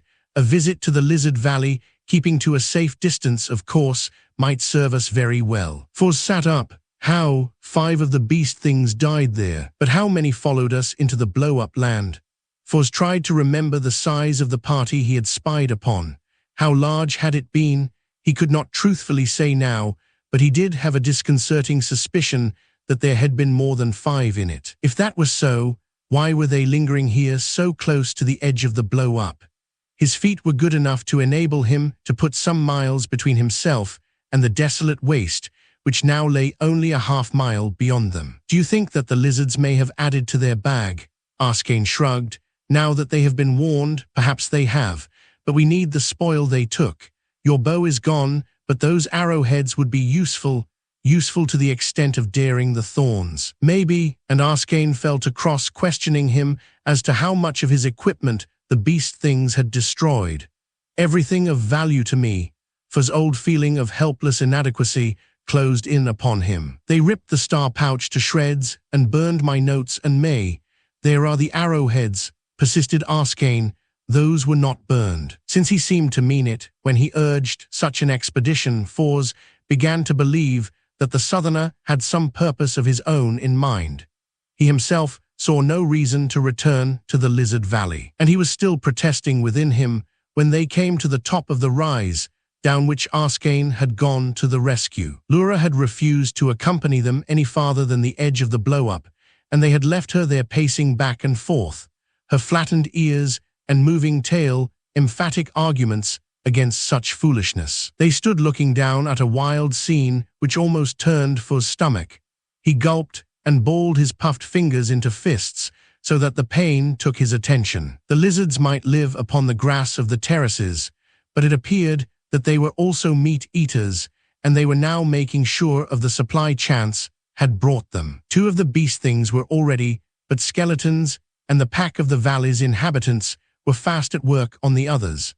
A line of laden porters tramping up to the cave entrances, while their fellows below swung tiny knives with the same skill with which the martyrs had earlier wielded their sickles. Look there to the left of that rock. Although Arskane's touch made pain shoot along the length of his arm, Fors obediently looked. There was a pile of stuff there. Fors identified the remnants of his leggings and a belt such as was worn by the beast things. But a glint of color just beyond the haphazard pile of loot was more interesting. It stood in a tiny hollow of the wall, 3 blue rods, just about a finger high, familiar. For's puzzlement vanished. Those rods, they were the little figures he had brought from the museum in the star pouch. Now they were set up, and before the feet of each was a pile of offerings.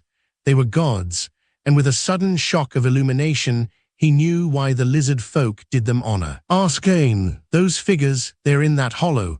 They are the ones I brought from the museum, and they are making offerings to them, worshipping them.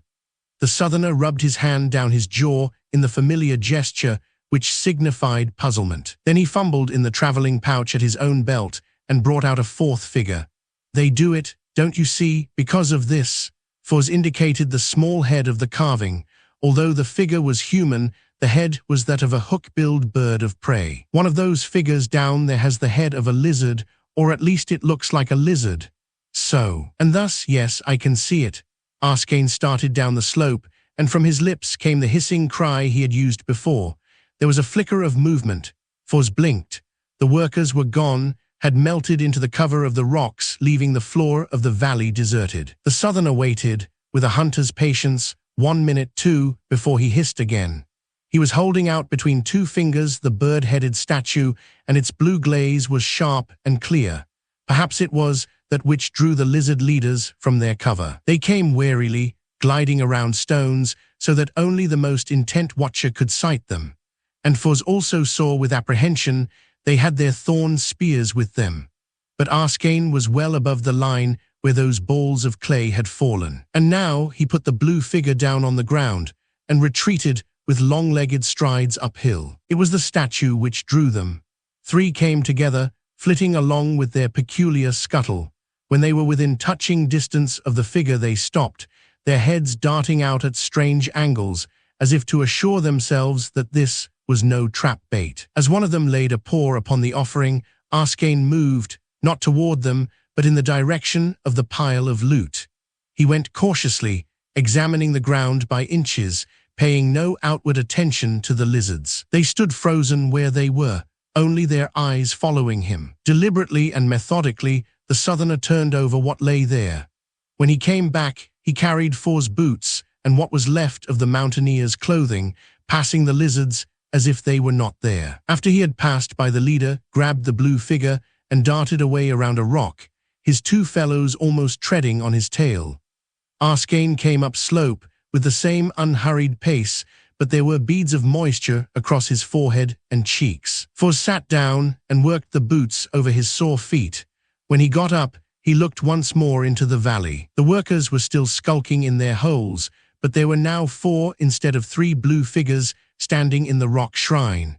The next day they started south, leaving the queer blow-up land well behind them. And the second day, they were deep in open fields, where patches of self-sown grain rippled ripely under the sun.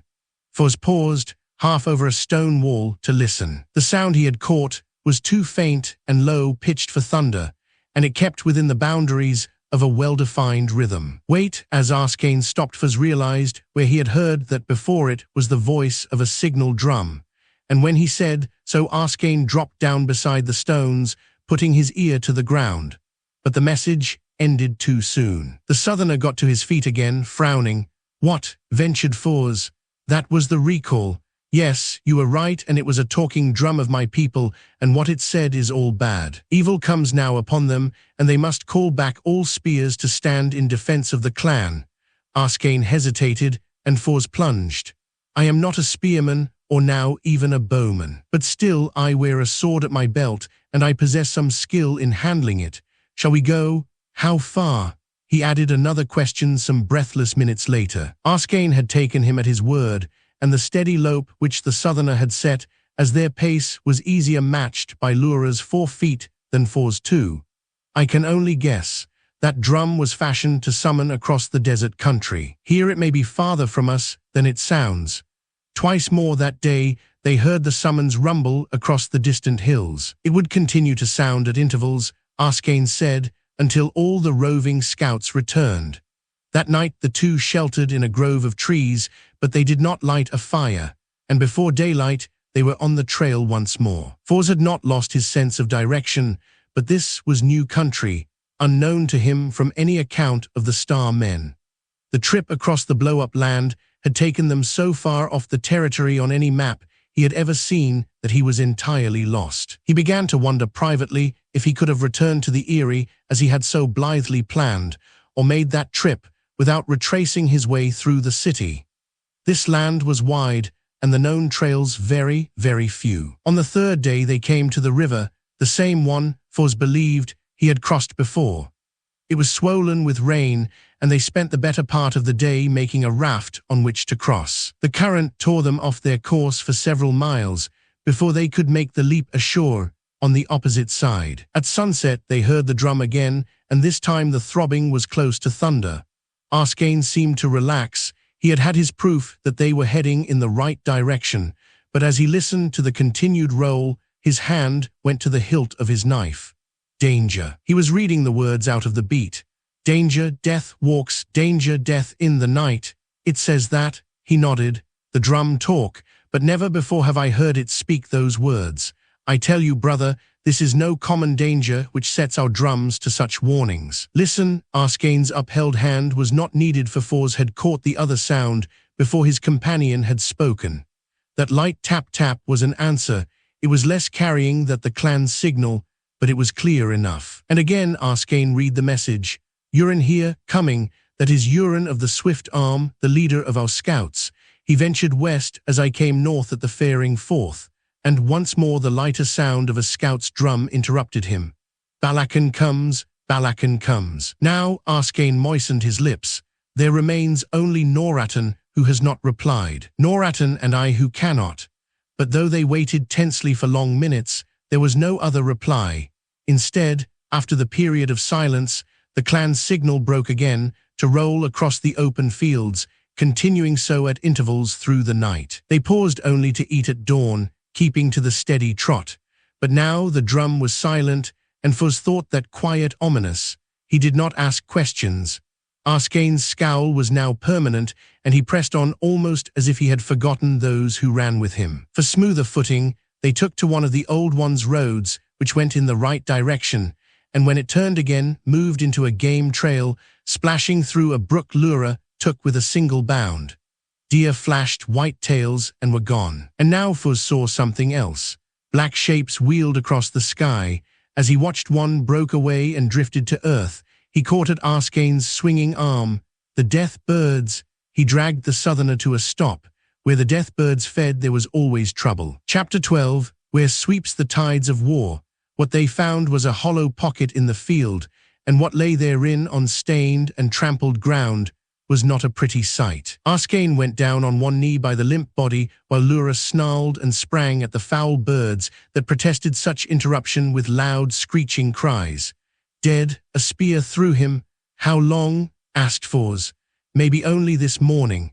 Do you know this marking? Arskane did some grisly work to hold up a broken shaft, ending in a smeared leaf-shaped point. Plainsman made, and it is part of one of their lances, not a spear. But who? Arskane swabbed off the disfigured face of the dead with a handful of grass. Norton. The name was bitten off as his teeth snapped together. The other scout, the one who had not answered the summons. Arskane wiped his hands, rubbing savagely as if he did not want to think of what they had touched. His face was stone hard. When the tribe sends forth scouts, those scouts are sworn to certain things. To none were we to show an unsheathed sword unless they first attacked us. We would come in peace if we may. Norton was a wise man and of cool, even temper. This was none of his provoking. Your people are moving north to settle, mused Fuz slowly. The plains people are proud-hearted and high of temper. They may see in your coming a threat to their way of life. They are much bound by custom and old ways. So they would take to the sword to settle differences. Well, if that is as they wish, so be it. Arskane straightened out the body. Fuz drew his sword, soaring through the turf. Together they worked in silence until they had ready a grave. And afterward, above that lonely resting place, they piled up a mound to protect the sleeper. On its summit, Arskane thrust deep the long knife Norton had worn, and the shadow of its cross hilt lay straight along the turned earth. Now they pushed on through a haunted world. Death had struck Norton down, and that same death might now stand between them and the tribe. They held to cover, sacrificing speed once more to caution. Arskane took out his weapon of balls and thongs and carried it ready for action. The end to their journey came as they skirted a small ruin and saw before them a wide stretch of open field.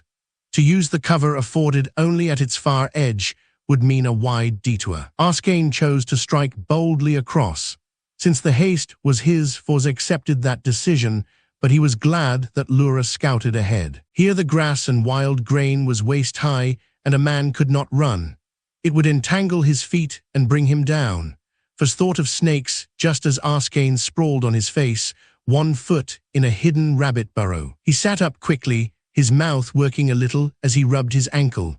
Fuz's throat went tight.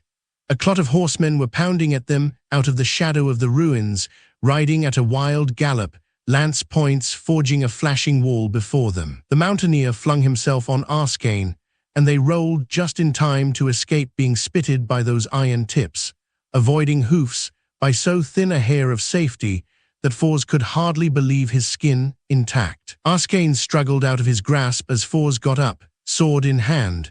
Just the proper weapon, he thought bleakly, with which to face armed horsemen.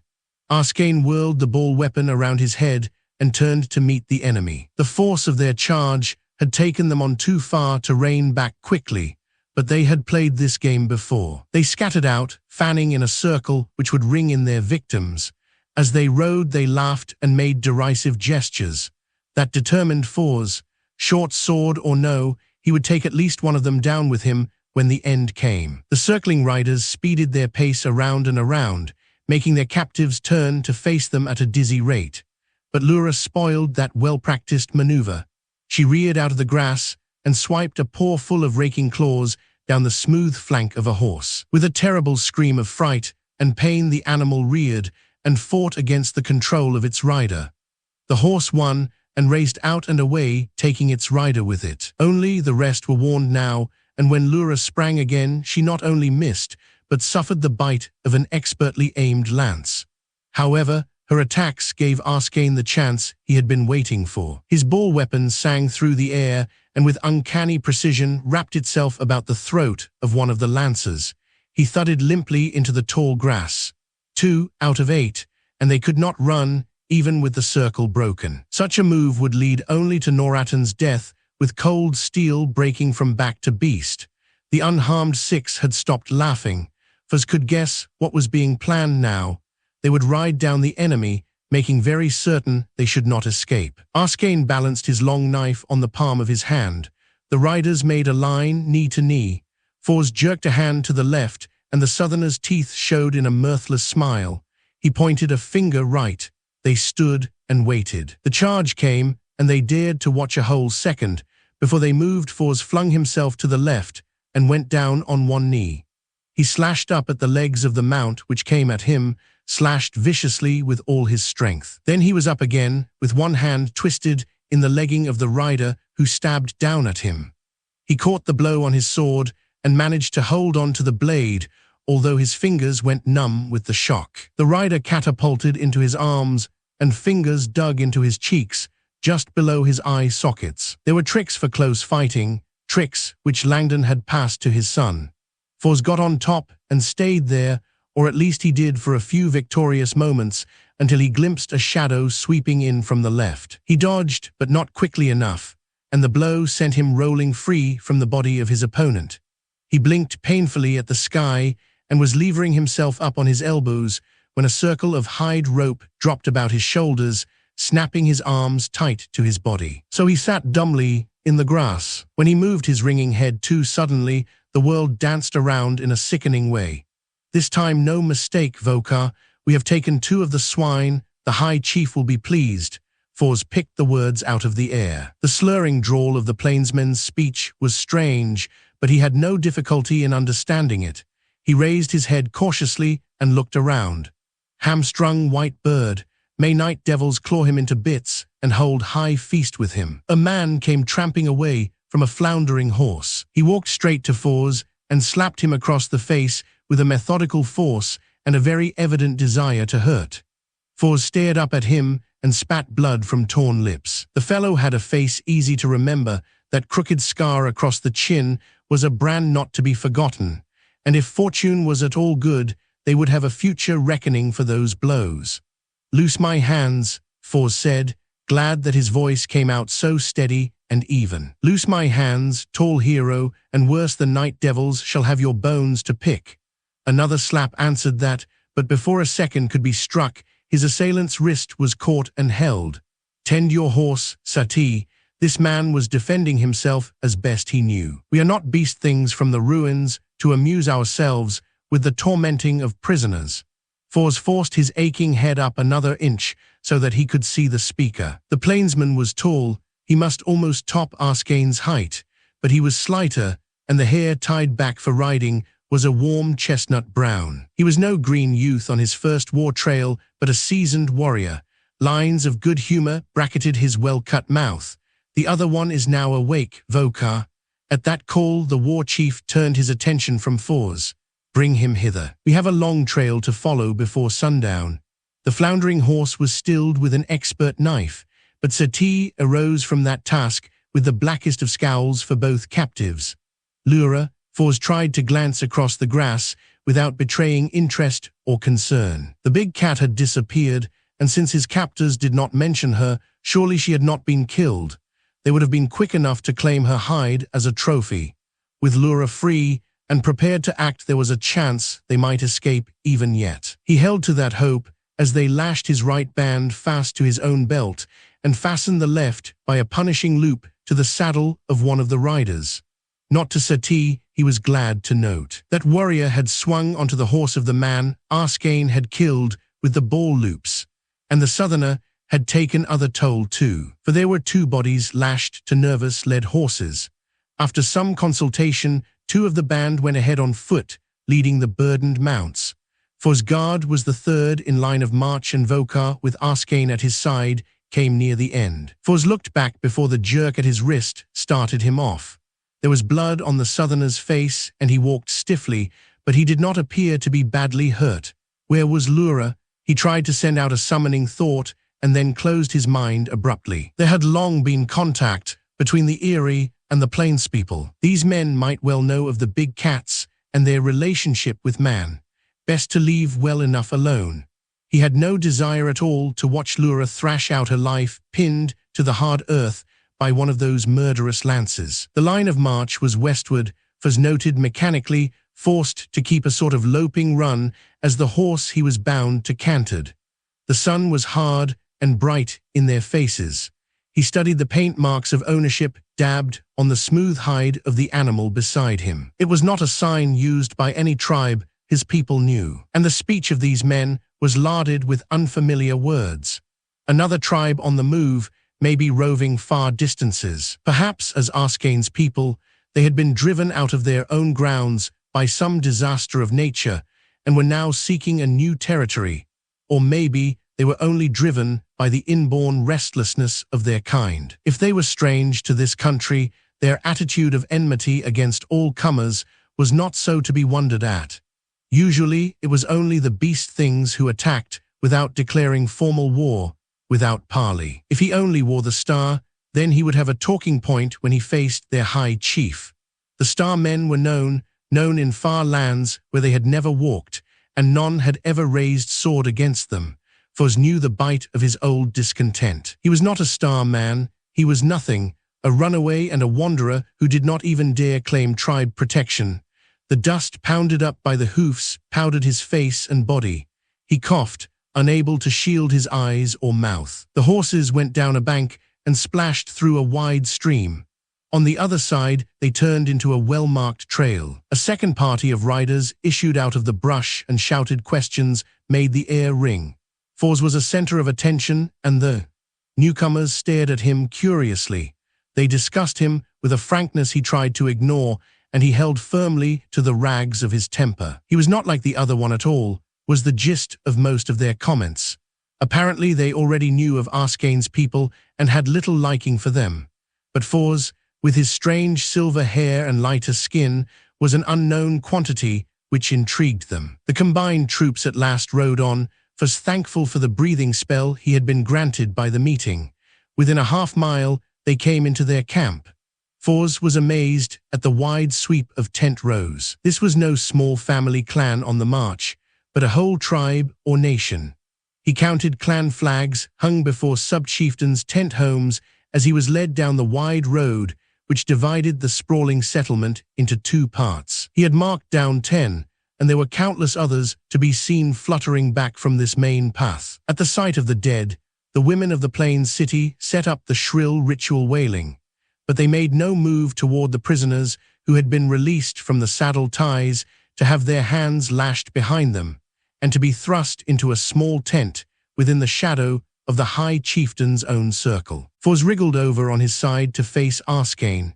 Even in that dim light, he could see that the southerner's right eye was almost swollen shut, and that a shallow cut on his neck was closed with a paste of dust and dried blood.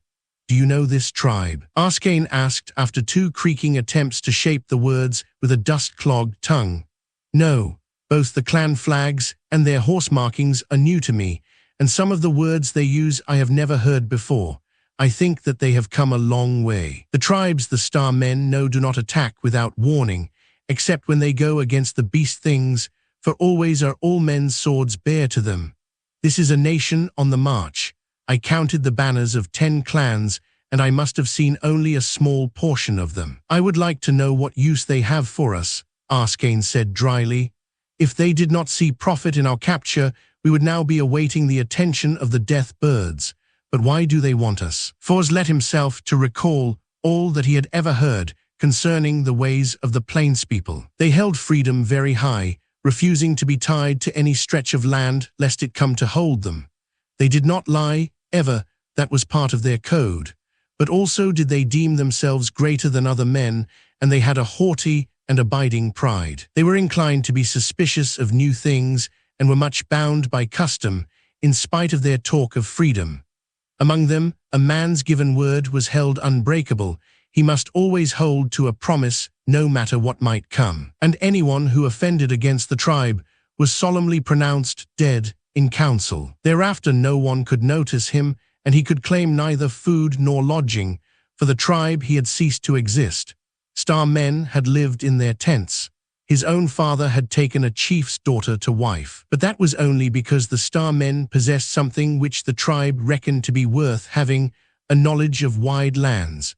A wild burst of sound broke his thoughts, a sound which grew louder, the full-throated chanting of fighting men on the march. With sword and flame before us, and the lances of clans at our backs, we ride through plains and forests where sweep the tides of war. Eat, deathbirds, eat. From a feast we have spread for your tearing.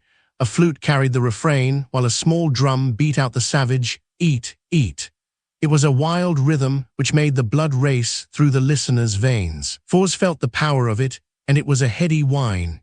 His own people were a silent lot. The mountains must have drawn out of them the desire for music. Singing was left to the women, who sometimes hummed as they worked. He knew only the council hymn, which had a certain darksome power.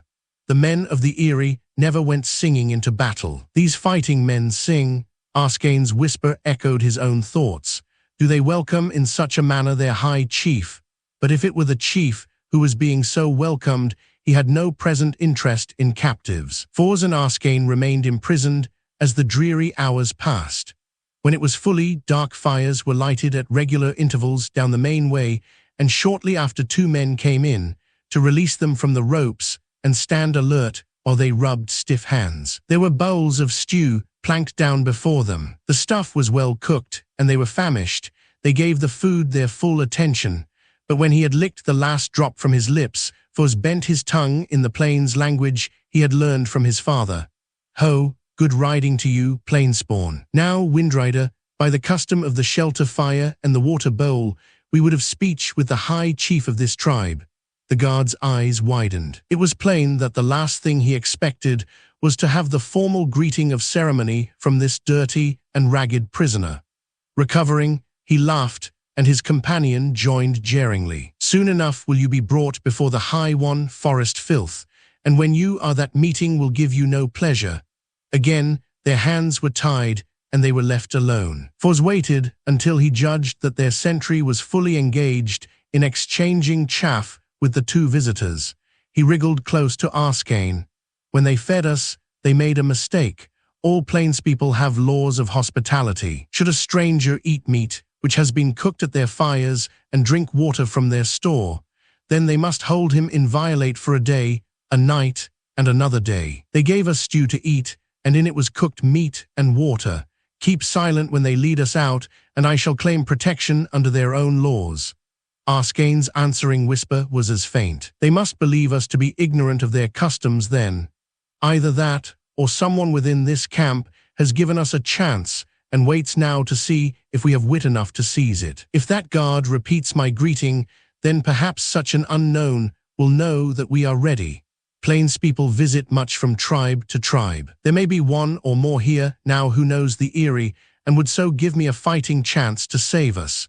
Maybe it was that Fors' greeting had been passed on. At any rate, not many minutes elapsed before the men came back into the tent, and the captives were pulled to their feet, to be herded between lines of armed men into the tall hide-walled pavilion, which was the center of the city. Hundreds of deer and wild cattle had died to furnish the skins for that council room, and within it, packed so tightly that a sword could not be fit comfortably between thigh and thigh, were the sub-chieftains, chiefs, warriors and wise men of the whole tribe. Fors and Arskane were pushed down the open aisle which ran from the doorway to the center. There the ceremonial fire burned, sending out aromatic smoke as it was fed with bundles of dried herbs and lengths of cedar wood. By the fire 3 men stood. The one, a long white cloak draped over his fighting garb, was the man of medicine, he who tended the bodies of the tribe. His companion, who wore black, was the keeper of records, the rememberer of past customs and law. Between them was the high chief. As the captives came forward, Vokar arose out of the mass of his fellows and saluted the chief with both hands to his forehead. Captain of hosts, leader of the tribe of the wind, feeder of the death birds, these 2 be those we took in fair fight, when by your orders we scouted to the east. Now we of the clan of the Raging Bull do give them into your hands, that you may do with them as you wish. I, Vokar, have spoken. The high chief acknowledged that with a brief nod. He was measuring the captives with a keen eye which missed nothing, for stared as boldly back. He saw a man of early middle age, slender and wiry, marked with a strand of white hair which ran back across his head like a plumed crest. Old scars of many battle wounds showed under the heavy collar of ceremony which extended halfway down his chest. He was unmistakably a famous warrior, but to be high chief of a tribe, he must be more than just a fighting man. He must also have the wit and ability to rule. Only a strong and equally wise hand could control a turbulent plains city. You, the chief spoke first to Arskane, are of those dark ones who now make war in the south. Arskane's one open eye met the chief's without blinking. My people only go out upon the battlefield when war is forced upon them. Yesterday I found my tribesman food for the death birds, and through his body there was a plains lance. But the chief did not answer that. He had already turned to Fors. And you, what tribe has spawned such as you? Chapter 13, Ring of Fire. I am Fors of the Puma clan, of the tribe of the Eyrie in the mountains which smoke. Because his hands were bound, he did not give the salute of a free man to the commander of many tents. But neither did he hang his head nor show that he thought himself not the full equal of any in that company. Of this Eyrie I have never heard, and only far-riding scouts have ever seen the mountains which smoke. If you are not of the blood of the Dark Ones, why do you run with one of them? We are battle comrades, he and I. Together we have fought the beast things, and together we crossed the blow-up land. But at those words all 3 of the leaders before him looked incredulous, and he of the white robe laughed. His mockery echoed a moment later by the high chief, to be taken up by the whole company, until the jeering roar was a thunder in the night. Now do we know that the tongue which lies within your jaws is a crooked one. For in the memory of men, our fathers and fathers' fathers, and their fathers before them, no men have crossed a blow-up land and lived to boast of it. Such territory is accursed, and death comes horribly to those who venture into it. Speak true now, woodsrunner, or we shall deem you as twisted as a beast one, fit only to cough out your life upon the point of a lance, and that speedily. Fors had clipped his rebel tongue between his teeth, and so held it until the heat of his first anger died. When he had control of himself, he answered steadily, "Call me what you will, chief, but by whatever gods you own, will I swear that I speak the full truth. Perhaps in the years since our fathers' fathers' fathers went into the blow-up and perished, there has been a lessening of the evil blight. You call yourself of the mountains," interrupted the white robe. "I have heard of men from the mountain who venture forth into the empty lands to regain lost knowledge. These are sworn to the truth and speak no warped tales. If you be of their breed, show us now the star which such wear upon them as the sign of their calling. Then shall we make you welcome under custom and law." "I am of the mountains," repeated Fors grimly, "but I am not a Starman. Only outlaws and evil livers wander far from their clan brothers. It was the black robe who made that suggestion, and those are without protection of the law, meet for any man's axe. These men are not worth the trifling over. Now he must try his one and only argument." Fors looked straight at the chief and interrupted him with the old formula his father had taught him years before. "By the flame, by the water, by the flesh, by the tent right, Do we now claim refuge under the banner of this clan? We have eaten your meat and broken our thirsting here this hour." There was a sudden silence in the large tent. All the buzz of whispering from neighbor to neighbor was stilled, and when one of the guards shifted his stance so that his sword hilt struck against another's, the sound was like the call to battle. The High Chief Bad thrust his thumbs between his wide belt and his middle, and now he drummed on the leather with his fingertips, a tattoo of impatience. But the black robe moved forward a step reluctantly and gestured to the guard. So a knife flashed, and the hide thongs fell from their cramped arms. Foz rubbed his wrists. He had won the first engagement, but from the hour of the lighting of the fires on this night until the proper hour you are guests. The chief repeated those words as if they were bitter enough to twist his mouth. Against custom, we have no appeal. But he assured, when the time of grace is done, we shall have a reckoning with you. Foz dared now to smile. We ask only for what is ours by the rights of your own custom, chieftain and captain of many tents. He made with his two hands the proper salute. The High Chief's eyes were narrowed as he waved forward his two companions. And under custom, these two be your guardians, strangers. You are in their care this night. So they went forth from the council tent free in their persons, passing through the crowd to another hide-walled enclosure of smaller size. On the dark skins of which it was made various symbols were painted. Foz could make them out with the aid of the firelight. Some he knew well. The twin snakes coiled about a staff, that was the universal sign of the healer. And those balancing scales, those meant the equalizing of justice. The men of the Eyrie used both of those emblems too. The round ball with a flower of flames crowding out of its top was new, but Arskane gave an exclamation of surprise as he stopped to point at a pair of outstretched wings supporting a pointed object between them. That is the sign of the old ones who were flying men. It is the chief sign of my own clan.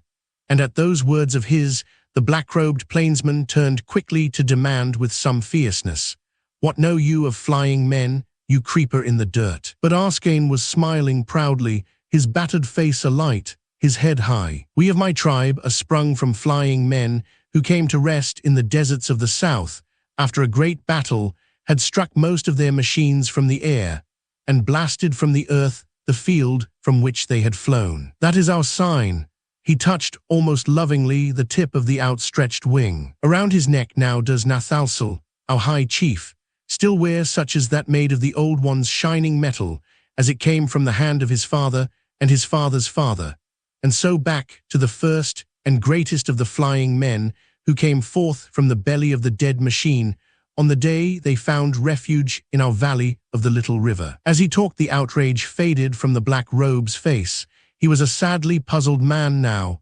"So does all knowledge come in bits and patches," he said slowly. "Come within."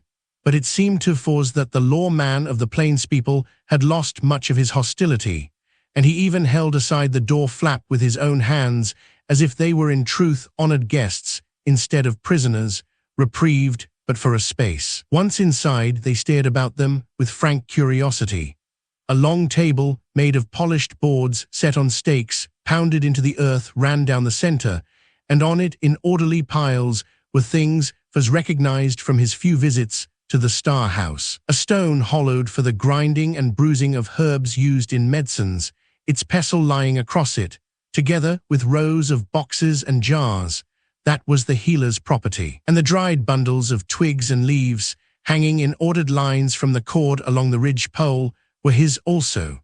But the books of parchment with protecting covers of thin wood, the inkhorn and the pens laid ready, those were the tools of the lawman. The records of the tribe were in his keeping, all the customs and history. Each book bore the sign of a clan carved on its cover. Each was the storehouse of information about that family.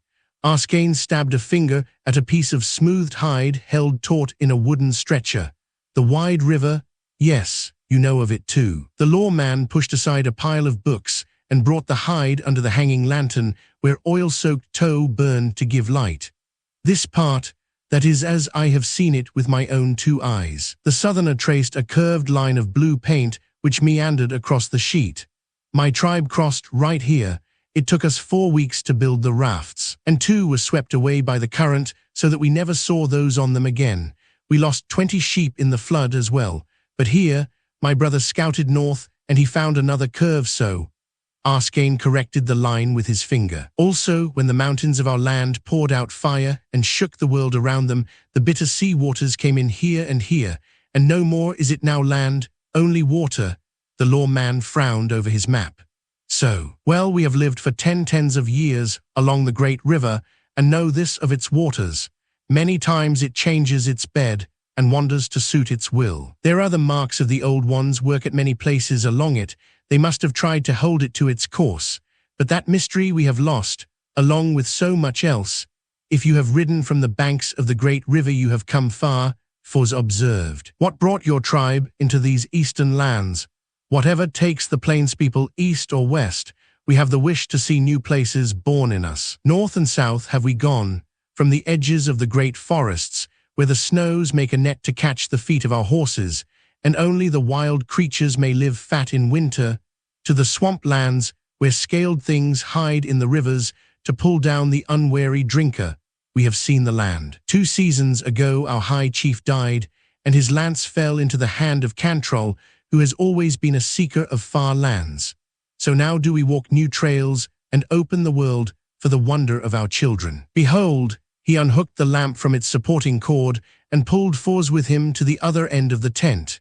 There were maps and pictures vivid enough to make the mountaineer gasp with wonder. They had in them the very magic with which the old ones had made their world live for one another. Here, this was made in the north, in winter, when a man must walk with hide webs beneath his feet, so that he sinks not into the snow to be swallowed as in quicksands. And here, look you, this is one of the forest people. They lay paint upon their faces, and wear the hides of beasts upon their bodies, but they walk in pride and say that they are a very ancient people who once owned all this land. And here, he flipped over the framed parchment squares, the records of their travels set down in bright color. This, Foz drew a deep breath, this is greater treasure than the Star House holds. Could Jarl and the rest but look upon these? The lawman ran his fingers along the smooth frame of the map he held. In all the tribe, perhaps 10 of our youth look upon these with any stir in their hearts or minds. The rest, they care nothing for the records, for making a map of the way our feet have gone that day. To eat and to war, to ride and hunt, to raise a son after them to do likewise. That is the desire of the tribe.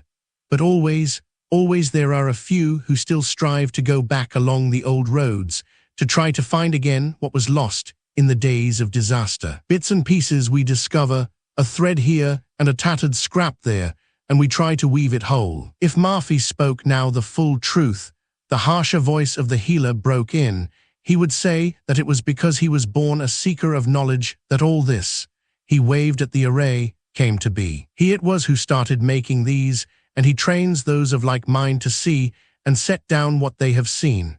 All this has been done since he became keeper of the records.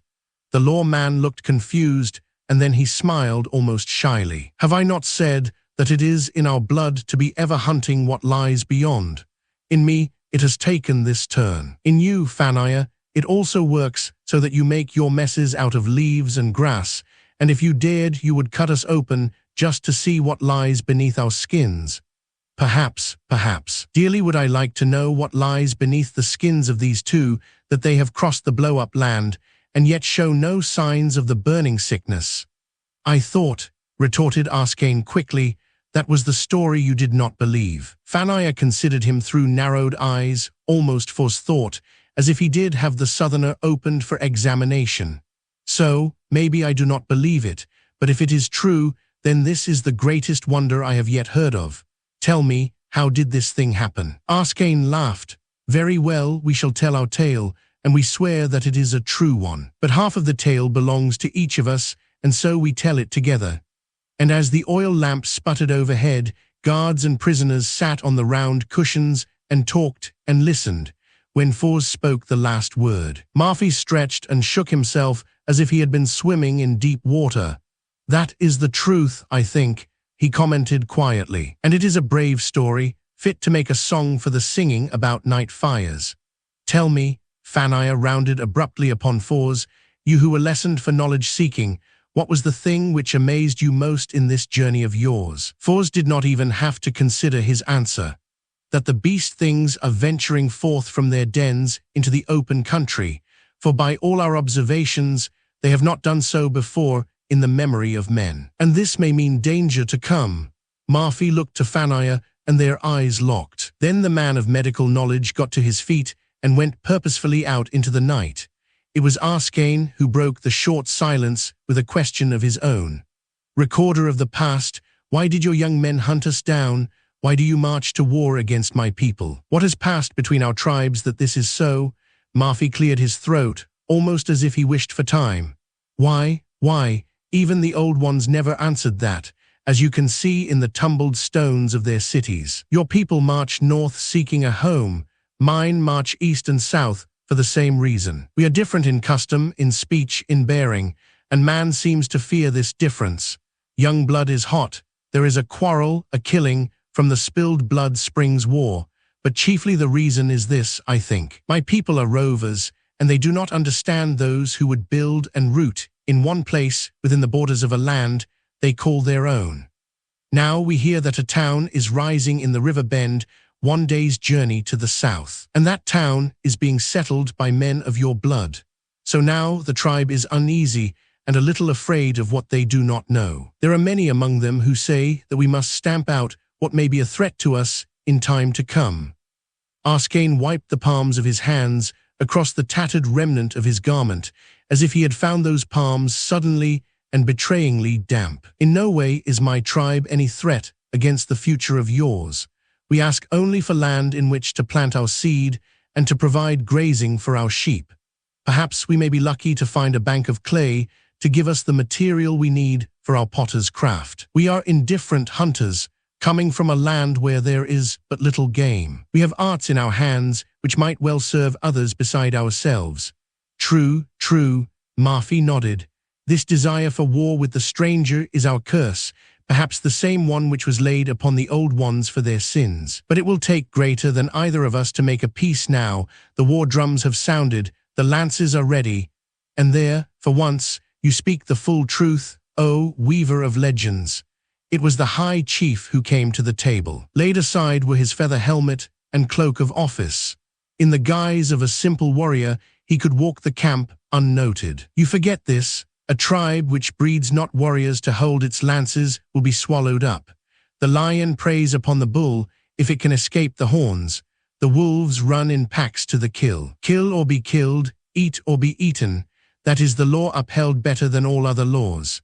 Something hot rose in Thor's throat, and he snapped out an answer to that which was born of this new emotion. The paws of the beast things are against all of us, in just that manner, O captain of the tents, and they are no lightly considered enemy. Lead your lances against them, if war you must. Surprise came first into Cantra's eyes, and then the flush of anger stained his brown cheekbones. His hand moved instinctively to the hilt of his short sword, for his hands remained on his knees. The scabbard at his belt was empty, and he could not accept any challenge the plainsman might offer. Our lances move when they will, and where they will, stranger. If they wish to clean out a nest of mud hut-dwelling vermin. Arskane made no move, but his one unswollen eye calmly measured the high chief with a control Foz admired. Cantrell wanted an answer, preferably a hot one. When it did not come, he turned to Foz with a harsh question. You say that the beast things march. No, Foz corrected him. I say that for the first time in our knowledge, they are coming fearlessly out of their burrows in the cities to roam the open lands. And they are cunning fighters with powers we have not yet fully gauged. They are not men as are we, even if their sires were of our breed, so they may be greater than we or lesser. How can we yet know? But this is true, as we of the Eyrie, who have warred against them during generations of city looting, can say they are enemies to mankind. My father died under their fangs. I myself have lain in their bonds. They are no common enemy to be dismissed without fear, plainsman. There is this, remember. Marfi broke the short silence. When these two fled across the blow-up land, a pack of the creatures sniffed their trail. If we march south without taking care, we may find ourselves with an enemy behind as well as before. to be caught between two fires. Cantrell's fingers drummed out a battle rhythm on his belt, a sharp furrow cut between his thin brows.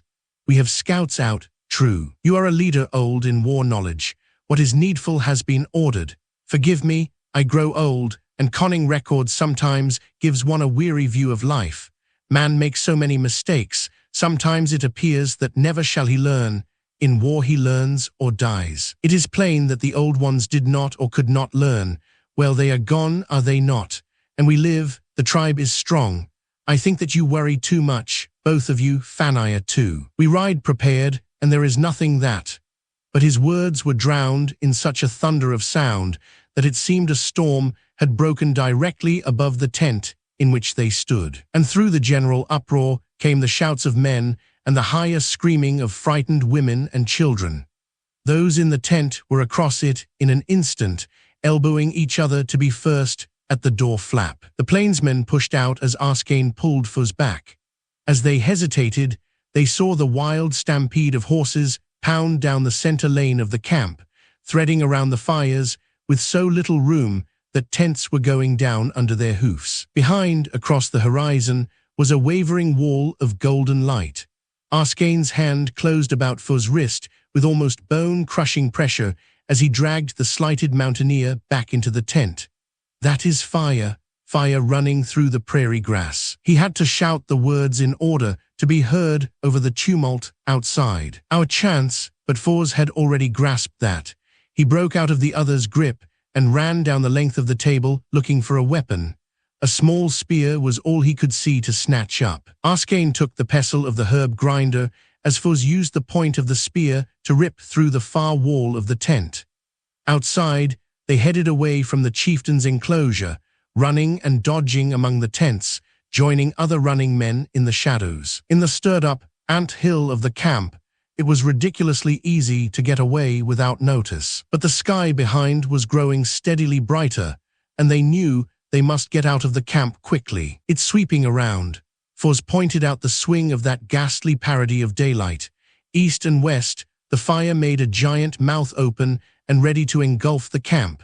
There were fewer men running now, and order was developing out of the first confusion. They rounded the last of the tents and were out in the open, looking out for clumps of bushes or trees among which they could take cover. Then, Fuzz caught a glimpse of something which brought him up short. A glare of yellow showed before them where it should not be. Reflection, but how? A moment later, Arskane verified his suspicion. It's a ring of fire. Fuzz's hunter's instincts began to work as those tongues of flame lapped skyward. Downhill, he threw the order over his shoulder. He could see a trampled trail marked by many hoofs. Hoofs of horses led to water. Downhill was water. Downhill they ran. Chapter 14, Arrow's Flight. The wind had changed, and blinded by the smoke, which bit at eyes and throat, they discovered the stream by falling into it. In its depths, they were not alone. A wave of rabbits and other small furry things, which squeaked and scurried, flooded out of the high grass to run along the edge of the water, making small piteous sounds of fear and terror, until they plunged in to clog the water with their bodies. Out in midstream, the smoke did not hang so thick. Fuzz's night eyes adjusted, and he took the lead, heading down current, out toward where the flames bannered high. The confused noise of the plains camp died out as the river turned a bend, and a screen of willows closed in. A deer crashed through the bushes, running, and behind it came a second and a third, then four more altogether. The stream bed deepened. Fuzz's foot slipped off a stone, and his head went under. For a moment he knew panic, and then the art learned in mountain pools came back to him, and he swam steadily. Arskane splashing along at his shoulder, so they came out into the middle of a lake which ended in the straight line of a dam. Fuzz blinked water out of his eyes, and saw round mounds rising above the streamline, beaver houses. He flinched as a big body floundered by to pull out its bulk on top of one of those lodges. A very wet and very angry wild cat crouched there, spitting at the liquid which had saved its life. Fuzz trod water and looked back. Arskane's head was bobbing along as if the big man were in difficulties, and the mountaineer turned back. Minutes later, both clung to the rough side of the nearest lodge, and Fuzz considered their future with cool calculation. The beaver lake was of a good size, and recent rains had added to its contents. Also, the builders of the lodges and the dam had cleaned out the majority of the trees which had grown along its banks, leaving only brush. Seeing this, the mountaineer relaxed. Luck had brought them to the one place which would save them, and he was not the only living thing to believe that. An antlered buck swam in circles near them, its pronged head high, and smaller creatures were arriving by the dozens to clamber over each other up the sides of the lodges to safety. Arskane gave a violent exclamation of disgust and jerked back his hand as a snake wriggled across it. As the fire crept along the shore, making the water as ruddy as blood, the creatures in the water and on the lodges seemed to cower, sniffing in the cindery hot breath of the flames reluctantly. A bird dropped out of the air, struck Fuz's shoulder, and plumped into the water, leaving a puff of burned feather stench behind it. The mountaineer dropped his head down on his hands, holding his mouth and nose only an inch or so above the water, feeling the blistering heat whip across his shoulders. How long they remained there, their bodies floating in the water, their fingers dug into the stuff of the lodges, they never knew. But when the crackle of the fire diminished, Fuz raised his head again. The first of the blaze was gone. Here and there, the stump of a tree still showed stubborn coals. It would be some time before they would dare walk over that still smoking ground. The water must continue to give them passage. Fuz fended off the body of a deer which had taken too late to refuge and worked his way to the next lodge, and so on to the dam. Here the fire had eaten a hole, taken a good bite out, so that water was spilling freely into the old channel of the stream. By the light of smoldering roots, he could make out the course for some distance ahead. Holler, a moment later, Arskane joined him. So we follow the water, eh? The southerner applauded. Well, with the fire behind us, we shall not worry about pursuit. Perhaps good fortune journeys on our right hand tonight, my brother. Fuz grunted, climbing over the rough surface of the dam. Again, they could keep their feet. The water was only waist-deep here, but the stones in the course made slippery footing, and they crept along fearing a disastrous fall. When they were at last well away from the fire glow in the sky, Fuz stopped and studied the stars, looking for the familiar clusters which were the unchanging guides he had been taught. They were heading south, but from a westerly direction, and this was unknown territory. Will we hear the drums now? He asked. Do not count on it. The tribe probably believes me as dead as Norton and sounds the call no longer. Fuz shivered, perhaps just from the long immersion in the chill water. This is a wide land. Without a guide we may miss them.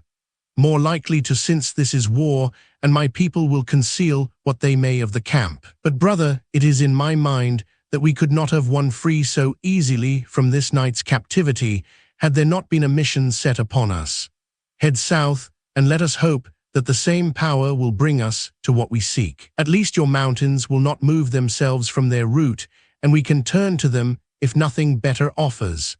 But Fuz refused to answer that, giving his attention again to the stars. For the present they kept to the stream, stumbling between water-worn boulders and over gravel. At length they came into a ravine where walls of grey rock closed in as if they were entering the narrow throat of a trap. Here they pulled out on a flat ledge to rest. Fuz dozed uneasily. The mosquitoes settled and feasted in spite of his slaps. But at last his heavy head went flat, and he could no longer fight off the deep sleep of a worn-out body and fatigue-dulled mind. The murmur of water awoke him at last, and he lay listening to it before he forced open puffy eyelids. He rubbed an itching, bite-swollen face as he focused dazedly upon moss-green rock and brown water. Then he sat up with a snap. It must be mid-morning at least. Arskane still lay belly down beside him, his head pillowed on an arm. There was an angry red brand left by a burn on his shoulder. A drifting piece of wood must have struck there. And beyond Fuz could see floating on the current other evidence of the fire, half-consumed sticks, the battered body of a squirrel with the fur charred from its back. Fuz retrieved that before the water bore it on. Half-burned squirrel was a rare banquet when a man's stomach was making a too intimate acquaintance with his backbone. He laid it out on the rock and worried off the skin with the point of the spear he had clung to through the night. When he had completed that gory task, he shook Arskane awake. The big man rolled over on his back with a sleepy protest, lay staring a moment into the sky, and then sat up. In the light of the day, his battered face was almost a monster's mask, mottled with purple-brown. But he managed a lopsided grin as he reached for the bits of half-raw meat Fors held out to him. Food, and a clear day for traveling ahead of us.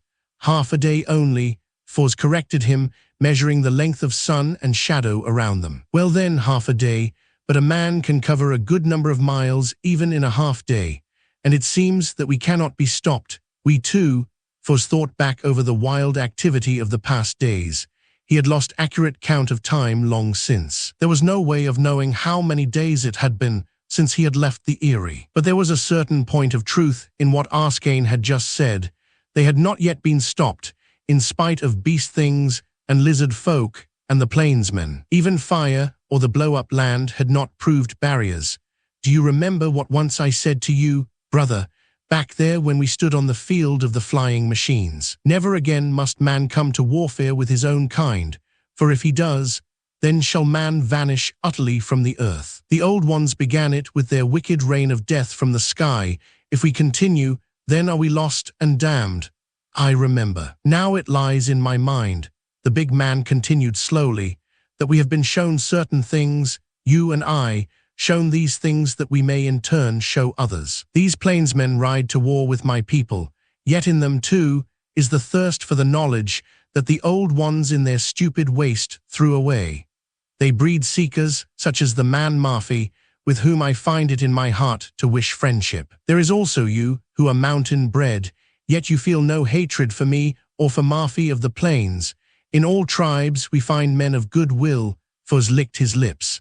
And if such men of good will could sit down together in common council, Arskane's battered face lit up. My own thoughts spoken from your lips, brother. We must rid this land of war, or we shall in the end eat each other up.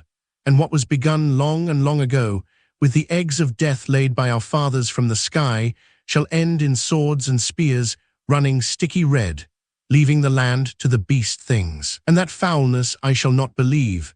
Cantrell said that his people must fight or die, so, well, there are different kinds of warfare. In the desert my people fought each day, but their enemies were sand and heat, the barren land itself. And if we had not lost the ancient learning, perhaps we might even have tamed the burning mountains. Yes, man must fight, or he becomes a soft nothing, but let him fight to build instead of to destroy. I would see my people trading wares and learning with those born in tents, sitting at council fires with the men of the mountain clans. Now is the time we must act to save that dream. For if the people of the tents march south in war, they shall light such a fire as we or no living man may put out again. And in that fire we shall be as the trees and grass of the fields, utterly consumed. Fors' answer was a grim stretch of ash-powdered skin, which in no way resembled a smile. We be but two, Arskane, and doubtless I am proclaimed outlaw, if the men of the Eyrie have noted my flight at all. My chance of gaining a hearing at their councils was destroyed by the beast things when they burned my city records. And you, there is thus much, brother. I am a son of a wearer of the wings, though I am youngest and least of the family clan. So perhaps some will listen to me, if only for a space, but we must reach the tribe before the plainsmen do. Fors tossed a cleaned bone into the water below. Hey-ho, then it is foot slogging again. I wish that we might have brought one of those high-stepping pacers out of the herds. 4 legs are better than 2 when there is speed to consider. Afoot we go. But Arskane could not suppress an exclamation of pain as he got to his feet, and Fors could see that he favored the side where the shoulder wound still showed red. However, neither made any complaint as they jumped down from the ledge and plodded on through the ravine. Arskane was dreaming a dream, and it was a great dream, Fors thought, almost with a prick of real envy. He himself drew bow cord against the beast things without any squeamishness, and he could fight with everything in him when his life was at stake as it had been when they were cornered by the plainsmen. But he took no joy in slaying, he never had. As a hunter he had killed only to fill his belly, or for the pots of the Eyrie. He did not like the idea of notching an arrow against Marfi, or of standing against Vokar with bare swords, for no good reason save a lust to battle. Why had the men of the Eyrie drawn apart from their kind all these years? Oh, he knew the old legends, that they were sprung from chosen men who with their womenkind had been hidden in the mountains to escape just such an end as tore their civilization into bloody shreds. They had been sent there to treasure their learning, so they did, and tried to win more. But had they not also come to believe themselves a superior race? If his father had not broken the unwritten law and married with a stranger, if he himself had been born of pure clan blood within the walls of the Eyrie, would he think now as he did? Jarl, his father, had liked Jarl, had held him in high respect, had been the first to give him the salute when he had been raised to the captaincy of the Starmen. Jarl could speak with Marfi, and they would be two quick minds talking hungrily. But Jarl and Cantrell, no. Cantrell was of a different breed, yet he was a man whom others would follow always, their eyes on that head, held high, with its startling plume of white hair, a battle standard. He himself was a mutant, a thing of mixed strains. Could he dare to speak for anyone save himself? At any rate, he knew what he wanted now, to follow Arskane's dream. He might not believe that that dream would ever come true, but the fight for it would be his battle. He had wanted a star for his own, the silver star which he could hold in his two hands and wear as a badge of honor to compel respect from the people who had rejected him. But Arskane was showing him now something which might be greater than any star. Wait and see. His feet fell easily into the rhythm of those two words. The stream curved suddenly when it issued out of the ravine. Arskane pulled himself up the steep bank by the help of bushes. Fors gained the top in the same moment, and together they saw what lay to the south. A dense column of smoke mushroomed into the sky of late afternoon. For one startled minute, Fors thought of the prairie fire, but surely that had not spread here. They had passed the line of burning hours back. Another fire, and a localized one by the line of smoke. One could take a route leading along the row of trees to the right, snake through the field of tangled bushes beyond where red fruit hung heavy and ripe, and reach the source without being exposed to attack. Fors felt the rake of berry thorns on his flesh, but at the same time he crammed the tartly sweet fruit into his mouth as he crawled, staining his hands and face with dark juice. Halfway across the berry patch, they came upon evidence of a struggle. Under a bush lay a tightly woven basket, spilling berries out into a mush of trampled earth and crushed fruit. From this, a trail of beaten-down grass and broken bushes led to the other side of the field. From the tight grasp of briars, Arskane detached a strip of cloth dyed a dull orange. He pulled it slowly through his fingers. "This is of my tribal making," he said. They were burying here when Fors felt the point of the spear he trailed. It was not much of a weapon.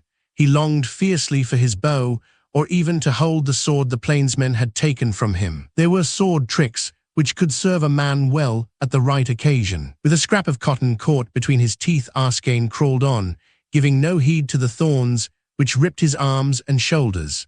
Fors was conscious now of a thin wailing sound, which did not rise or fall, but kept querulously to one ear-torturing note. It seemed to come with the smoke which the wind bore to them. The berry field ended in a stand of trees, and through these they looked out upon a lost battlefield. Small two-wheeled carts had been pulled up in a circle, or into a segment of a circle, for there was a large gap in it now. And on these carts perched death birds, too stuffed to do more than hold on to the wood and stare down at a feast still spread to entice them. A mound of grey-white bodies lay at one side, the thick wool on them clotted and stiffened with blood. Arskane got to his feet, where the birds roosted unafraid the enemy was long gone. That monotonous sound still filled the ears, and Fors began to search for the source.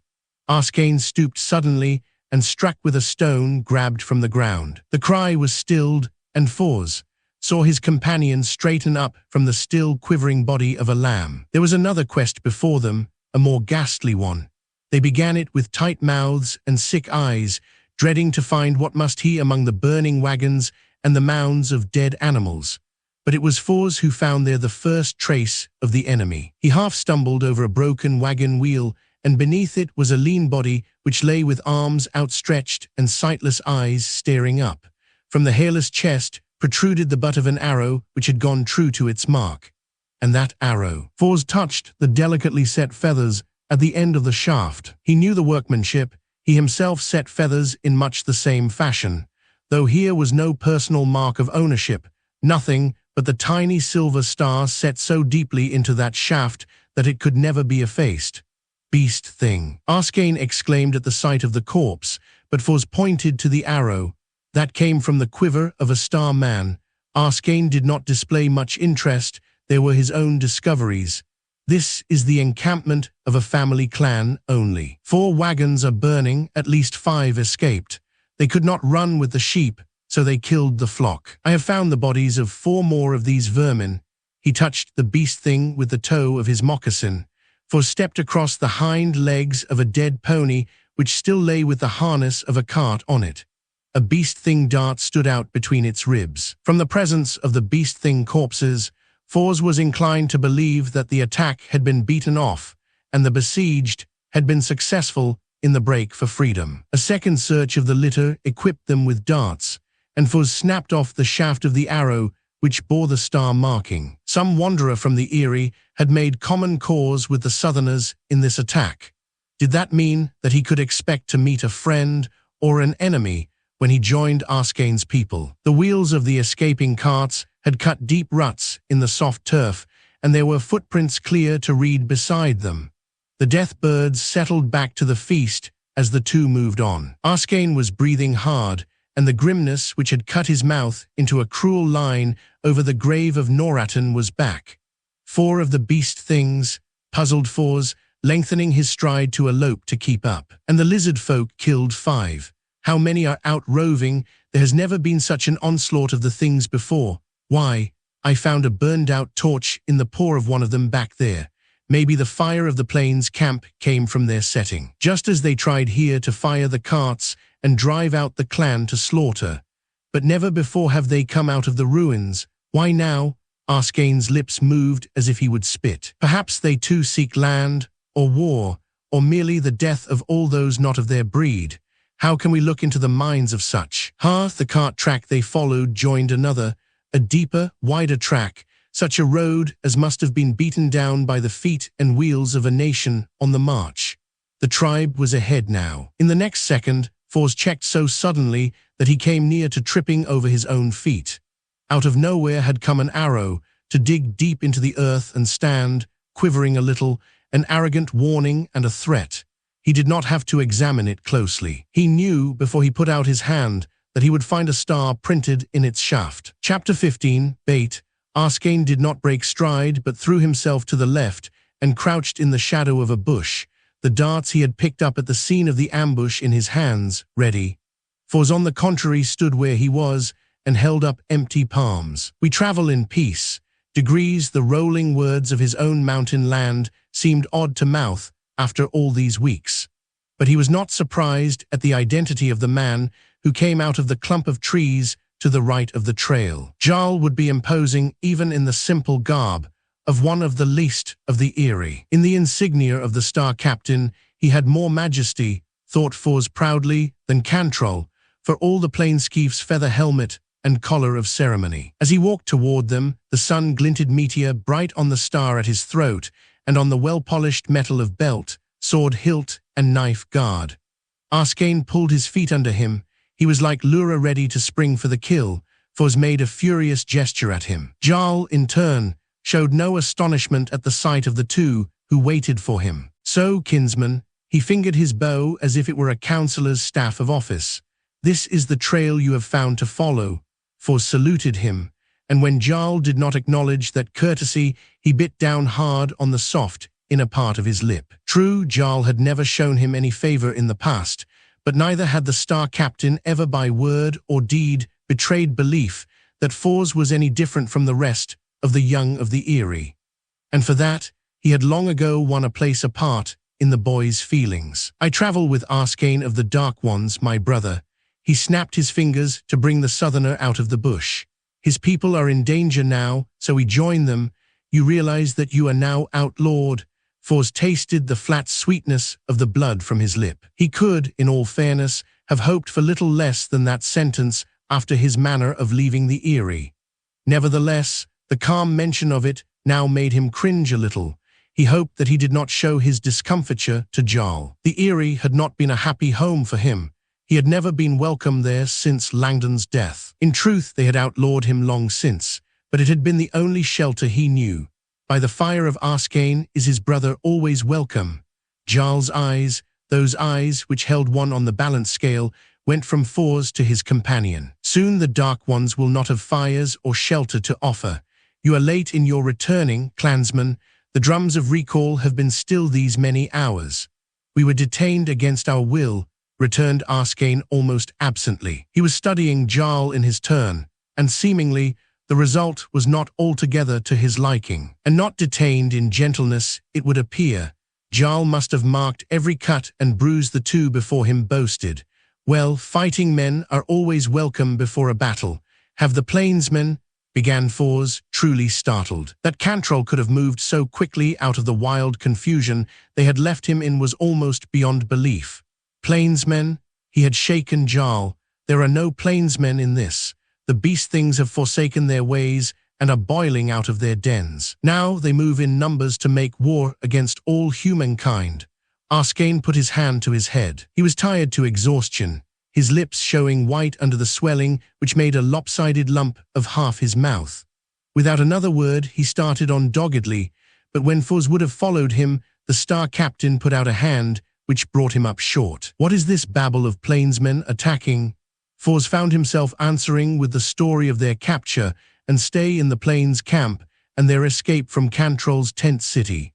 By the time he had finished, Arskane was already out of sight. But still, Jarl made no move to let him go. Instead, he was studying the patterns he traced in the dust with the tip of his long bow. Fors impatiently shifted weight from one foot to the other, but when the Star Captain spoke it was as if he followed his own thoughts. Now do I better understand the events of these past 2 days. He whistled high and shrill between his teeth, the sound carrying far as Fors knew, and he was answered when out of the grass came 2 lithe, furry bodies. Fors did not notice the black one that rubbed against Jarl, for he was rolling across the ground where the force of the other's welcome had sent him, rolling and laughing a little hysterically as Lura's rough tongue explored his face, and her paws knocked him about with heavy tenderness. Yesterday Nag came back from hunting and brought her with him. Jarl's hand rubbed with steady strokes behind the ears of the huge cat whose black fur, long and silky and almost blue in the sun, twisted in his fingers. There is a lump on her skull. During your fight, she must have been knocked unconscious, and ever since Nag brought her in, she has been trying to urge me into some task, doubtless the single-handed rescue of your person.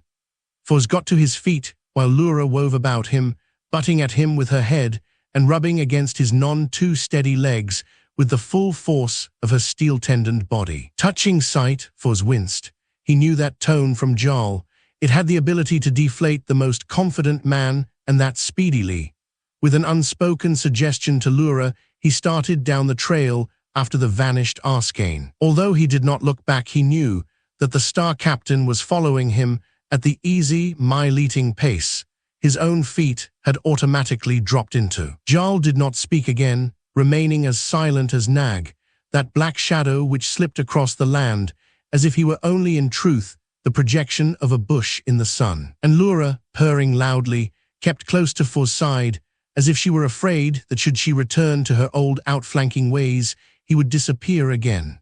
They found Arskane's people encamped in a meadow which was encircled on 3 sides by a river. The 2-wheeled carts were a wooden wall around the outer edges, and in the center showed the grey backs of sheep, the dun coats of ponies in rope corrals, with the lines of family cooking fires running between low tents. There were only a few men there, and those were fully armed, for suspected that he must have come through some picket line unchallenged because of the Star Captain's companionship. It was easy to find Arskane. A group of men and a large circle of women ringed him. It was a crowd so intent upon the scout's report that not one of them noted the arrival of Fors and Jarl. Arskane was talking to a woman. She was almost as tall as the young warrior before her, and her features were strongly marked. 2 long braids of black hair swung down upon her shoulders, and now and again she raised a hand to push at them impatiently with a gesture which had become habitual. Her long robe was dyed the same odd shade of dusky orange as the scrap of cotton they had found in the berry field, and on her arms and about her neck was the gleam of stone-set silver. As Arskane finished, she considered for a moment, and then a stream of commands, spoken too rapidly in the slurred tongue of the South for Fors to follow, sent the circle about her apart, men and women both hurrying off on errands. When the last of these left, she caught sight of Fors, and her eyes widened. Arskane turned to see what had surprised her. Then his hand fell on the mountaineer's shoulder, and he pulled him forward. "This is he of whom I have told you. He has saved my life in the city of the beast things, and I have named him brother." There was almost a touch of pleading in his voice. "We be the dark people." The woman's tone was low, but there was a lilt in it, almost as if she chanted, "We be the dark people. My son, he is not of our breed." Arskane's hands went out in a nervous gesture. "He is my brother," he repeated stubbornly. "Were it not for him, I would have long since died the death, and my clan would never have known how or where that chanced." In turn, Fors spoke to this woman chief as equal to equal. "Arskane has stood between me and a worse passing. Has he neglected to tell you that? But lady, you should know this. I am outlawed, and so free meat to any man's spear. So, well, the matter of outlawry is between you and your name clan, and not for the fingering of strangers. You have a white skin, but in the hour of danger, what matters the color of a fighting man's bone covering? The hour is coming when we shall need every bender of bow and wielder of sword we can lay orders upon." She stooped and caught up a pinch of the sandy loam which ridged between her sandaled feet. And now she stretched out her hand, palm up, with that bit of earth lying on it.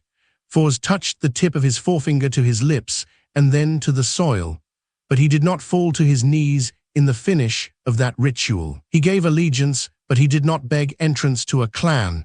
The woman nodded approvingly. "You think straight thoughts, young man. In the name of the silver wings and of those who once flew, I accept your fighting faith until the hour when we mutually agree to go our ways. Now are you satisfied, Arskane?"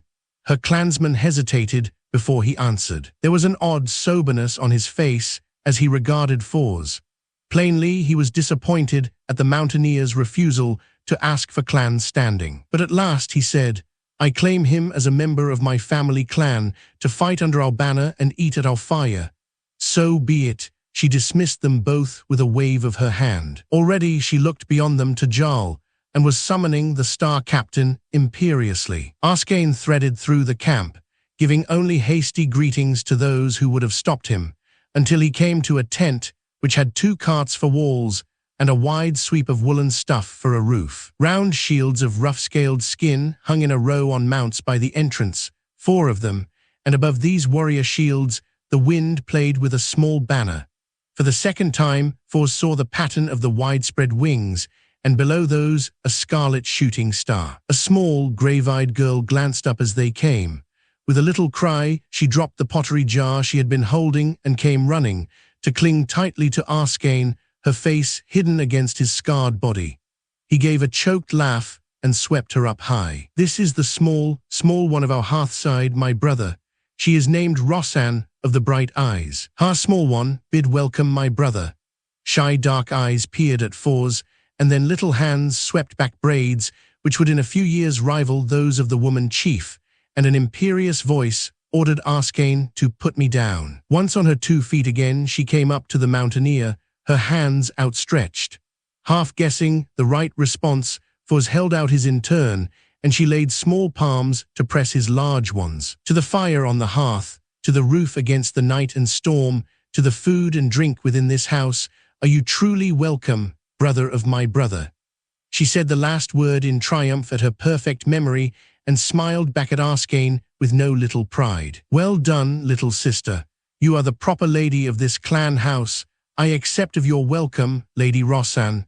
Fors showed more courtliness than had been in his manner when he had greeted the chieftainess. Now Arskane was frowning again.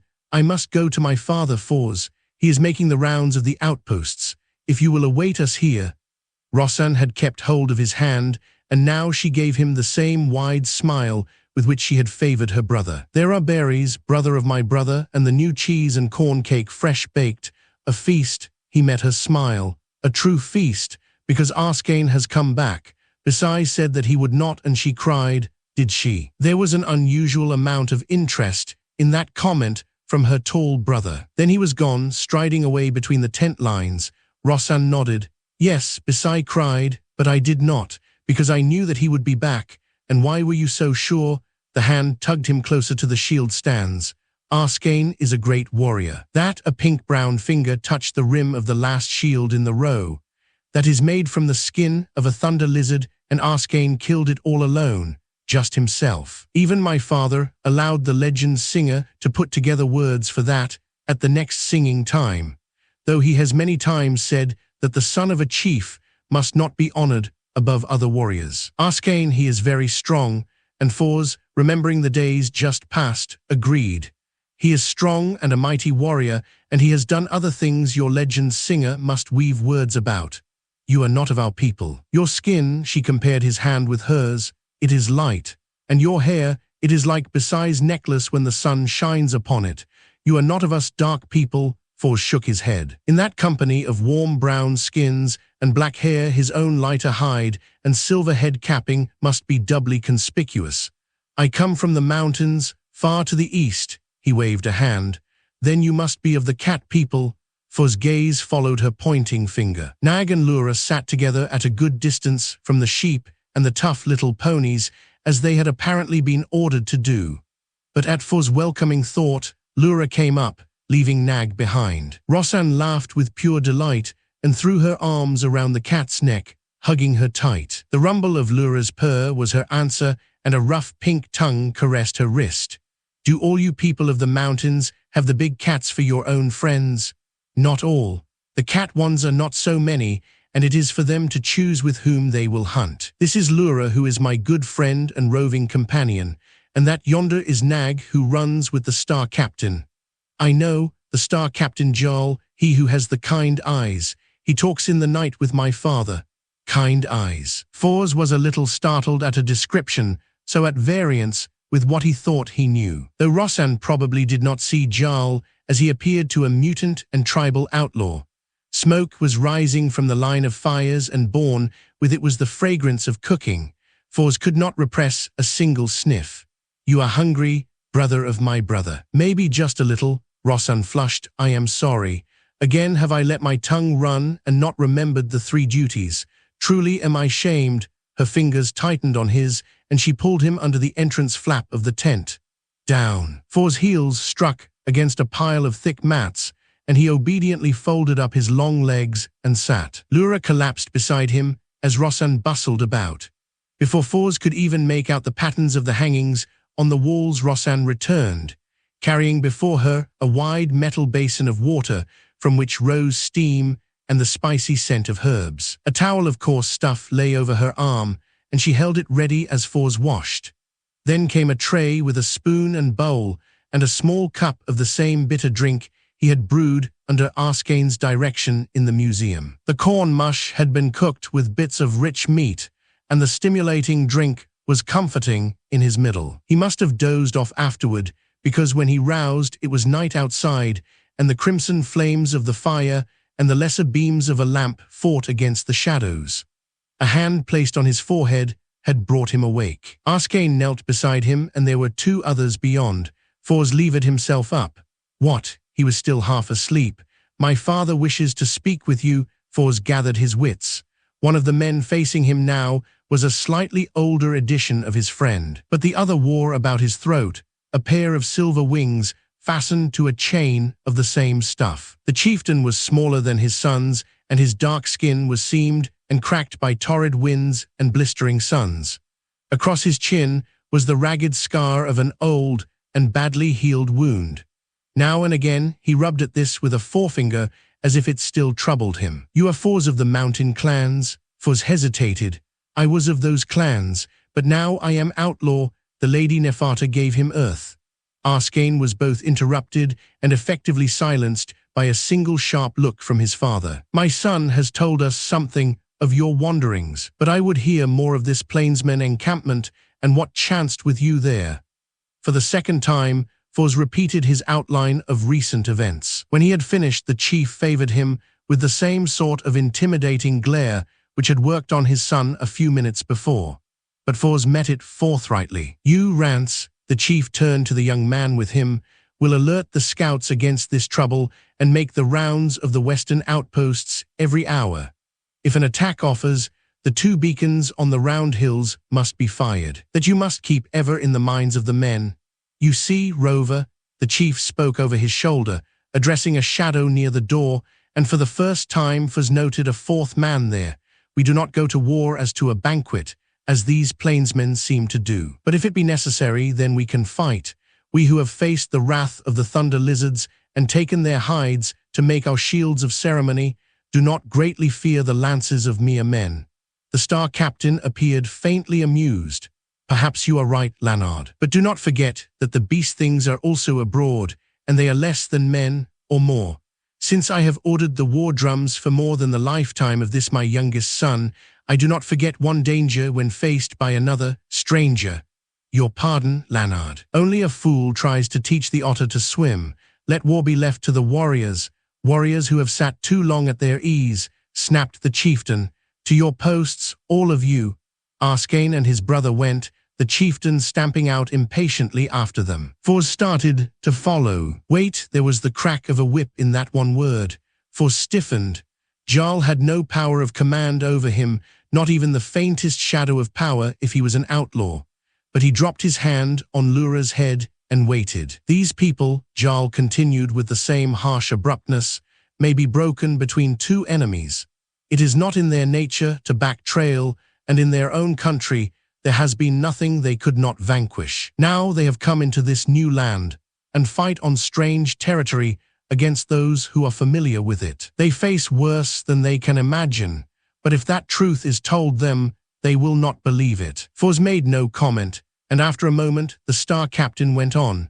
"Langdon was my good friend always, but there was a streak of rashness in him, and he did not always see the road ahead with clear eyes." At this criticism of his father Fors stirred, but he did not speak. "You have already, youth that you are, broken the clan laws, going your own way in pride and stubbornness. I ask for nothing of the Erie's giving. That is as it may be. I have twice heard your tale. You have a liking for this Arskane, I think, and you have eyes and a talent for getting under the skin of a man. This Marfi is one whom we might well remember, but Cantrell is a fighting man and of a different breed. Give him something to fight, and he may be more open to other thoughts when the victory lies behind him. Very well, it is up to us to give him something to fight, something other than this tribe." "What?" Fors brought only the one word out of his vast amazement. "Beast things." A well-baited trail could lead them north to the plains camp. Fors began to guess what was coming. He swallowed, his mouth and throat suddenly dry. To be bait for the beast things, to run north a pace or 2 before the most hideous death he knew, such a task could be only ours alone. "You mean, not tell Lanard?" "It would be best not. The plan would have no merit in their eyes now. You are an outlaw, a stranger who might well have little stomach for a fight not his. If you were to desert this camp, run away."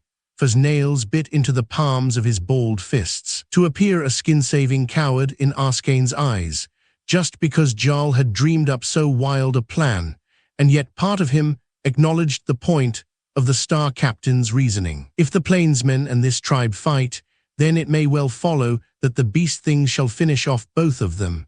You do not have to point it out to me as 1 and 1 are 2, Fors spat out. Somewhere a childish voice was humming, and the brother of that child had brought him whole out of the Valley of the Lizards. "When do I march?" he asked the Star Captain, hating him and every word he himself spoke. Chapter 16, The Hunted and the Hunters. Again, Fors was grateful for the mutation which had given him the keenness of his night sight. For almost an hour, he had been wriggling down an ancient roadside ditch as a hanger-on of the small party of dark-skinned warriors whom Arskane now led. The broken surface of the nearby road was steel bright in the beams of the full moon, but he was sure that only he could see clearly what passed in the shadows beyond. He was glad for the weight of bow and quiver across his shoulders, although the bow was the short, double-stringed weapon of the Southerners, and not the long one he was accustomed to. However, one sword was much like another, and the new one at his belt already fitted his hand as if it had been forged to rest therein. If it had not been for Jarl's plan, he could have been really happy in that hour. To follow Arskane as one of his own tribe, to be accepted without question by those around him. But he was now pledged to put an end to that by his own actions, as soon as the time was right. Jarl was scouting to the west, the same compulsion driving him. They might be able to rendezvous after their breakaway from the tribe, or they might never see each other again. Fors sent a silent call to Lura. If they did strike out into the wilderness tonight, he would have to depend upon her wits and instinct, even more than upon his own. The old road curved around the base of a rise. Fors stopped. Had he really seen a flicker of movement in a bush halfway up that hill? His hand fell on the ankle of the man before him, and he pressed hard, knowing that that signal would be as swiftly passed down the line. That flash of cream white, that must be Lura crossing the road and heading up. But what he had caught only the faintest glimpse of had been far above that. Lura should rout it out. There was a sudden scurry on the slope, and Fors saw the outline of a crouching body. The sharp line of the thing's shoulders was only too familiar. "Beast thing!" Lura's scream tore through the air, drowning out the warning he shouted. The bushes threshed wildly at her attack, but she had had her instructions not to kill now, only to harry and drive. The black thing snapped up out of hiding, arms flailing as the men around Fors went to their knees, arrows ready on strings. A cloud of feathered shafts flew. Most, Fors guessed, had fallen woefully short. Shooting up slope was always a tricky business. The beast thing scuttled away over the crown of the hill at a desperate speed, and it was gone before other arrows could follow the first volley. Arskane edged along the line of disappointed archers to join Fors. "Was that a scout?" he asked. "Could be. They have always hunted in packs before. If it was a scout, it will now report." Arskane chewed the tip of his thumb thoughtfully. Fors knew the worries which plagued him now. Ambush, that was the worst fear. They knew so little of the tactics of the beast things, but lying in wait in the dark seemed to fit the nature of the foul creatures best. In the ruined cities, they had always fought from cover when they could. In the end, Arskane did as Fors thought he would, gave the signal to push on until they reached the boundaries of their beat, one of the hills where the beacon had been heaped some days before. So they crawled on, Lura flanking the line of march, and they reached the beacon hill without interference. Once there, Arskane formally relieved the guard on duty. The hour was close to dawn. A thin grey light gave ordinary trees and bushes a queer new life, as if they were now cut off from the real world by some flimsy barrier. The beacon keepers had torn out or hacked away most of the brush and saplings, so that the crown of the hill was bare, and one could see for a good range on all sides. Fors located the camp by the river first, and then set about noting other landmarks which might help him keep the proper course if he decided to make the break north soon. The men whom they had relieved were marching in fairly good order down the hill, ready to drop into the protection of the road ditch, when the last one in that line threw up his arms with a startled jerk and fell without a sound. The man nearest him spun around just in time to see him fall and started back to his aid, only to choke and go to his knees, tearing at the dart quivering in his own throat. They broke and ran back. But before they could reach the miserable shelter afforded by the beacon, two more died, beast things steel in their contorted bodies. Only one lived to break through to the men above. And they, arrows ready, stood cursing, unable to shoot at a foe which would not show itself. Lura bounded out of cover below. She crowded up to Fors, her blue eyes wide. Once getting his attention, her head swung meaningly from side to side. So, they were surrounded. Maybe it was already too late to play the game Jarl had set him. But even as that hope leaped, he knew that he would have no escape, that this was just the right sort of background for his breakthrough, that this would truly bring the beast things out on any trail he laid for them. He must openly desert Arskane, perhaps even to the Southerner's death, We are surrounded.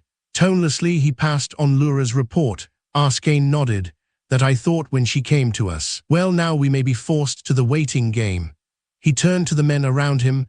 Down on your bellies, crawl to the brush. We are clear targets to them now. But before those orders were out of his mouth, the man beside him gave a gasping cry and held out his arm, a dart embedded in its flesh.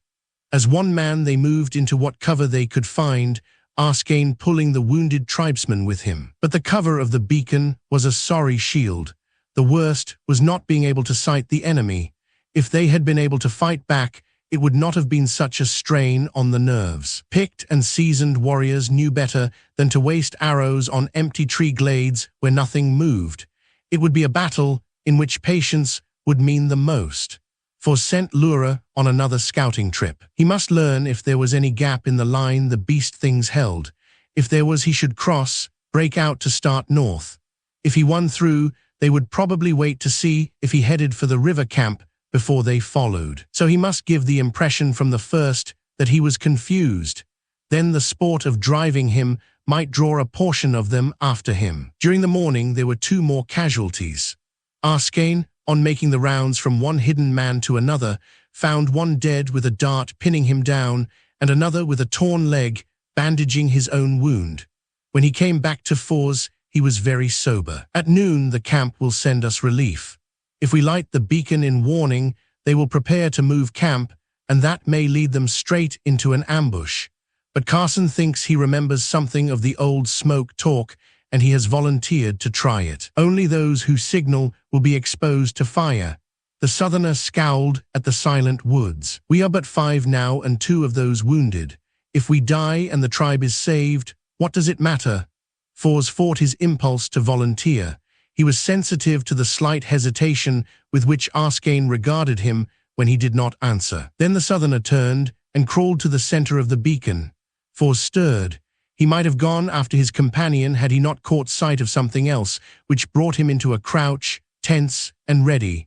Lura's head showed for the slightest instant below. She had found the gap he had sent her to search for. Now he, too, began to work his way around the hill to a point just above that section. His dash would lead him across an open space, and he must not be brought down. If he could time it right, his move might draw fire, which would otherwise be concentrated on the men at the beacon. He licked dry lips. Bow and quiver must be left behind, leaving him only sword and hunting knife. Yes, he had not been mistaken. Lura's brown ears showed again in outline against a moss-grown rock. She was waiting for him. He gathered his feet under him, and as an arrow from a bow, he dashed out of cover and zigzagged down the slope. There was a single shout of surprise from behind, and then he was into the woods, Lura with him. Now he was absorbed in the task at hand. He burst through a screen of small trees, making only the most elementary effort to hide his trail. Lura's warning that they were now followed set his heart to pounding. Now it was just his own 2 feet, his hunting lore, and his sense of direction against all the cunning of the enemy. He must be a tempting morsel, always just about to fall into the pursuer's hands, and yet he must keep from capture and lead the run into Plains territory so that Cantrell might be provoked into action. As Jarl had outlined it, the plan was as simple as it was deadly, but was it going to work? There were short periods during the rest of the day when he could snatch some rest, always after Lura assured him that something still ran the trail behind. Once he dared verify that for himself, having climbed a cliff after crossing a stream. He lingered in a shallow crevice at the top long enough to see 3 grey shapes come out of the woods a half-mile back, the first on all 4s sniffing the ground as it came. 3 out of how many? But the beacon must have warned the camp. He must think of nothing else now but his own task. If ever his eyes and ears served him well, they must do better than that now. As a fugitive gaining his second wind, perhaps he would dare display a little more cunning. The beast things might accept the idea that sheer panic had brought him away from the beacon, but that would not prevent a greater show of caution now. He tried several of the simpler trail-hiding tricks and waited for Lura's verdict. It was favorable. The chase was still on.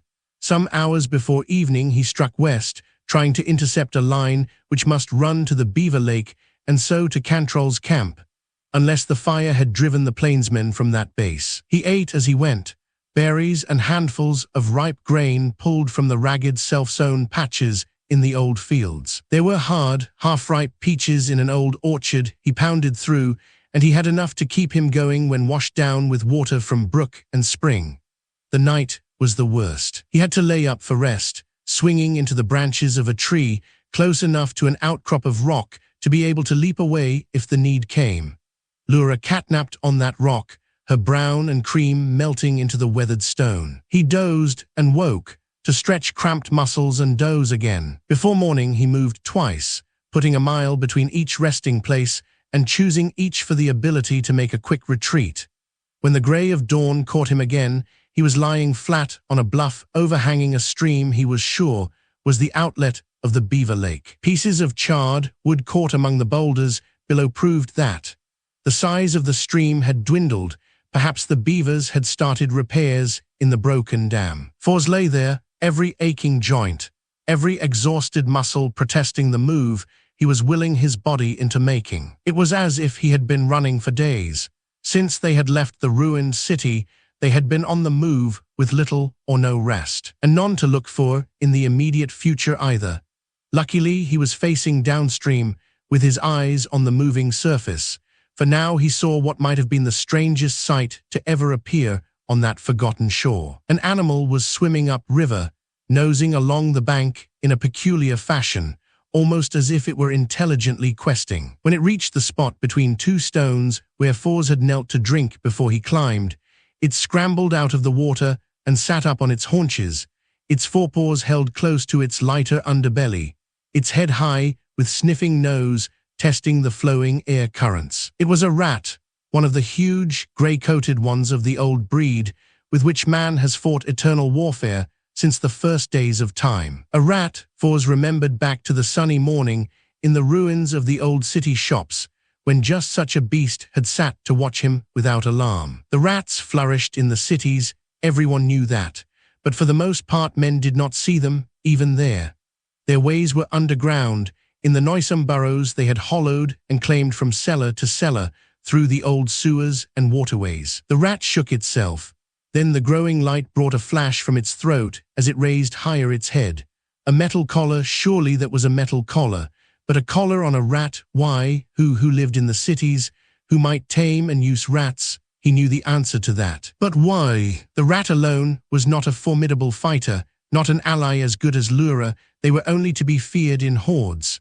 Hordes. The rat jumped to the top of a boulder and began to lick itself dry, as if it had successfully completed a set task and could now take time for its own concerns. Fors had not been mistaken by some trick of the light. As the beast's head twisted and turned, the collar was easy to see. It was made of flat links and seemed flexible. Suddenly the creature stopped its toilet and crouched very still, its beady eyes aimed downstream. Fors could not move. He had to see what was going to happen. And the same idea flashed to his mind from Lura, who was flattened out against the rock some feet away, her lips frozen in a snarl. They heard the splashing first, a sound too regular to be natural. If he were wise, he would leave now, but he could not. An ungainly figure came skittering through the shallows around the water-worn rocks. Its shape was queer, but Fors peered until he made out that the hunched back of the creature was in reality a basket cage. At its coming, the collared rat showed its teeth wickedly, but it did not attempt to escape. The boast thing came on, leisurely reached out a long arm and picked up the rat by its collar while it snapped its teeth and clawed wildly. With the ease of long practice, the rat master threw his captive through a trapdoor into the cage and snapped it shut again. From the wild chattering which ensued, Fors deduced that more than one rat rode therein. But Lura was gliding away from her vantage point, and he knew that she was right. It was time for them to go. But as he watched, he continued to wonder, why the rats, unless the beast things had rested and sent the rats to trail him during the night? If that was true, his taking to the trees must have baffled them for a good while. Or did rats climb? He wished that he knew more about their habits. And why had none of the Starmen discovered during their brushes with the beast things this use of rats? Was it new, another manifestation of the urge, which was bringing the subhuman forces out of their century-old burrows to challenge the descendants of the Old Ones. All the old tales about the beast things went through his head as he mechanically set a trail which would delay, but not altogether throw off the pursuers. They were supposed to be the offspring of city dwellers caught in the full strength of the radiation waves, children so much mutant in form and mind that they were no longer human at all. That was one explanation. But there was another story about them too, and that was that the beast things were the descendants of companies of the invading enemy, parties of soldiers, both male and female, who had been landed to occupy the country and then been forgotten when their own nation had disappeared under retaliatory atom bombing. Soldiers, bewildered and totally lost when no orders came, who clung stubbornly to the positions they had been sent to occupy, remaining there in spite of the radiation. Whichever theory was the true one, the beast things, though they aroused revulsion and instinctive hatred among the humans, were also victims of the Old Ones' tragic mistake, as shattered in their lives as the cities had been. Foz jogged into the first section of the fire-swept land. Ahead lay a black and desolate waste, and there was little or no cover left. He would have to dare discovery from the rat-carrying beast thing and take to the riverside again. The smell of burnt stuff was thick in the air, the stench making him cough as much as the powdery ashes which drifted up between his feet. Perhaps it was best to take to water. Here and there, a fallen tree still showed a heart of glowing coals. Coughing, rubbing his eyes to clear them, Foz scrambled over rocks and once even swam to breast the current. Here water marks were high above the present level of the stream. It was evident that the dam must have been at least partly repaired. Then he clambered up over that structure itself. Before him lay the lake, ringed completely around with the black scar of fire. The beavers faced a famine season unless they moved. It would be a full year before the saplings would begin to sprout again, and not for several generations would trees stand tall there once more. Foz dove into the water. Even here the smell of smoke and the tang of burning clung. There were bodies floating too, a deer, a wild cow, and close to the far shore, a horse bearing on its puffed flank the painted sign of the plains camp. He swam by it and headed up the feeder stream down which he and Arskane had won to freedom, but before he left the lake he glanced back, and over the beaver dam was clambering the hunchbacked figure of the rat carrier. Behind it 3 others came up. As they hesitated on the dam, teetering as if they feared either the water or the still smouldering footing offered ashore, 5 more of their kind appeared. Foz drew back into a half-circle of rocks. Jarl's plan had succeeded. He had no way of guessing how many of the beast things had ambushed the party at the Beacon Hill, but the pack now running at his heels had numbers enough to interest Cantrell. The beast things were dour and terrible fighters, and they were fighters who never wanted to head an open attack. Their present openness showed how much they held him in contempt. Foz watched to see the rat cage unstrapped while its bearer went over into the lake. A comrade tore away part of the dam's substance to make a raft to carry the cage. Then they were all swimming, clumsily but surely, taking turns pushing the cage before them. Foz took to his heels, skidding over slime-coated stones, the stream rising from thigh to waist as he panted through it, and tried to dodge the smoking timber which had fallen across the banks here and there. The patch of green grass he sighted, where he had come to expect only the black of the burning, was almost a shock, but there were reeds standing tall and unscorched in a thick mass.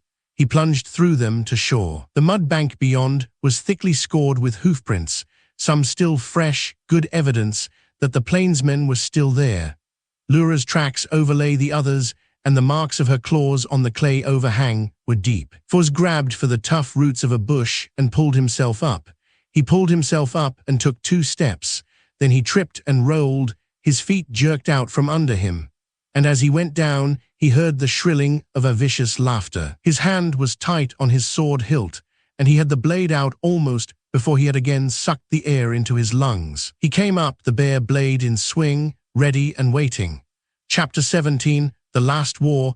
Foz saw what he knew would be there, a ring of wiry grey bodies around him.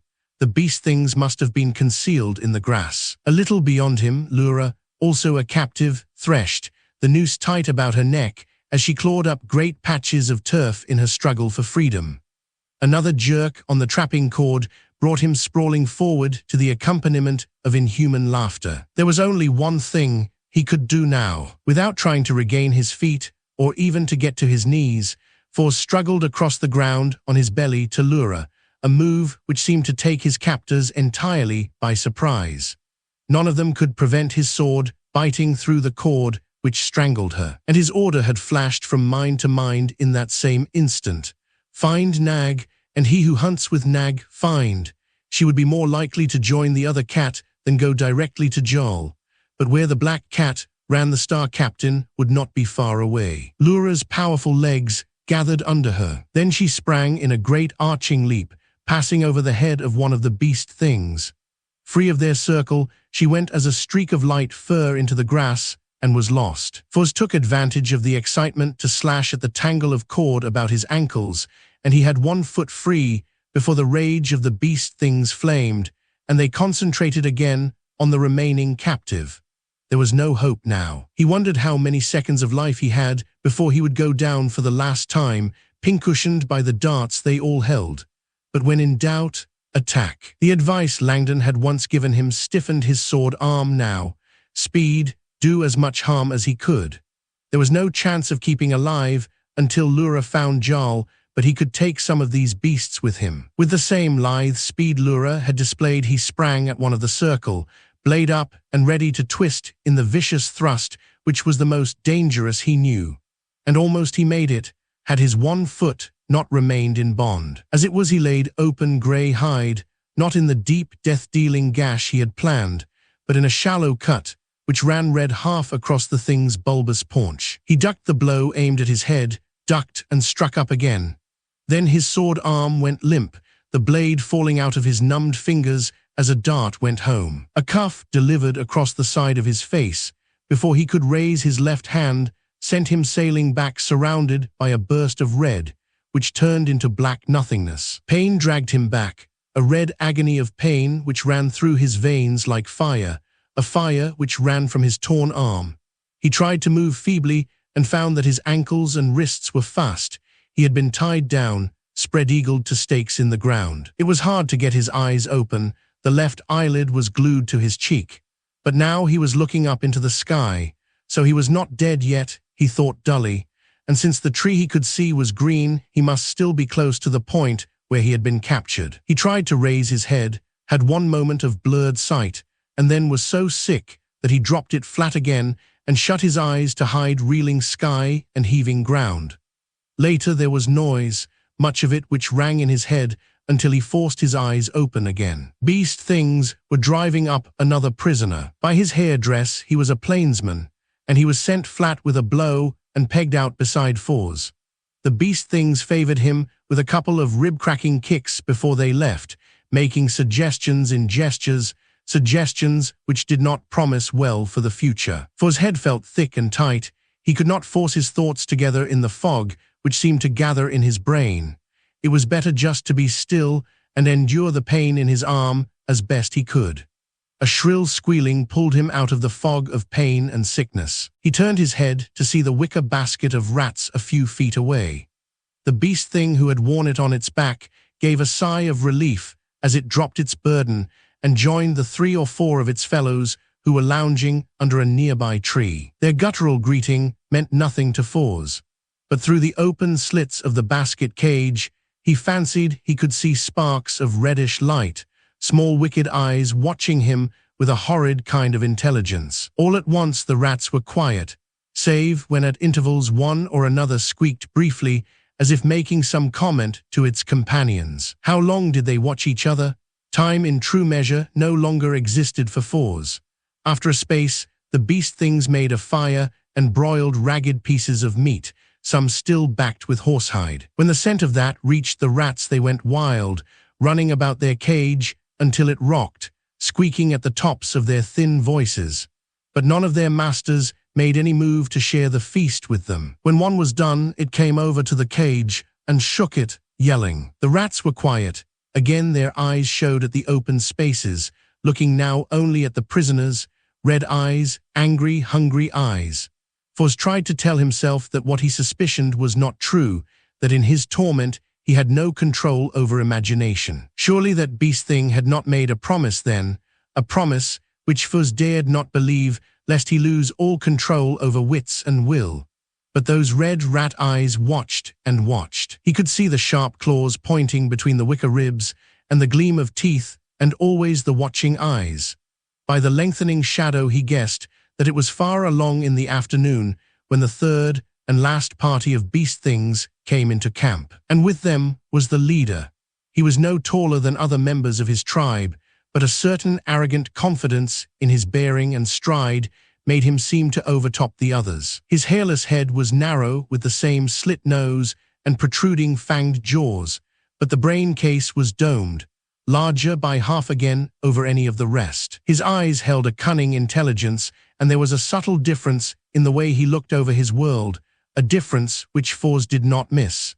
This beast thing was no true man, no, but neither was he as brutish as the pack he led. One could almost believe that here lay the power which had brought the foul band out to range the open lands.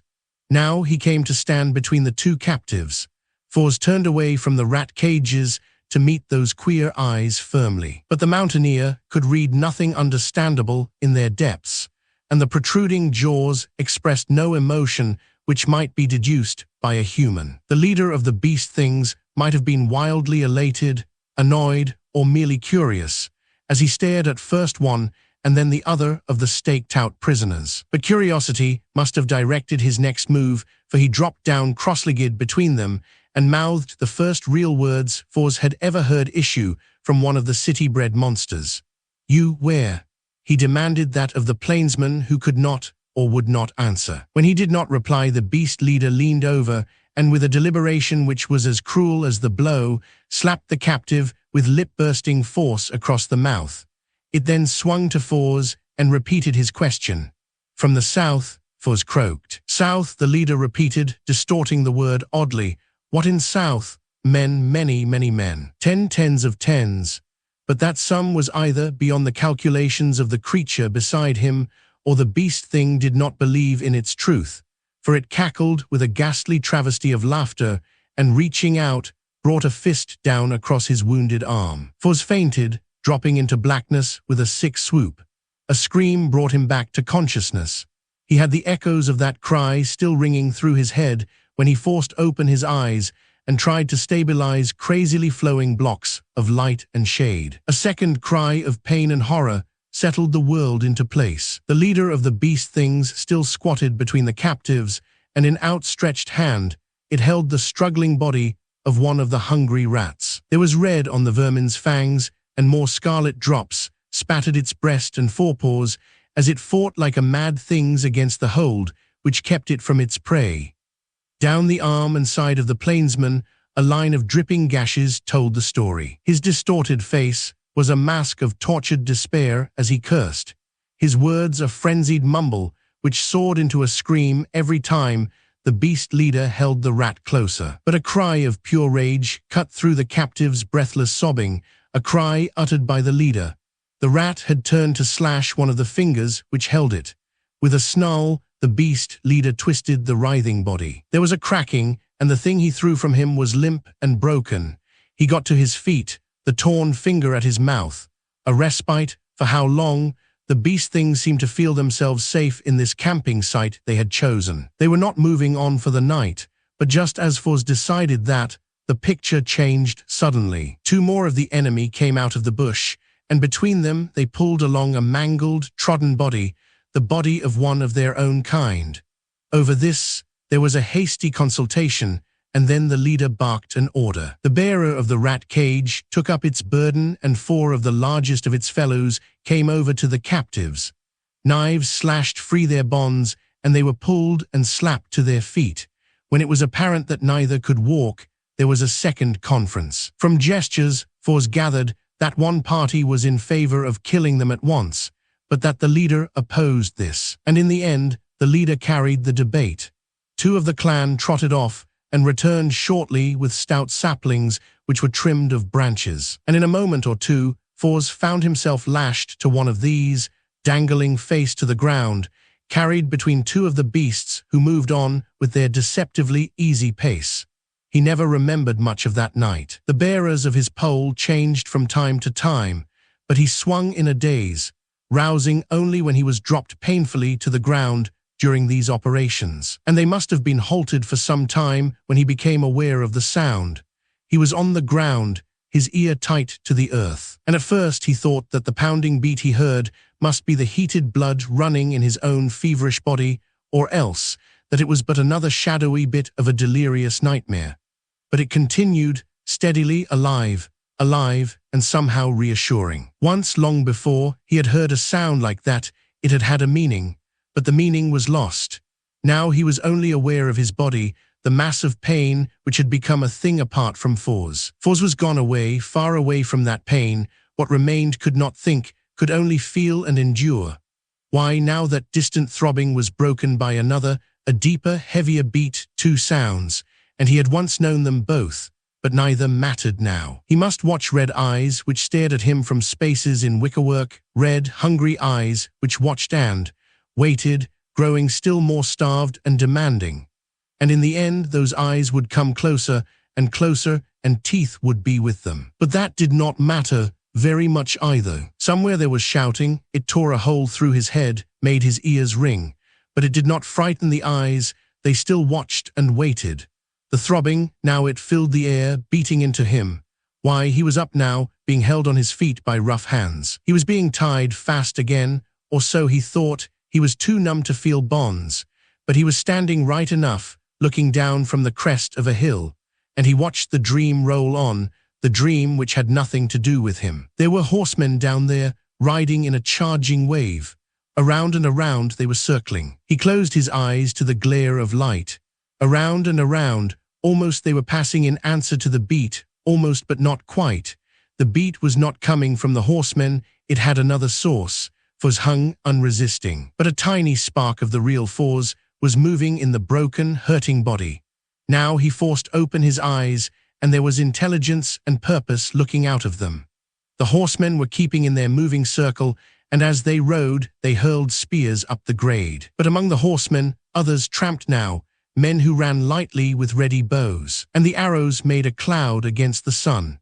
The noose of men and horses drew smaller and tighter about the hill. Then Foz realized suddenly that his body was part of the defense wall of those besieged here, that he had been fastened up for a screen behind which the dart throwers could crouch in safety.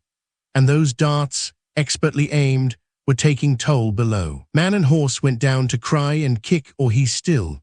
But that did not halt the circle, nor deaden the flying arrows. Once there was a loud screech of anguish, and a body fell out from behind the barrier of which he was a part. On hands and knees, it blundered downhill, heading for one of the nimble archers. They met in a headlong crash of fighting rage. Then a horseman swung low from the saddle and used his lance expertly. Both bodies lay still as he rode on. A heavy blow landed on Foz's side. He forgot about the fighting as he looked down. His own arm hung there, free, a dead weight with the cut thong still wringing the purple swollen wrist.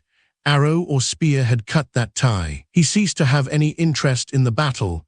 His world narrowed in that instant to the one free hand. In the puffed flesh there was no feeling, he could not even move it yet. So he concentrated on the fingers. He must move his thumb, his forefinger, even a fraction of an inch. He must.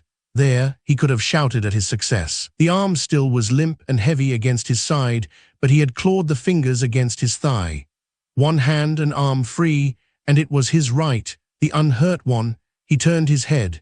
His other wrist was fast to another sapling post driven into the ground. But the very way the beast things were using him, as part of their defense works, was now in his favor. The left arm was not stretched full length from his shoulder. If he could bring the right fingers up, bring them up and make them work, he was sure he could unfasten that one too. The barrier of which he was now a part must have screened his actions from his captors, or else they were too occupied to take any interest in him. He was able to bring the hand across, bring it across, and force the fingers to the bonds on his left wrist. But it was another thing to untie the cords there. His numb fingers could not even feel, and they kept slipping off. He fought against his own stubborn and mistreated flesh, fought a battle as hard as the one raging about him. Arrows thudded home inches away. One of the spears brought a gasp of pain from him as the shaft struck full across his shin, but he willed his hand to the work. The torture of returning circulation hit full, but he made himself think only of those painful fingers and what he must have the courage and patience to make them do. Then, all at once, something gave. He held an end of loose hide, and his left arm fell inert as he gritted his teeth against the pain brought by that sudden release. But there was no time to nurse it now. He went down to the ground. In their haste, the beast things had set but one loop of the hide around his ankles. He sawed at it with the edge of an arrowhead until it parted. It would be safer to stay where he was for the moment. The beast things could not get at him without climbing the barrier and thus exposing themselves. And flat to the ground as he was, he might escape the worst of the hail from below. So too shaky to move or even to think clearly, he continued to cower where he had fallen.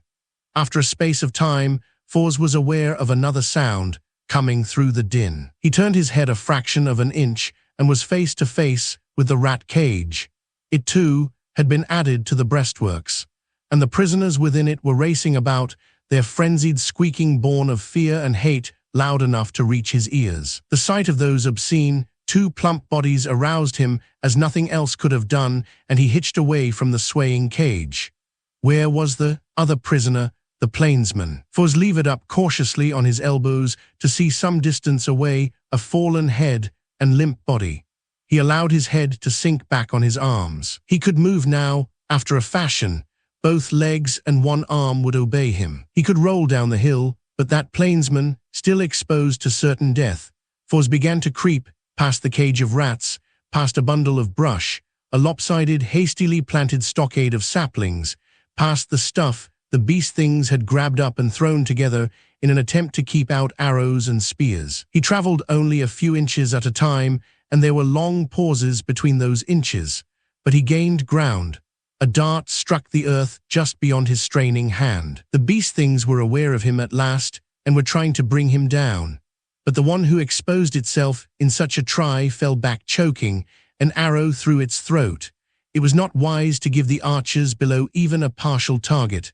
Fors crawled on. He was confident now that he could reach the plainsman, and he paid no attention to what chanced below or inside the stockade. He must save all strength and will for his journey. Then he was squatting at a pair of bound ankles, reaching up for knots which held torn wrists, but his hands fell back. Two arrows held the captive pinned more securely than any hide rope. The plainsman would never need help now. Fors sank onto the rough, trampled soil. The will and purpose which had driven him went out, as strength of body flows out of an open wound. He could feel them ebbing, and he did not care. Mountain rocks rose up about him, and across crags the grey flags of a storm flew their tatters. He could hear the howl of wind down one of the narrow valleys, see the gathering of the black clouds. It must be winter, for those were snow clouds. It would be well to head back to the protection of the eyrie, back to the fires and stout stone walls, before those winds bit and the snow fell. Back to the eyrie. He did not know that he was on his feet now, no more than he knew that behind him there came cries of consternation and red rage as the beast thing leader went down to death under a chance arrow. Fors did not know that he was tottering down the slope, his empty hands out, while over the barrier behind him boiled a rabble of maddened, long-armed things intent on taking vengeance with fangs and claws, blind now to the precaution which had kept them safe. Fors was walking a mountain trail, and Lura was beside him. She had caught his hand in her mouth to lead him, which was right, for the snow or the wind was blinding him, and it was hard to keep on the trail. But the eyrie lay just ahead, and Langdon was waiting for him. Tonight they would study together that tiny scrap of map, a map of a city which lay on the shores of a lake. Langdon was going to put that map to the test soon. And after he, Fors, had been accepted by the Starmen, he would also follow old maps, follow and find. His hand went uncertainly to his head. Lura was hurrying him so. She wanted the fire and the meat. It was not right to keep Langdon waiting. Because somewhere there was a city waiting too, a city of tall towers and filled storehouses, cracked roads, and forgotten wonders. He must tell Langdon all about it. But that was not right. The city belonged to Langdon, not to him. He had never seen a ruined city. The storm must be making him lightheaded. He staggered. One of the beast things aimed a blow at him as it passed to join the fighting mob below. So many rocks, he had trouble keeping to his feet among these rocks. He'd best be careful, but he was going home. There were the fires, showing brightly through the dark, and Lura still held his hand. If the wind would only die down a little. The sound of it was wild and strange, almost like the battle cries of an army. But there stood the Eyrie, right there, Chapter 18, A New Star Shines. It was late afternoon. Smoke curled up from a ceremonial fire. Foz looked downslope to where green grass had been ground into a pulp by the pressure of many feet. And that pulp was stained with stale splotches of red. But the men below were squatting unconcernedly on it, their eyes only for each other. Two lines, facing across the fire warily, weapons unsheathed and to hand. Between those lines were the chieftains of the tribes. But both sides bore the scars of a hard fight, and there were holes in the ranks which would never be filled again.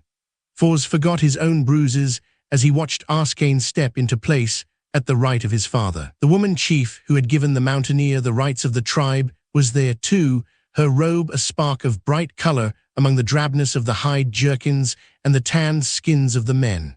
And opposed was Marfi and his fellow Long Robe. Only Cantrell was missing. The heads of family clans had usurped the place the high chief should have held. Cantrell, from beside Foz, Jarl made answer to that half-question. Cantrell was a warrior, and as a warrior he entered on the long trail in a fitting fashion, taking a goodly number of the enemy with him. They have not yet raised up a new high chief in his place. What else the star captain might have added was blotted out in a roll from the talking drums, a roll which wrung harsh echoes from the surrounding hills. And when those faded, Lanard edged forward. Through he needs must lean upon the arm of his son to spare weight from a leg which was bandaged from knee to ankle. Ho, warriors! His voice followed the drum's beat in its force. Here have we carried spears to a great killing and given the death birds a feast beyond the memory of our fathers' fathers. From the south have we marched to this war, and victory is ours. Our arrows have struck full upon their marks, and our swords have been blooded to their hilts. Is this not so, my brothers? And out from the ranks of his tribe behind him came a low growl of agreement. Here and there, some of the younger men cried the shrill war slogan of a family clan. But from the ranks of the under-chieftains in the mass of the plainspeople arose another man, and he answered with prideful words of his own. Lances bite as deep as swords, and the plainsmen have never known fear of a fight. Deathbirds eat today from our providing also. We stand shame-filled in the sight of no man. Someone began the war song Foz had heard on his night of captivity among the tents. Hands were reaching for bows and lances. Foz got to his feet, forcing his body to obey his will. He pushed aside the hand the star captain put out to stay him. There is a fire breaking out here, he said slowly. If it comes to full flame, it may eat us all up. Let me go. But as he half staggered down the slope to the council fire, he sensed that the star captain was still at his back. You have fought. From somewhere within him, that clear, cold voice had come at his willing. It was a chill wind to cut through the evil vapors of a swampland. In his head, the thoughts Arskane had planted long ago were coming to life so clearly that he was confident at last of their truth and rightness. You have fought. Ah, that answering sound was close to the part which Lura might voice when remembering her hunt. You have fought, he repeated for the third time and knew that he had them now. The beast things are dead. These beast things, that accented word had riveted their full attention. You have looked upon the enemy slain. Is that not so? Well, I have lain in their hands, and the horror that you know is tenfold in my memory. But I say that you might also look in fear as well as in pride of your victory, for there lies among them a dire promise. My father's fathers fought with these creatures when still they held to their home burrows. My father died under their claws and fangs. Long have we known them, but now there has been born amongst them something stronger, something which threatens us as the burrow creepers of old never did. Ask it of your wise men, warriors. Ask them what they found in the circle of the dead within that barrier up there, what may come again to plague us in future years. Tell these your people, O healer of bodies. He addressed himself to the plain's white robe. And you, O lady. He spoke to the woman chief. What have you seen? It was the woman who replied first. I saw and heard many things. In the seeing there was nothing to doubt. I hope with all my heart that your conjectures are mistaken. There lay among the beast dead one who was different. And if the fates are against us, then this one will be born again among them, again and again. And its knowledge being greater, so will it prove a worse menace to us and all human beings. Thus, because this may be true, I say that those who are humankind must stand together and put a united sword wall against these things bred out of the ancient evil of the cities, which was sown by the old ones. It is true that mutants may come of mutant stock. The white robe spoke after her almost against his will. And these beast things were led and ordered as never has their race been before. When their strange chief fell, they were broken, as if their knowledge was all blotted out in that single death. If they breed more such as he, then they shall prove a force we must reckon with. We know but little of these creatures and what their powers may be. How can we guess now what we shall be called to go up against a year, 10 years, a generation from now? This land is wide, and there may be much hiding within its vastness, which is a menace to our breed. The land is wide, Foz repeated. What do you and your tribe seek for here, Lanard? A homeland. We search out a place to build our houses and sow our fields anew, to pasture our sheep and dwell in peace. After the burning mountains and quaking land drove us forth from the valley of our fathers, the sacred place where their machines landed from the sky at the end of the Old One's war, we have wandered many circles of the seasons. Now in these wide fields, along the river, we have found what we have sought for so long, and no man or beast shall drive us from it. As he ended, his hand was on his sword hilt, and he stared straight along the ranks of the plainsmen. Foz turned now to Marfi. And what do your people seek? Marfi of the plains. The recorder raised his eyes from the ground, where a pattern of crushed grass blades had apparently held his attention. Since the days of the old ones, we of the plains have been a roving people. First we were so because of the evil death, which abode in the air of many quarters of the land, so that a man must be on the move to shun those places where plagues and the blue fires waited to slay him. We are now hunters and rovers and herdsmen, warriors who care not to be tied to any camp. It is in us to travel far, to seek new places and new hills standing high against the sky. So, Foz let that one word fall into the silence of those war-torn ranks. It was a long minute before he spoke again. You, he pointed to Lanard, wish to settle and build. That is your nature and way of life. You, it was Marfi he turned to now, would move, grazing your herds and hunting. These, he bent a stiff arm painfully to gesture up the hill, to that uneven pile of earth and stone under which lay the bodies of the beast things, live to destroy both of you if they can. And the land is wide. Lanard cleared his throat. The sound was sharp and loud. We would live in peace with all who raise not the sword against us. In peace there is trade, and in trade there is good for all. When the winter closes and the harvest has been poor, then may trade save the life of a tribe. You are warriors and men. The woman chief of the dark people broke in, her head high, her eyes straight, as she measured the line of strangers facing her. War is meat and drink at the table of men, yes, but it was that which brought the old ones down. War again, men, and you will destroy us utterly, and we shall be eaten up and forgotten, so that it shall be as if man had never lived to walk these fields, leaving our world to the holding of those.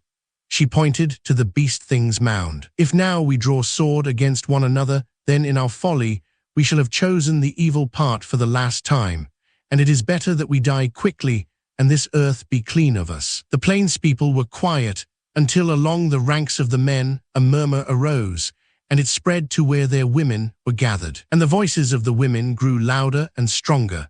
From their midst arose one who must have ruled a chieftain's tent, since there was gold binding her hair. Let there be no war between us.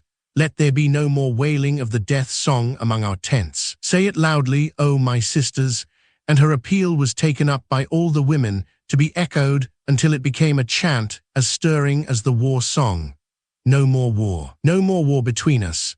So did the cup of blood and brotherhood pass from chief to chief on the field, and the ranks of the Dark Ones and the Plainsmen were made one by the ritual, so that never again might man of one raise lance against man of the other. For sank down upon a flat-topped rock. The strength which had upheld him drained away. He was very tired, and the excitement beyond no longer had anything to do with him.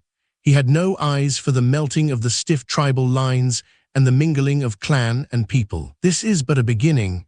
He identified the quick, eager voice of Marfi and looked around slowly, almost sullenly.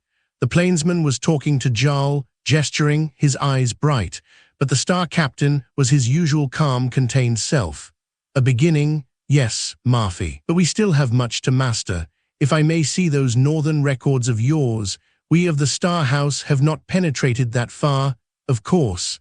And Marfi seemed hesitant before he plunged into his counter-request, that cage of rats. I have had it brought into my tent. There are 3 still alive, and from them we may learn, for shivered. He had no desire to see those captives. You claim them as your spoil of war, Marfi laughed.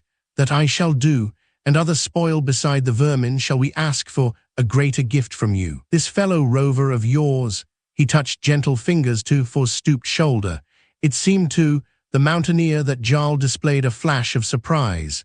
This one has the gift of tongues and the mind which sees. He shall be a guide for us. Marfi's words spilled out as if now that he had a kindred spirit in which to confide, he could no longer bottle his thoughts. And in return, we shall show him strange lands and far places. For it is in him to be a rover, even as are we. Jarl's fingers plucked at his lower lip.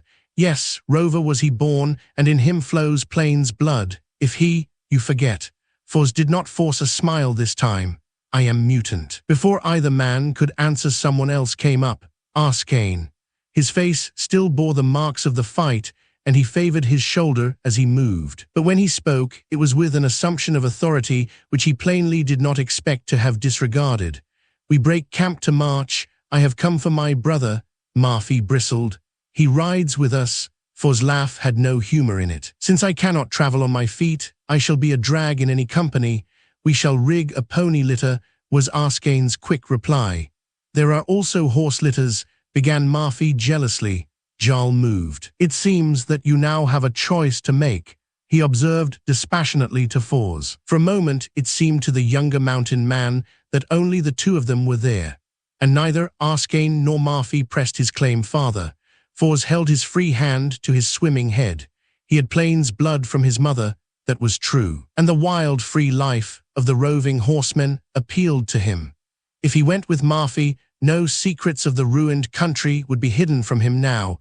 He could learn much. He could make such maps as even the star men had never dreamed of possessing, see forgotten cities and loot them for his pleasure, always going on to new country beyond. If he took the hand Arskane had half offered in support a few minutes ago, he would be accepting brotherhood and the close-knit ties of a family clan, such as he had never had. He would know all warmth of affection, and go to build a town, maybe in time a city, which would mark the first step back along the road the sins of the old ones had lost for their sons. It would be a hard life, but in its way, a rewarding one, as adventurous, though he would never rove far, as Marfi's.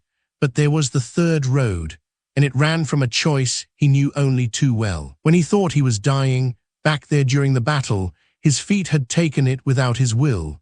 It led to the rare coldness of the mountain heights, into the austere chill of punishment and hurt and eternal discouragement. So when he raised his head, he dared not look at Arskane or Murphy, but he found and held Jarl's uncompromising eyes as he asked, "It is true that I am outlawed.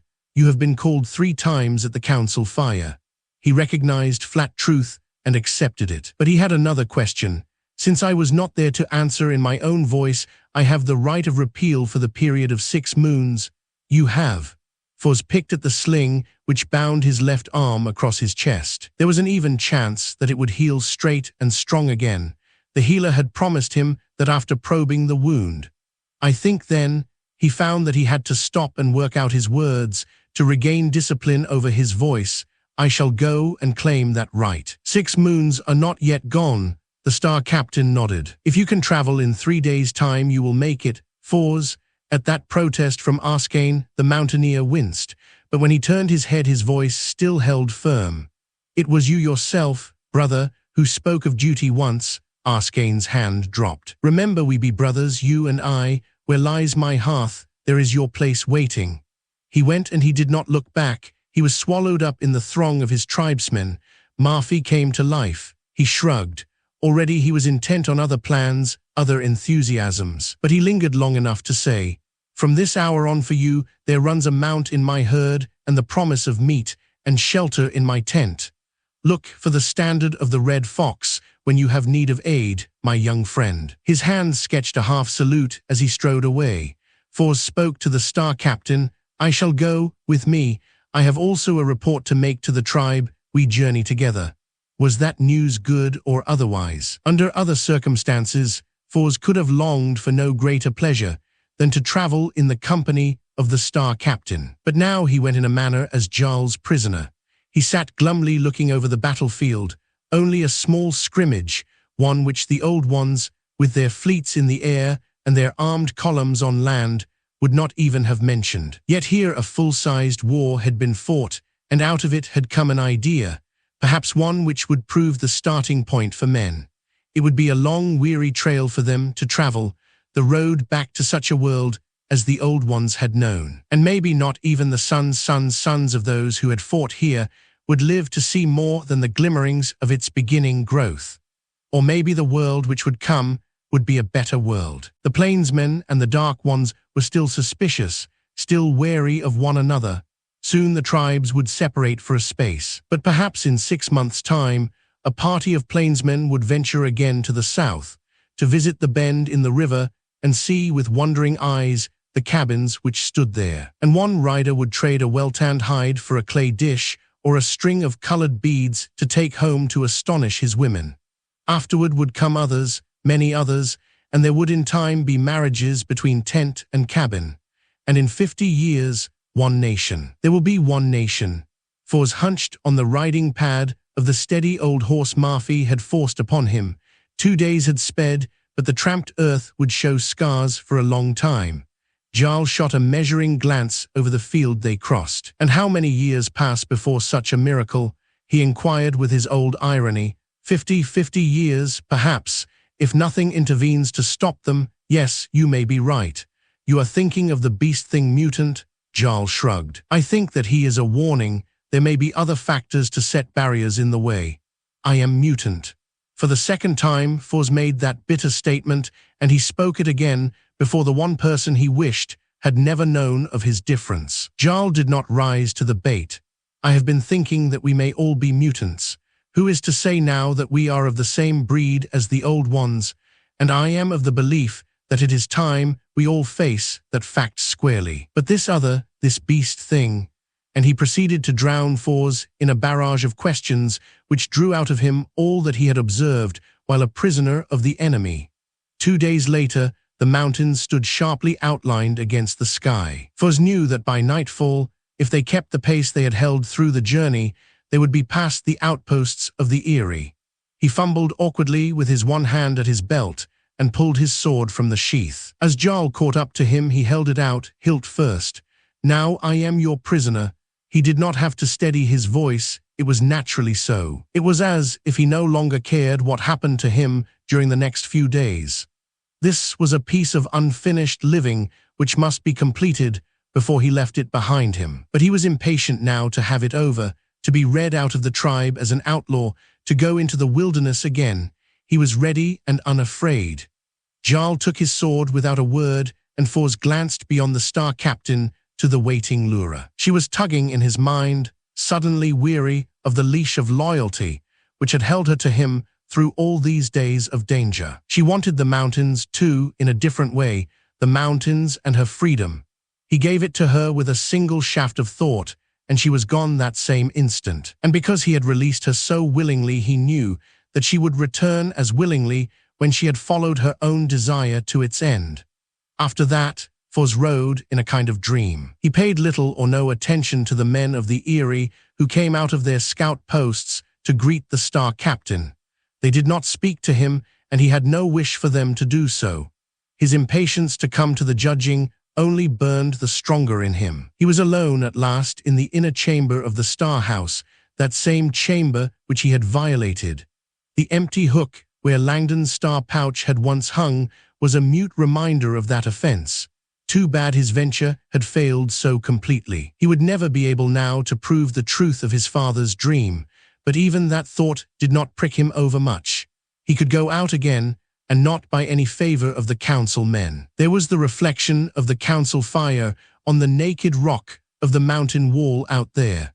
The elders were gathering to judge him, but it would be the Star men who would have the final voice against him. It was the Star House he had looted, the Star tradition and mysteries he had flouted. At an almost soundless footfall in the outer room, Foz turned his head. One of the Star novices had come for him, Stephen of the Hawk clan. Foz followed him out into the circle of firelight, walled in by rows of white blurs, which were faces without expression. The elders were together, all of them, healer, recorder, master of the fields, commanders of the hunters and defenders. And behind them were the tillers, the hunters, the scouts and guards. On the other side was the solid block of Star men, Jarl at their head. Foz came out on the smooth shelf of rock alone, his silver head high, his back and shoulders straight. Foz of the Puma clan, that was Horsford, the eerie guardian. Foz made courteous salute. You stand here because you have defied the traditions of the Eerie, but against the wearers of the star was your greater offense. So now it is the decision of the council that the Star men shall be given the right to pronounce against you, and they shall deal with you as they see fit. Short and to the point, and fair enough, he had expected little else. So now what did the Star men wish for him? It was up to Jarl. Foz turned to the tall captain, but Jarl was staring beyond him at the leaping flames. And so did they wait in silence for a long, long moment. When the Star captain spoke, it was not to pass sentence, but to catch the attention of all who gathered there. We come, men of the Eerie, to a place where two roads separate before us, and upon our choice of them depends the future of not only the clans gathered here, but also that of all true men in this land, perhaps on this earth. Therefore tonight I am breaking a solemn vow, the oaths taken in my green youth, that secret which has made of my kind men a part. Listen, all of you, to the inner story of our stars. Now we who wear them are hunters of dim trails, seekers of lost knowledge. But once this, his hand went to the star, bright and hot in the firelight at his throat, had another meaning. Our forefathers were brought to this mountain hiding place because they were designed to be truly men of the stars. Here were they being trained to a life which would be theirs on other worlds. Our records tell us that man was on the eve of conquering space when his madness fell upon him and he reached again for slaying weapons. We who were meant to roam the stars go now on foot upon a ravaged earth. But above us, those other worlds still hang, and still they beckon, and so is the promise still given. If we make not the mistakes of the old ones, then shall we know in time more than the winds of this earth, and the trails of this earth. This is the secret we now publish abroad, so that all men may know what was lost to us with the dread folly of the old ones, and to what we may aspire if we make not the same error in our turn. Foz's fingers clenched until nails bit into his palms. So this was what man had thrown away. The same longing which had torn him on the field of the dead bombing planes came to him again. They had been so great in their dreams, the old ones. Well, men must dream again. We stand before two roads, my people, Jarl repeated slowly, and this time we must take a better choice. It is the will of the Star men that Foz of the Puma clan, being of mixed blood and clan, shall no longer be held as lesser than we, in spite of the laws of our fathers. For now has come the time to break such laws. From this hour forth he shall be set apart in a different fashion. For he shall be one who will carry the knowledge of one people to another, binding together in peace swords which might be raised in war. A mutant may have skills which will serve his tribe well. And so do we urge a new law, that a mutant be deemed a full man. And if he is born in a clan, then is he to be counted a man of that clan. Which of us can prove?